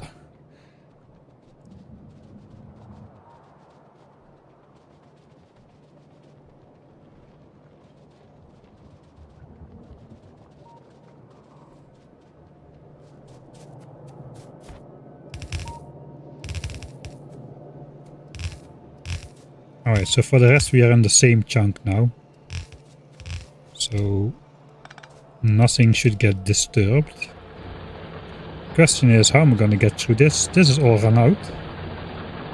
I think I'll just space out these. Yeah, I'll space out those miners so that my belts can run under them.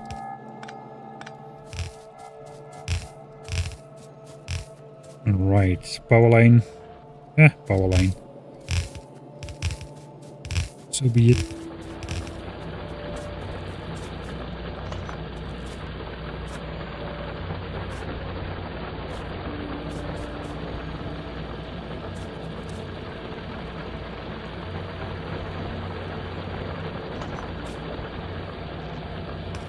Alright, there's going to be a little bit of a cable mess, but that's fine.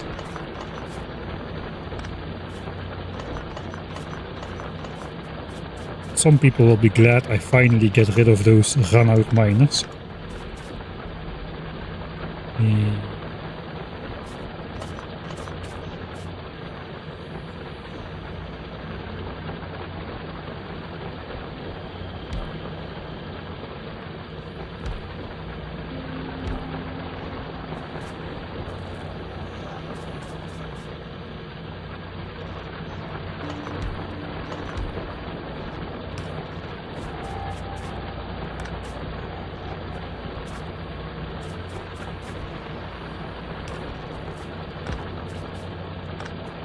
Alright.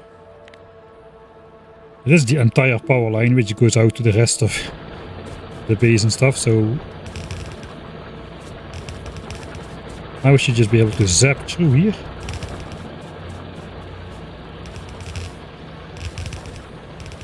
And we are entering the base in the next chunk over here.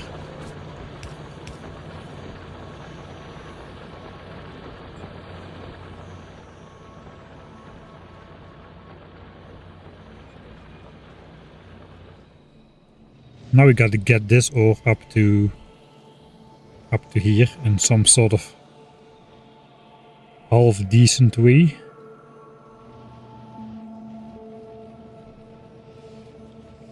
We could use the stone brick belts instead. Walls are done for military science.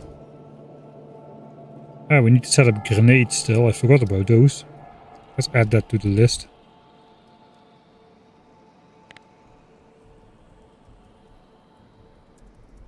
For flamethrower. 25,000 grenades. One does not simply handcraft those, not even in my hand feeding area.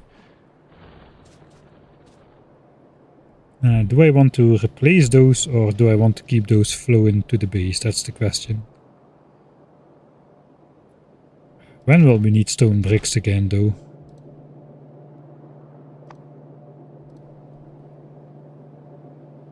I mean, for electric furnaces I can just empty out these furnaces here to grab basically like 10,000 at a time.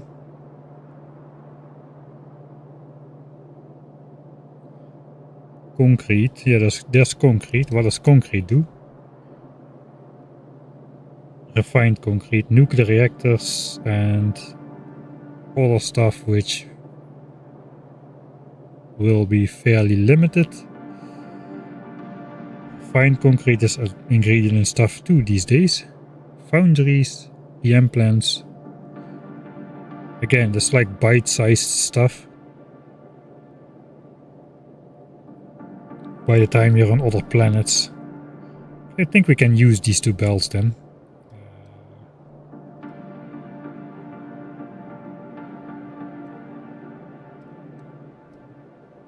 So I suppose I'll go around. We have space here. And then just replace those belts.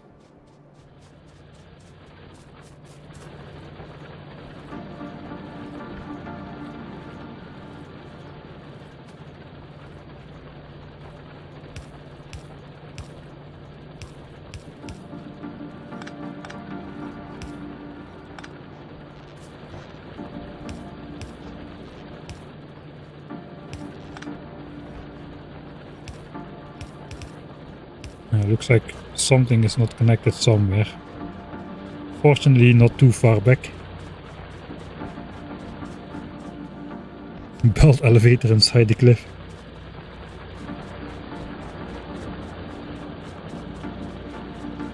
Yeah, purple signs, but purple signs is not really yet on the list.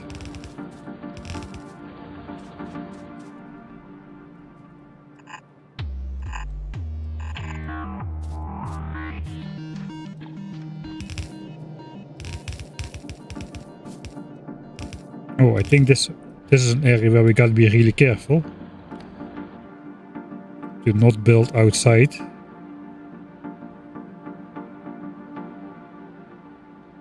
I may have already messed it up.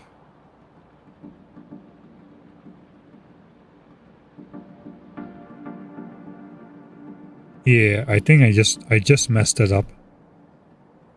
Were these chunks greener? Let me just check that. I'm not gonna reload from the last save, but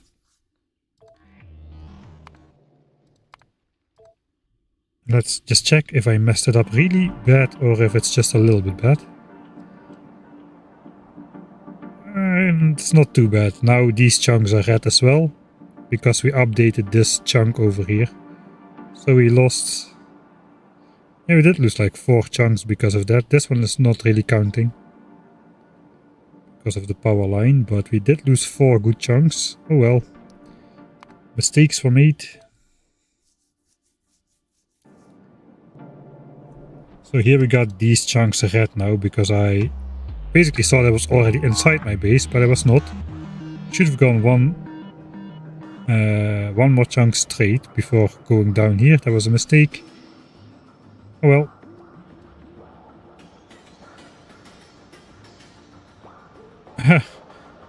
The the benefit is now that I can mine this copper here because these chunks are already wasted now. These were pristine green before. That's why these copper miners only mine on the chunk border. So now we have access to this copper as well. So I guess that's good.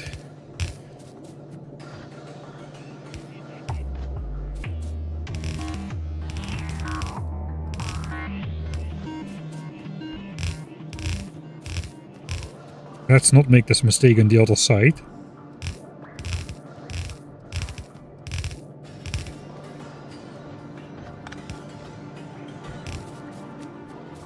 Alright, so now we want to hug this belt.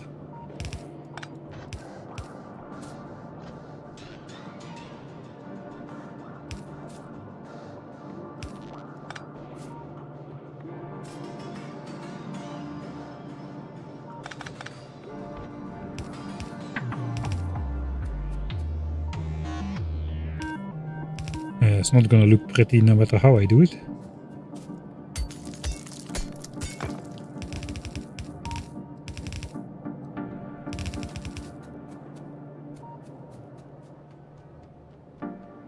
Again.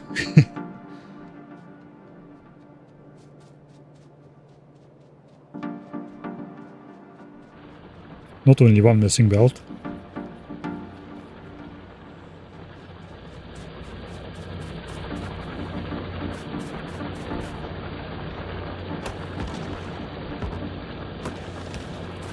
There we go. I've got the guardrails up and everything. I'm still not seeing it.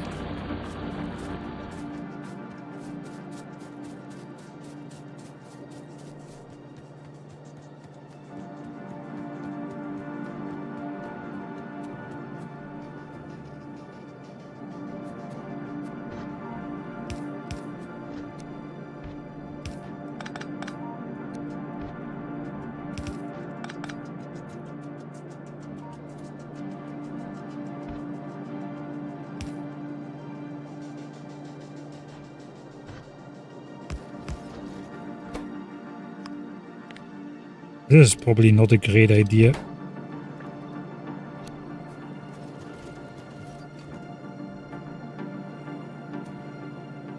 I guess I can shift these over manually if I want to, but it's still going to be pretty horrible. I'll just start grabbing this.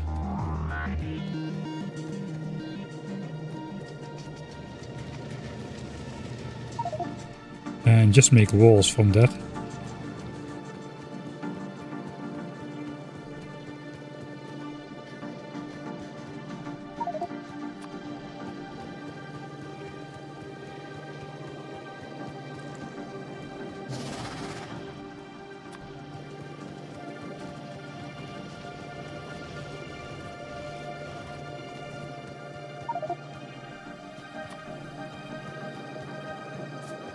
At least for the time being.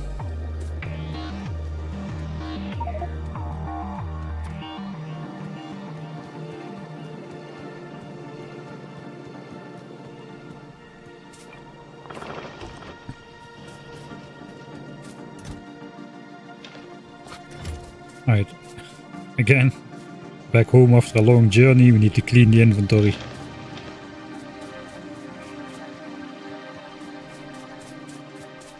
Is he gonna make a wall? No, I just need to get the stuff out of my inventory. I've got 8k bricks here, so I don't really need to...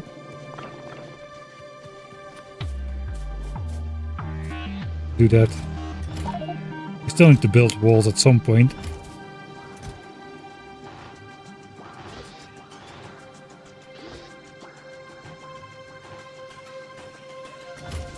Six undergrounds left. Now that's some precision.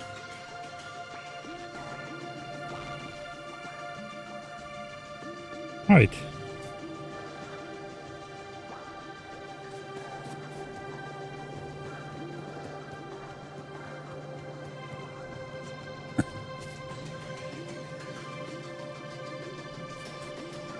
And now this needs to go this way somehow. I think I can...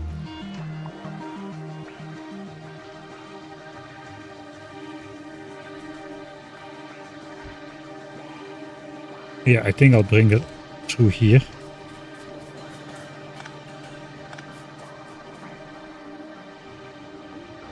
So cannot one of these coal belts go? I think one of those coal belts can go because... yeah, I'm only mining this now. Okay, I can repurpose one of these coal belts as well then. Keep a little bit of space.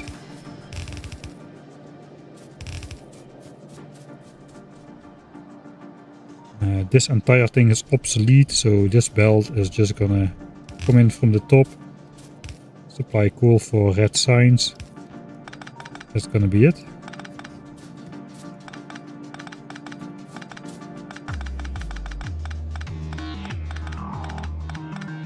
Now all of this can go. And this belt is gonna get repurposed.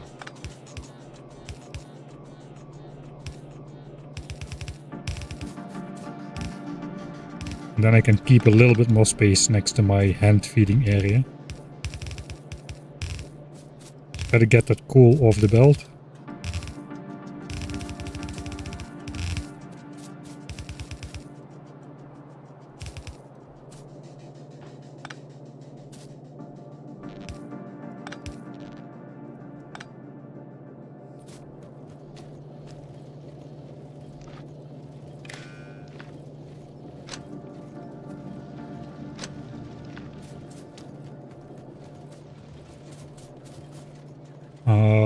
Yeah, I don't really want to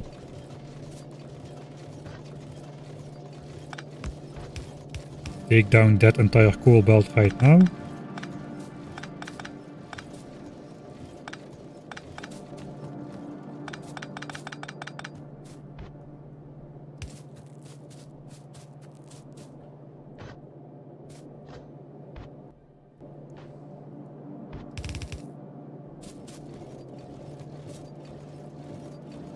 Right, I just gotta rip this empty myself. It's not really much else.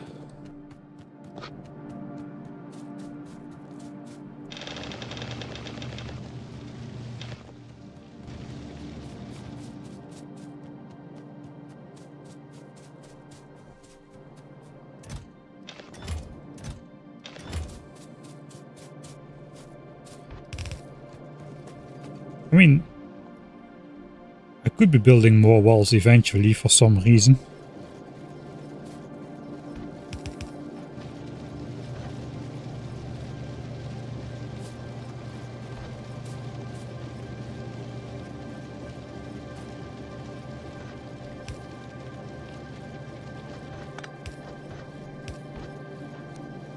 Okay, coal goes here.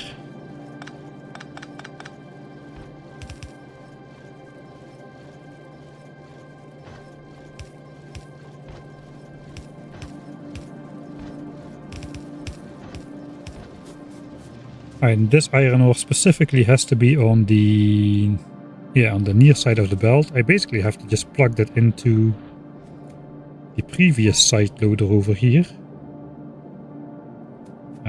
This was copper. Over here is copper, and copper, the first two belts are copper. So I gotta plug them in these two, I think. Where is this coming from? That is coming from there. Basically, if I just go up next to these iron belts right here.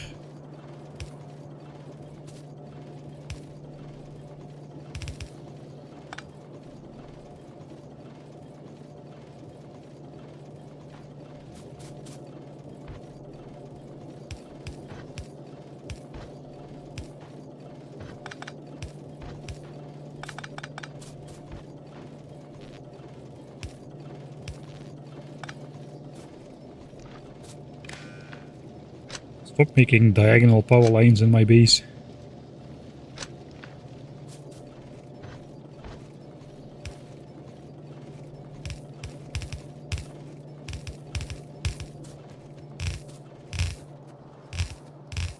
These belts are temporary as well. Those should... Actually, those should disappear right now.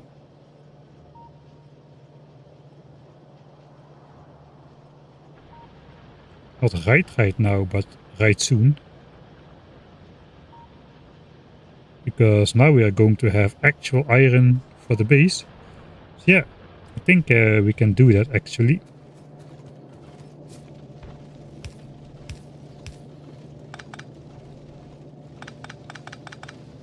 We'll have a slight gap in research, that's fine.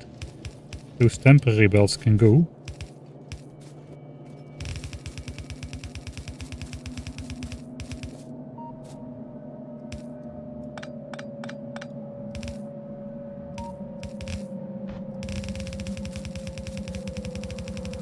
Just gotta grab the iron plates off of it, or we'll be smelting steel.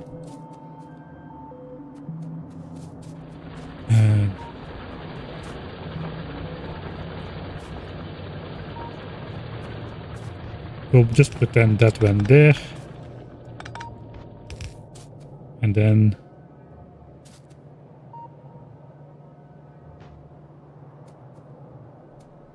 yeah, it's actually this one and this one.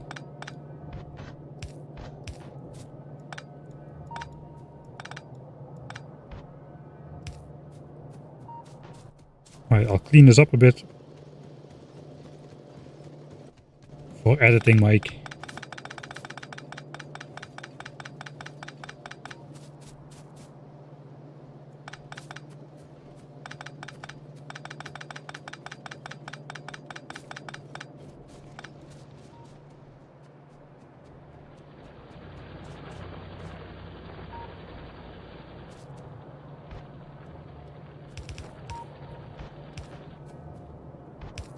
Alright. Finally, we can check now how much ore is on the belt. Super duper long infinite iron belt connected to base. Okay, let's have some guesses. How is the pollution? I didn't check it anymore at all. So from this point on, we're gonna actually be producing this non-stop over here. Right, we'll just look. I have the thing over here connected to circuit network. How many iron ore is on these two belts combined? 54,000 ore. That is a lot of ore.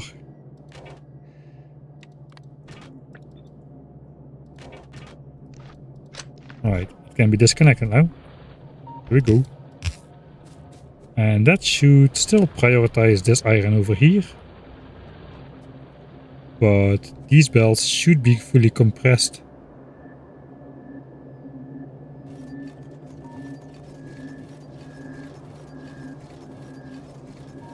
Starting now. You can see probably science permit will drop now quite hard because we don't have the gears at the moment. Because we're just running off this iron supply right now. But this is now gonna fully half switch on because this steel furnace area is 2 times bigger than it needs to be. But yeah, it was built in the stone furnace era, so what can I do? That is gonna deliver iron again. I can maybe like stop the science per minute from dropping too much by doing this. Alright, and we still have this I have this fail save in place still. Alright, so science per minute is not gonna drop then. That's great.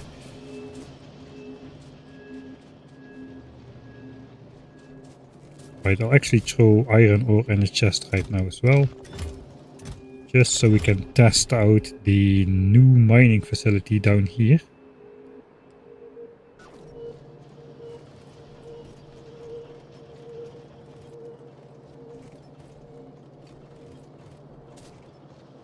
And we are 2 hours away from quality module. That is not too bad.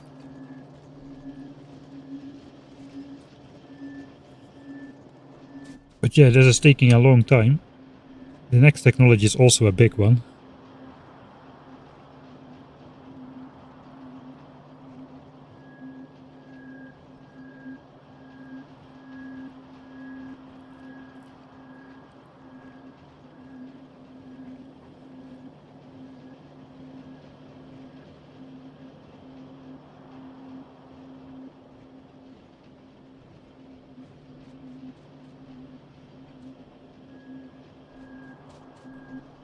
Right, it looks like we have some gaps in the inserter belt. Let's take a look what's going on.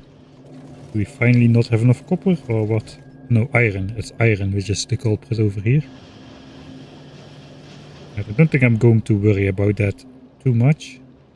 As soon as we have quality module, we're gonna revisit all these miners. We're probably just gonna fill them in.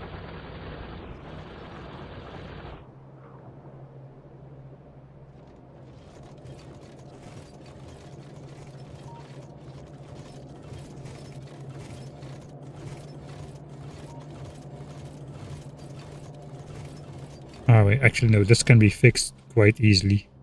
I think we'll quickly run over there and do that.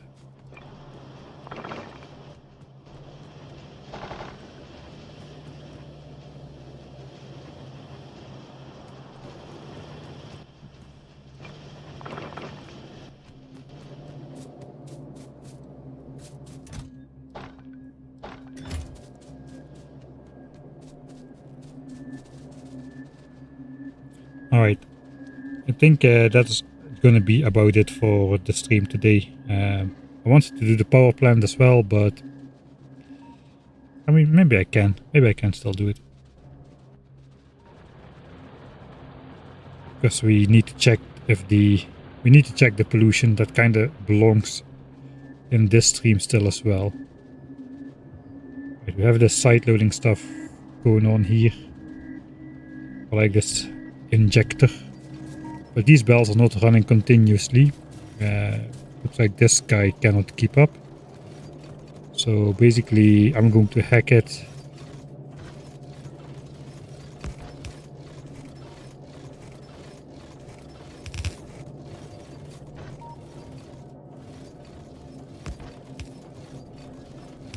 And give this guy some as well.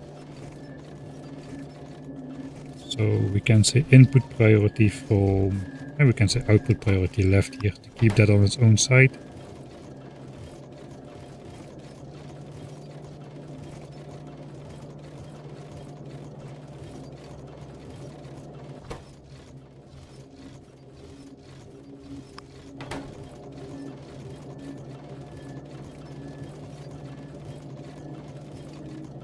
Or, you know, we just let it flow naturally. That seemed to do the job quite well.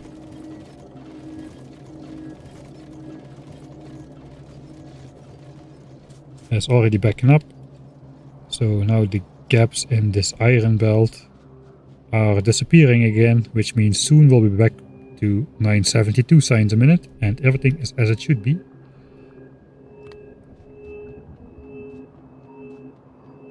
Just hydrate and you can do it.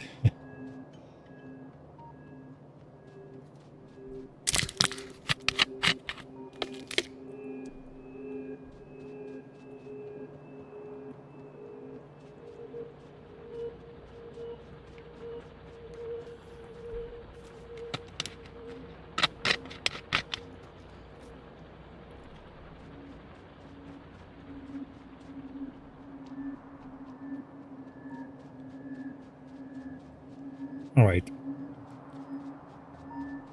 Looks like I waited too long and the trees marked for deconstruction unmarked themselves for deconstruction again. That's fine, we can just copy this top setup twice.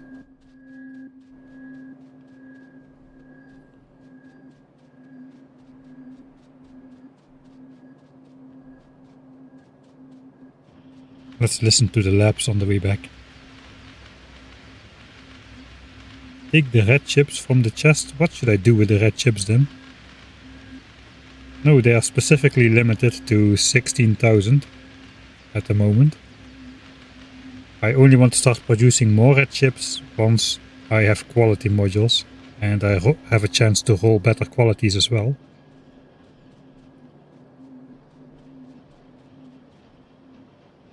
How long do you think it will take until space? I hope to get there.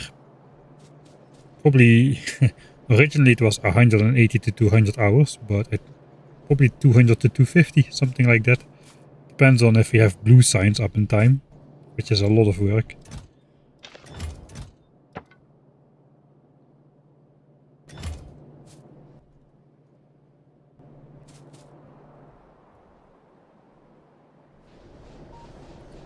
Alright, so here's the thing. Now we're running on steam power because it's night. 120 megawatts, but that's going to increase quickly once we start doing quality stuff, I think, and switching on the red chips again. Also, mining productivity is going to double the power consumption of the labs, which currently do like 53 megawatts apparently. So we don't have that much space, but we only need steam power during the night, which means I think we can get away with not increasing the boilers, not increasing the coal, but instead just building a steam buffer tank, which the boilers can fill during the day, and then just using more steam engines and more steam engines alone. So basically, if I double the amount of steam engines, we can do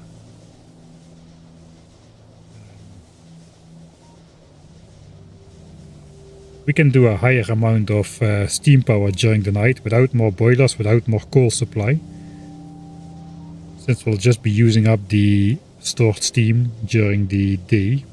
And during the day we're running on solar panels. Of course, we also got to increase our solar panels eventually. Like now, steam is off, it is day, and the boilers are doing nothing. They could be storing steam to run more steam engines during the night. That's what I'm thinking. So currently we have 200. I think we're just going to go 400 then, and see if we can fit it in this space somehow. This is a nice chunk, where we could, this is like not an expansion chunk, so we can build in this specific chunk without updating the surroundings. So we could like grab 100 of these and just flop that in this chunk. That should fit.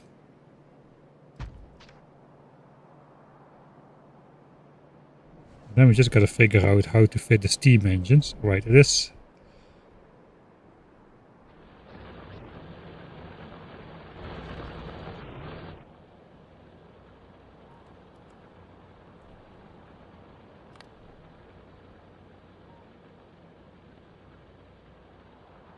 Alright, the good news is all these values are below 60, so the forest is not getting damaged at all. All these trees are still looking shiny.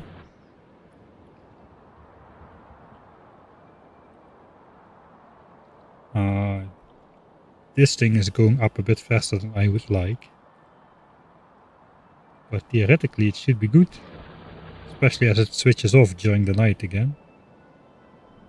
So we'll have to keep an eye on that as well. In the meantime, let's see.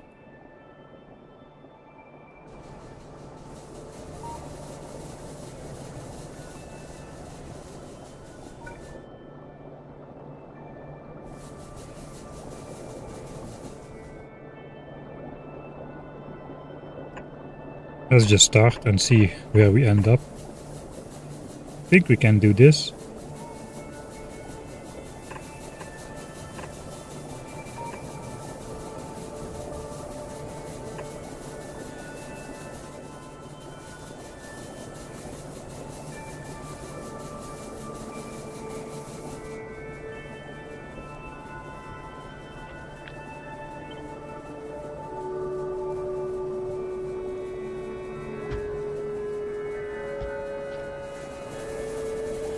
I gotta keep this on because that's my raiders.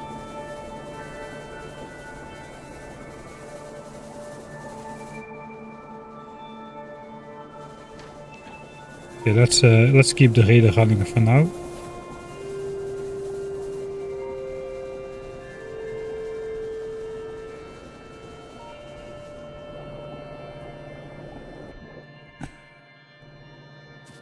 Let's just go over there.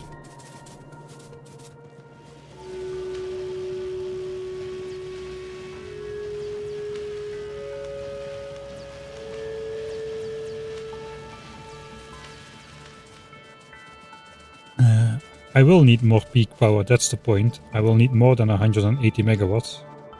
So that's why I don't know if I need the tanks. Maybe the pipes can hold enough steam and the steam engines themselves to bridge the night. But I don't think it can hurt to have this chunk, I'm not going to do anything else with this specific chunk anyway. Okay, let's check pollution down there. 11.0, okay, that's good news.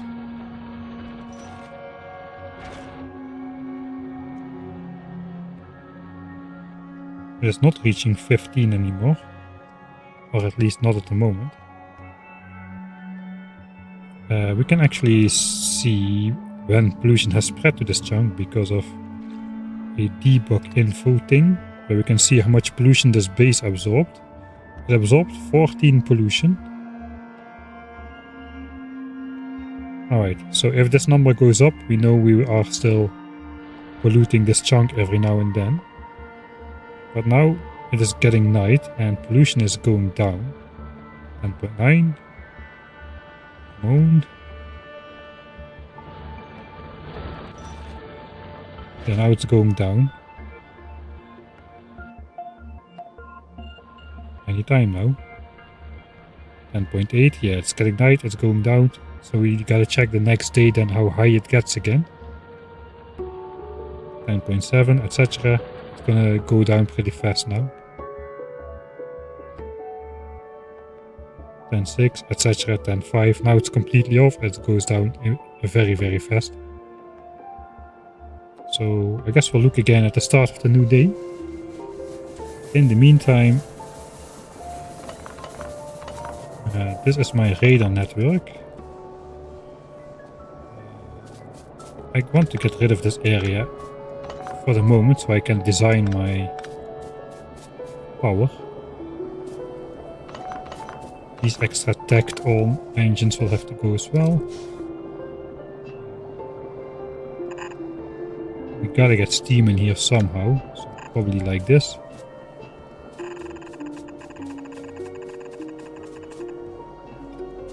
Because it's not connected to the rest some other way. Then we can probably start using this thing again.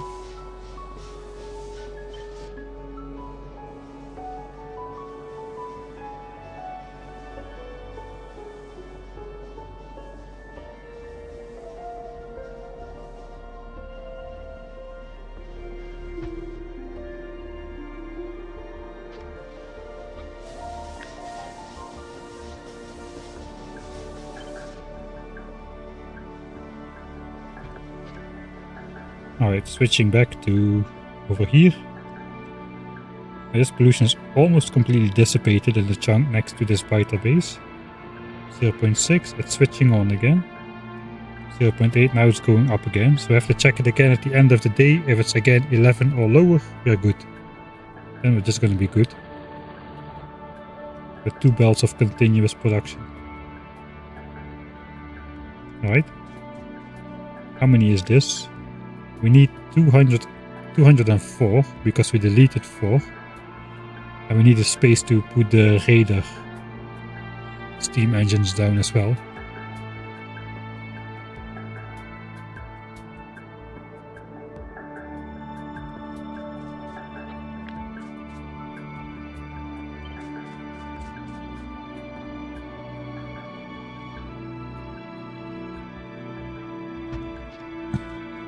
About the maximum that fits in these chunks. That is 200. That means we're missing 4. There's no way I'm squeezing those back in.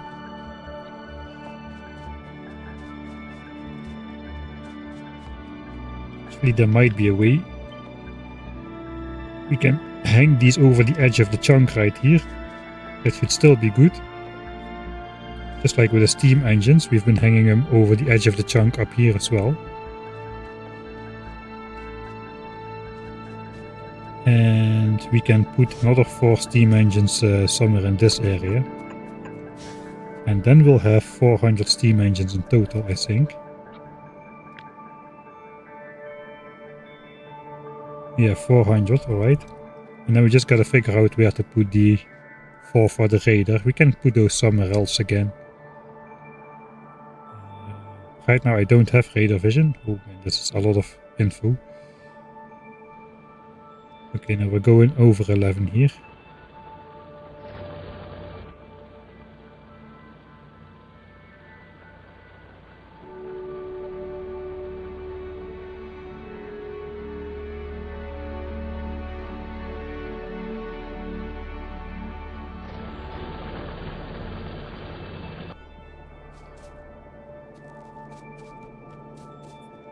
Right, so there is space. We can get this done in this area over here.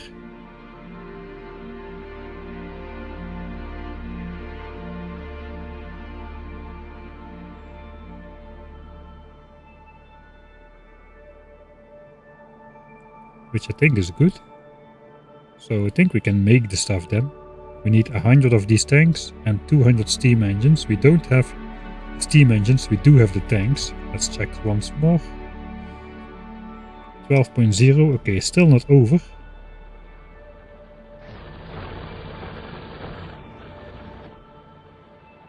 And it's going down again actually. Alright, so I think what happens is we get a quick burst of production. This goes up to 12. Then during the day when the miners still have enough power, this buffer fills up again. And we are already going down here. So this is like stable. This is like infinitely stable. We're never gonna damage a single tree because pollution is not gonna go above 60. It's just gonna be forever stable. 24 million. When did we start mining this? Let's say 123.5 hours in or so.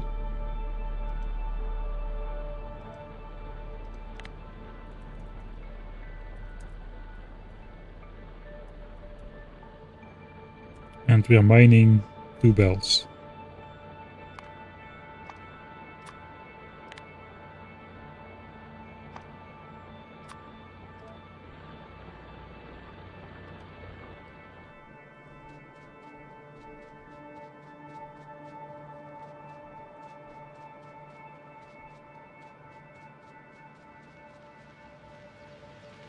Yeah, we can do the extra steam tank because we run on solar during the day. And that allows us to basically buffer up steam during the day and spend it during the night in a higher amount than the boilers can live produce. Basically steam accumulators instead of normal accumulators. Alright, so I need 200 new steam engines.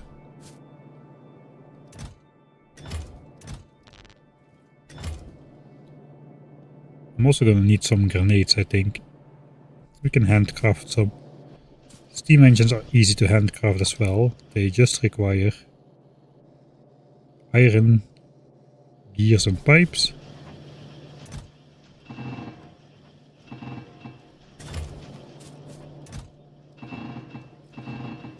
And they're like half-second crafts. So that's gonna take a minute and a half. We do need a bunch of pipes. Let's also make some undergrounds. And bring some more pipes. Bring some power lines. Grenades though. How many trees is there? I cannot see it because of my radar network is gone. I can do 6 explosions. Probably good enough.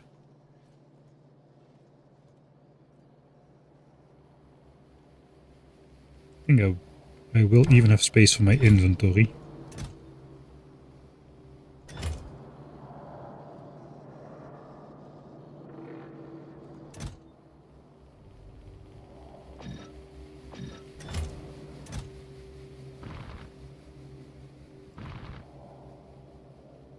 Right.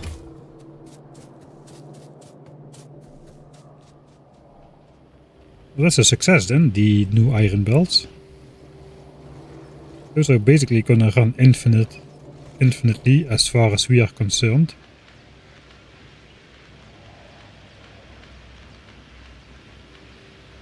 Still 970 signs a minute.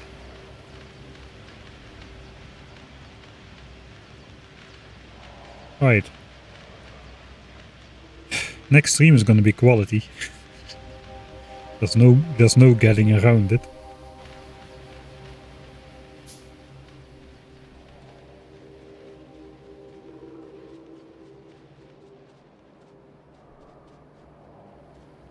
Right, I think I can do it with 6 explosions here. Steam engine's already done.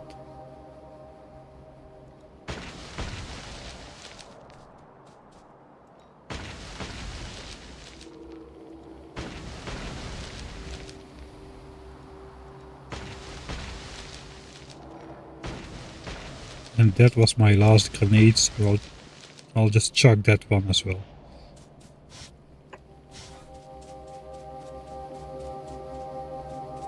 Oh, I forgot the what's it called? The steam tanks.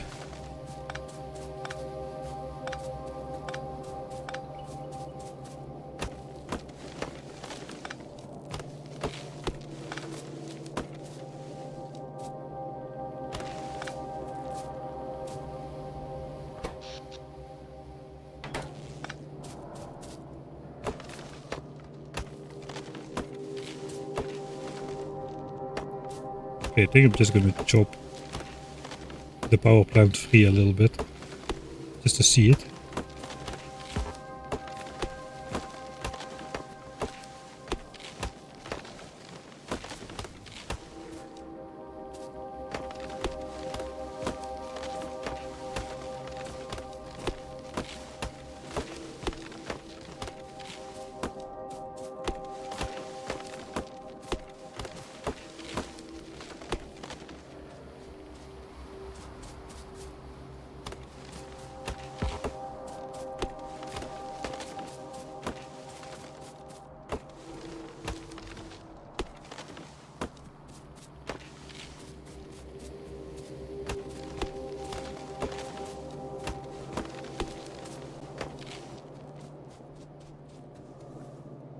Right, so I suppose it's steam tanks first. I forgot to power these. I can still do it on this side.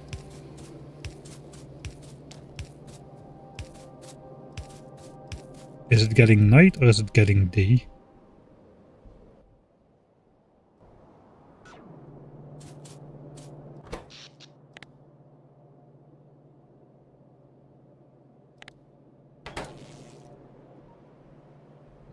Or is it not getting anything? I think it's not getting anything.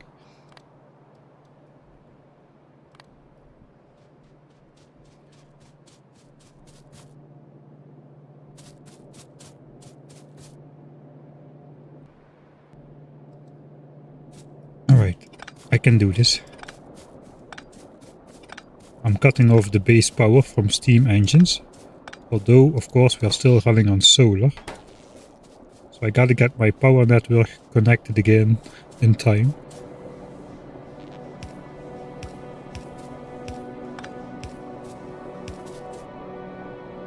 And that fits. This can actually fit in the proper location now. Since it's not exceeding the chunk barrier. It's getting night. Solar panels are gonna be struggling soon.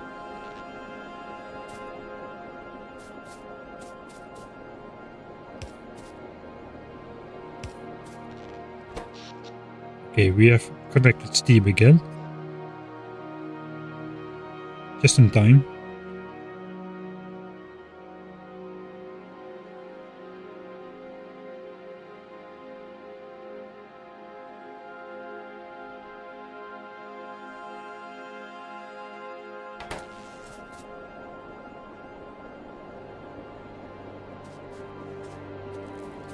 Right.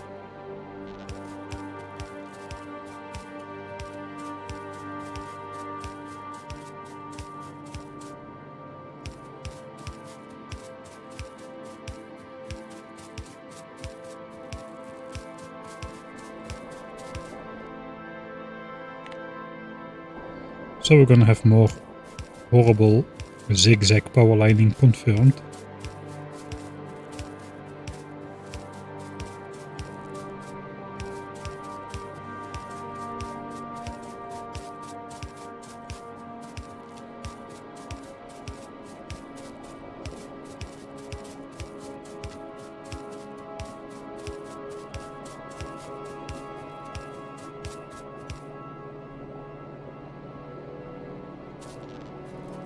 We gotta find a way for these 4, but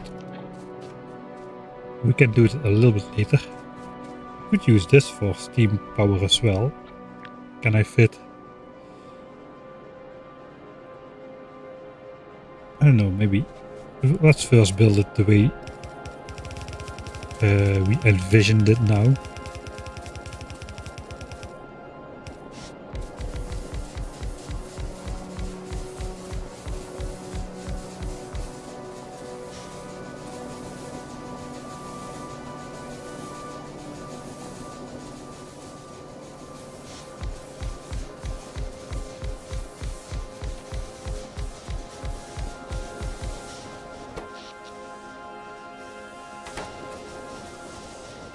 And now we get to the fun part.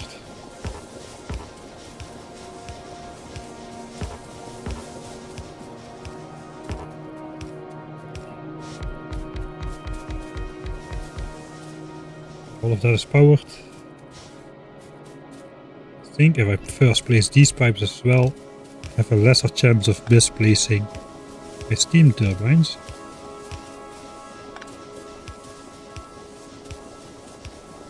I gotta be careful around these chunks though, or I will lose the benefit here as well. Allee. Gotta keep these chunks green, so I'm gonna make a save here, in case I mess this up.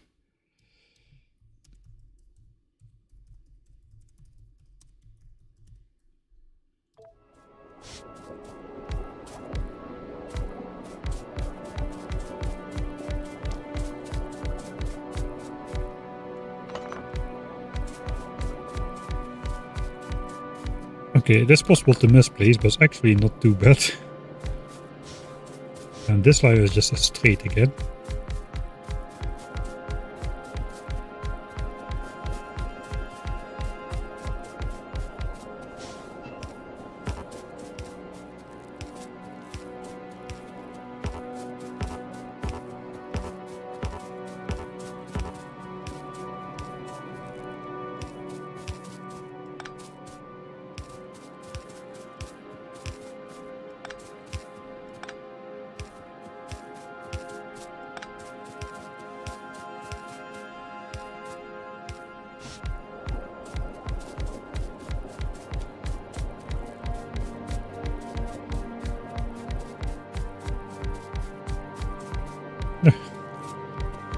What a method.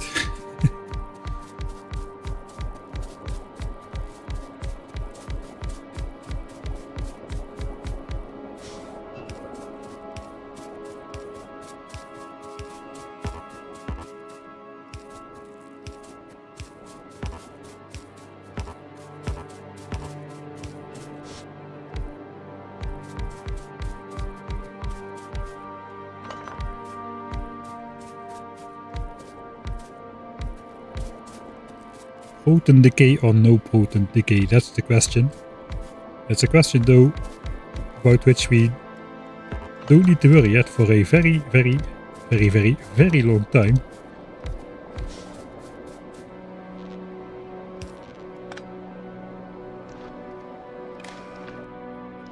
That could be our new power plant.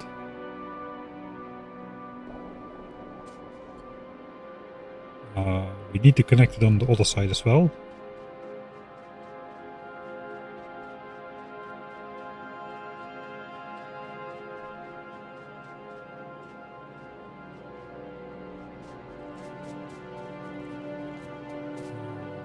Wait, this is not connected.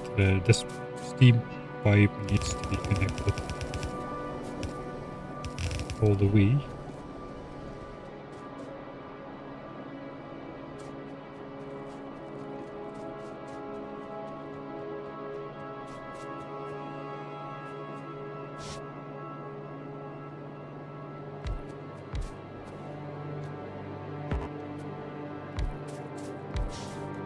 I'm just trying to line this up.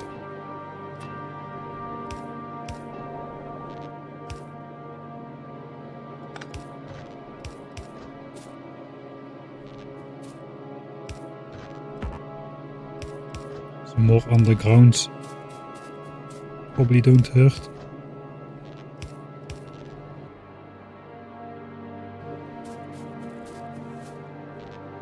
We still need to connect steam here as well.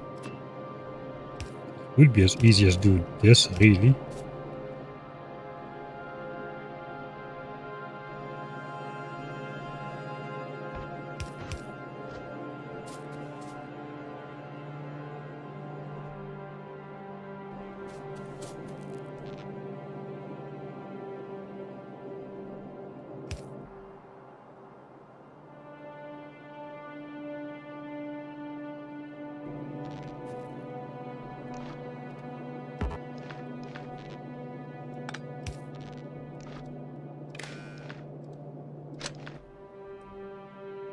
Kind of. VODs, yeah, the VODs are on my channel. It's the same channel as where the edited videos are. There's just a different section for those. Which is under live, I think. Live. The live tab. There's all the VODs of all the streams. Alright, we're gonna grab the steam tanks. And I think then I'll save for the end of stream, and then we're gonna go in editor mode and give the steam buffer tank a quick test, and then we can see just how grossly I overbuilt the entire thing.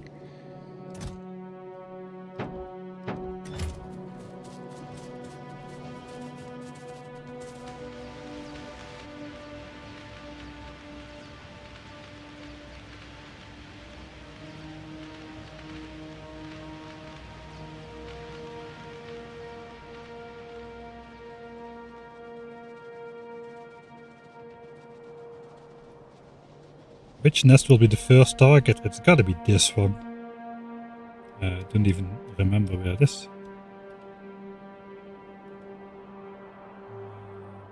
Switch off.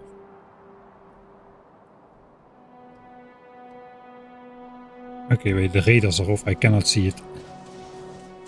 Forgot about that. Alright, we're gonna switch on Turbo Steel X here.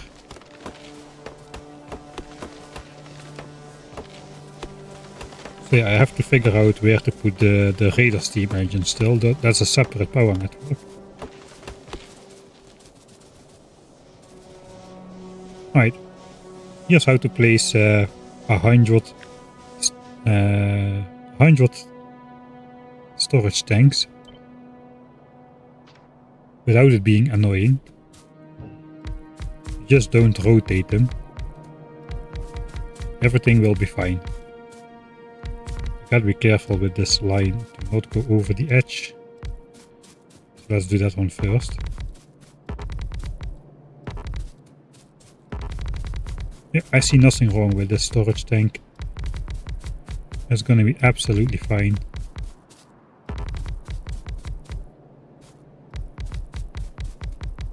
Right, that seems properly connected. Especially after I force blueprint this like this, and I'm gonna make the end of stream save right here.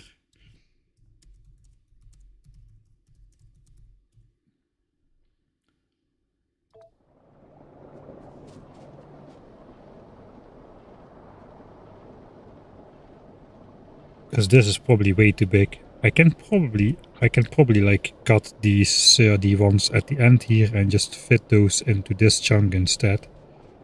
Then I keep a little bit more space to build my actual base, although this is a kind of a badass looking shape on the map. Like the castle thing.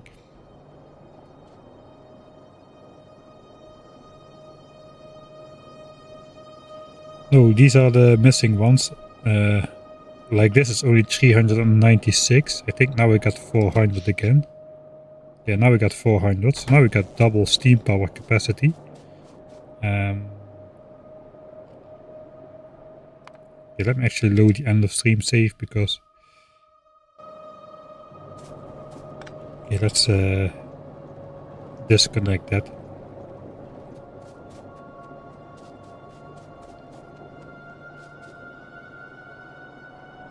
You might just be able to, I can just flop them under this. Yeah, I think we're gonna do that. Flop them under these make underground belts here. Let's drop these trees then. Because the radar power line is already here, we can leach steam off the system through there. I think that's gonna work out.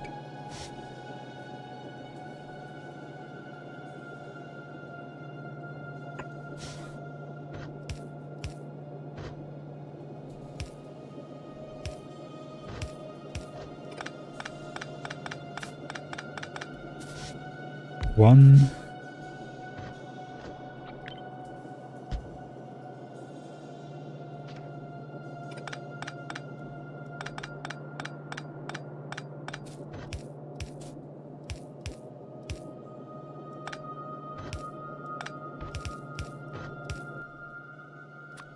Of course I don't have any iron on me. Two.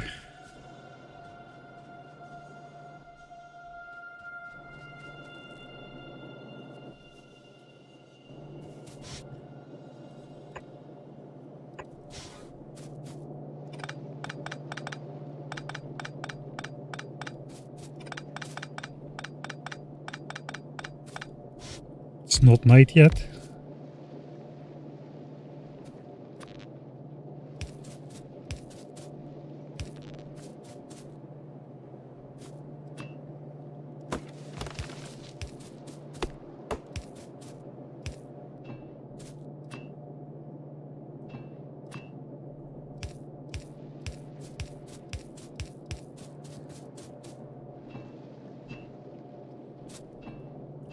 Okay, I think I'll connect them to this one. Because then I can still walk between here. Right, the radar network is back then. The base is not doing anything.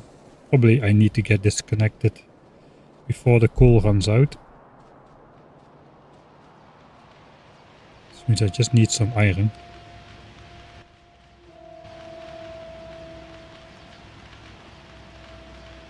Oh, hey, Odium.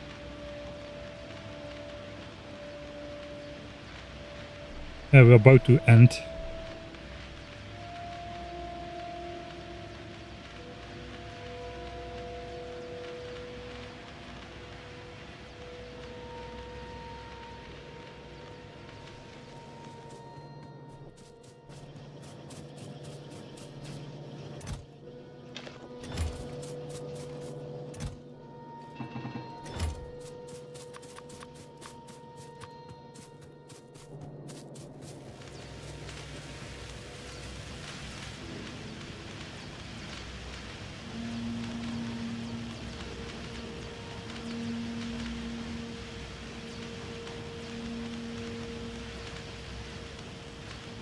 Oh, it was a productive stream. Yeah, I'll give a summary at the end. I just want to get the radar stuff up. I'm a little bit quiet now because it's already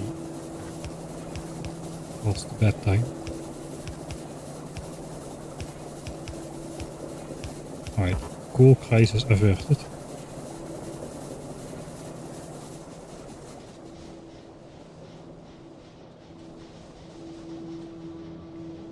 Alright, so this tank is not hooked up yet.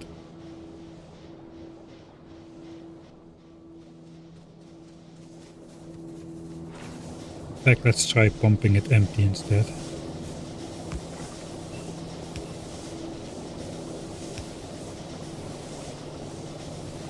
Yeah, it's not pumping very fast. Yeah, it's not gonna work.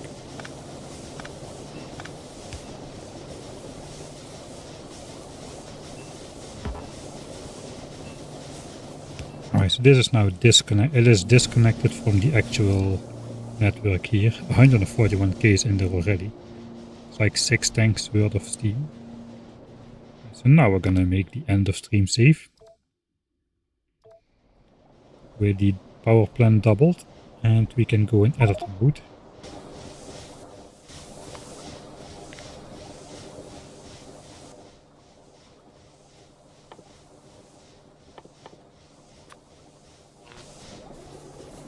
I'm just going to build this thing which doesn't produce power but which eats up power. It doesn't really matter how much as long as it's more than this thing can produce.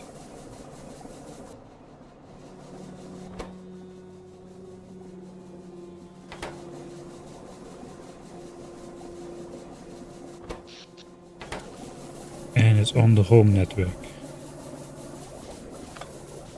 But now I have it in my survival world, so I'll just set it up on the right network and then the Steam things will go on like crazy. Right, all of these are now working at the maximum rate. And then I just want to see if we can survive a night.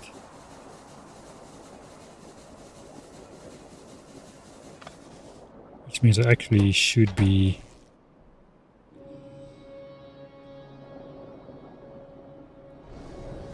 letting this fill up first. Let's go faster. Everything is filled up.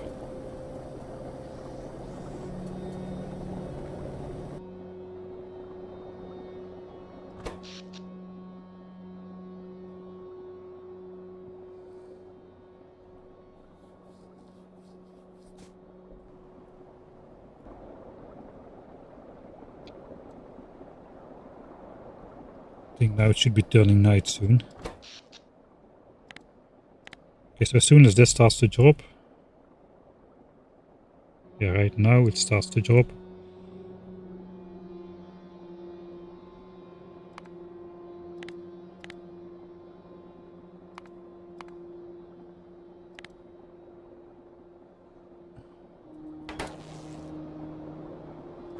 So I don't understand what's going on.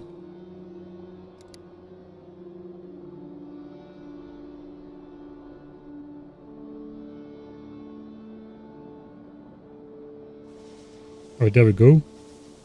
So Steam is taking over. Alright, I want to know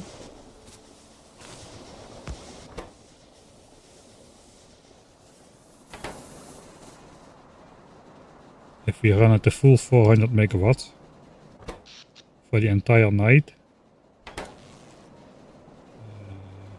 How much? It is quite a lot of steam. Okay, yeah, we're not gonna survive the night with this amount of steam, I think. Also, although these are still full as well. 200 steam in every steam turbine, besides the pipeline contents. There it goes. Alright, so once we get to like 400 megawatts, it's actually emptying out quite fast. These are now empty and we're out of power. Now we're out of power.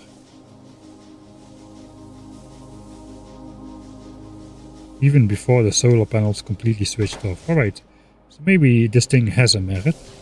Alright, then we'll load the end of stream save again and do another ender of stream saves. Looks like these things have a function after all. So I'm gonna save the end of stream save here so we can do this once more. But here it goes. The boilers are gonna go crazy. They're gonna eat up a lot of coal to fill this thing up, that's for sure. This night now as well. So the boilers are producing at maximum rate now. They're consuming full water. The steam things are not doing much, but this thing is now getting filled up. And I did not mess up my green chunks around this area at least, so that is something. Unlike the green chunks where it was again over here. But hey, at least we can mine this little bit of copper here, so let's put some ghost miners on there, which I'll forget because I already saved the end of stream save. Alright, we are 5/6 of the way through quality. And it is still only an hour and a half of the 9 hours. I think next stream is gonna be quality focused. That's basically what it's going to be. We're going to unlock quality modules. We're going to be grabbing all these chips we saved. The full 16,000. I think we're gonna make, first of all, we're gonna make like 160 quality modules. Just to quality module up these these assemblers, and then we'll feed the full 16,000 red and green chips in here to make quality modules for the miners. All the normal quality modules can go in the miners, and the good quality modules can go like in, I don't know, maybe the assemblers for rare miners or something like that. We'll figure that out. We also gotta figure out what to quality module from this and what not. I think we can quality module everything that's an end product, like red chips go on the belt, we can quality module those. We can quality module these because we can filter those out. We can quality module the plastics, we can quality module these green chips, but not these copper cables. Those cannot be quality modules because those are direct inserted. We don't have a way to filter out the better quality here. Well, not really a convenient way anyway. But here we can just put everything on the belt and filter out the quality and just store the quality in the chest. And then we have like quality green chips, we can make quality red chips, we have quality modules, quality miners. Everything is going to be quality. It's going to be awesome. Yay, quality. Right. Looks like we can also clean up some... Oh, I missed some stone. We can clean up the landfill miners. Those have completely run out of stone. I think we don't have that much landfill actually left. We might want to produce some more as well after quality. So yeah, that's the focus then going to be of next stream. It's going to be quality. Let's find the blinking chunk in our base. Is there one?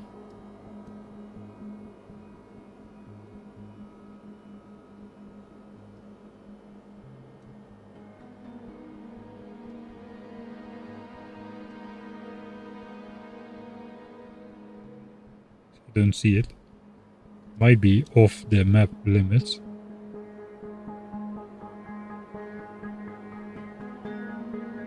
Alright, anyway.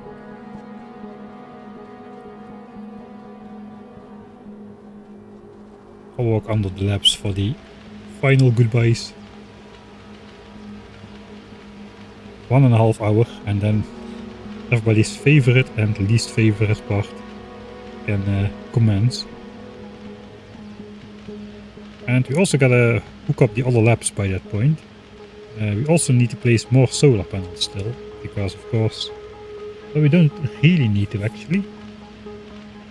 It's only going to be one technology which is going to use like 50 megawatts extra for the labs, then it's going to take a while again for the next 60-second technology.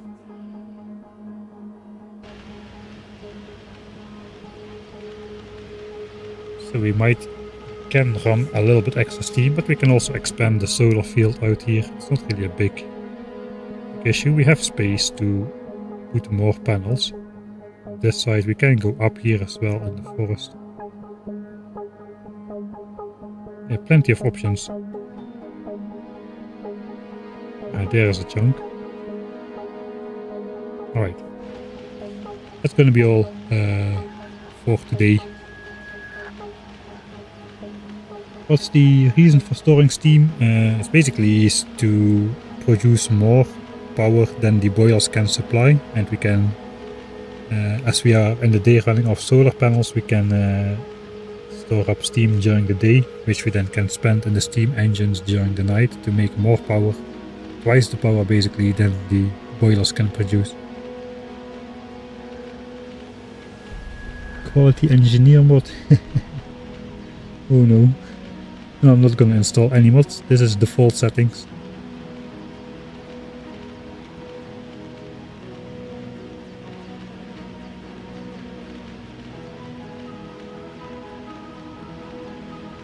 I'm not checking the amount of steam stockpiled. We can take a look. We cannot because I missed the radar there. There's a zap over there.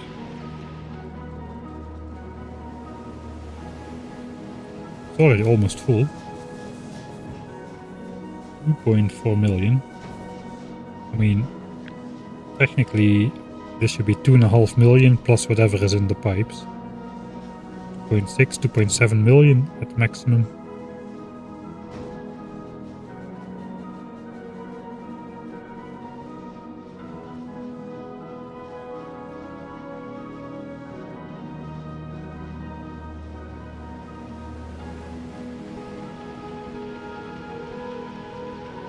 Alright. That's really gonna be it. So thanks everybody for watching. Hope you had a good time. And I'll be streaming again probably on Sunday, maybe tomorrow, but I'm not sure. Kind of depends a bit. I'll post it on the Discord and I'll plan it on YouTube a couple hours before again as per usual. Yeah, that's all. Thanks for watching. And I hope I will see you all next time.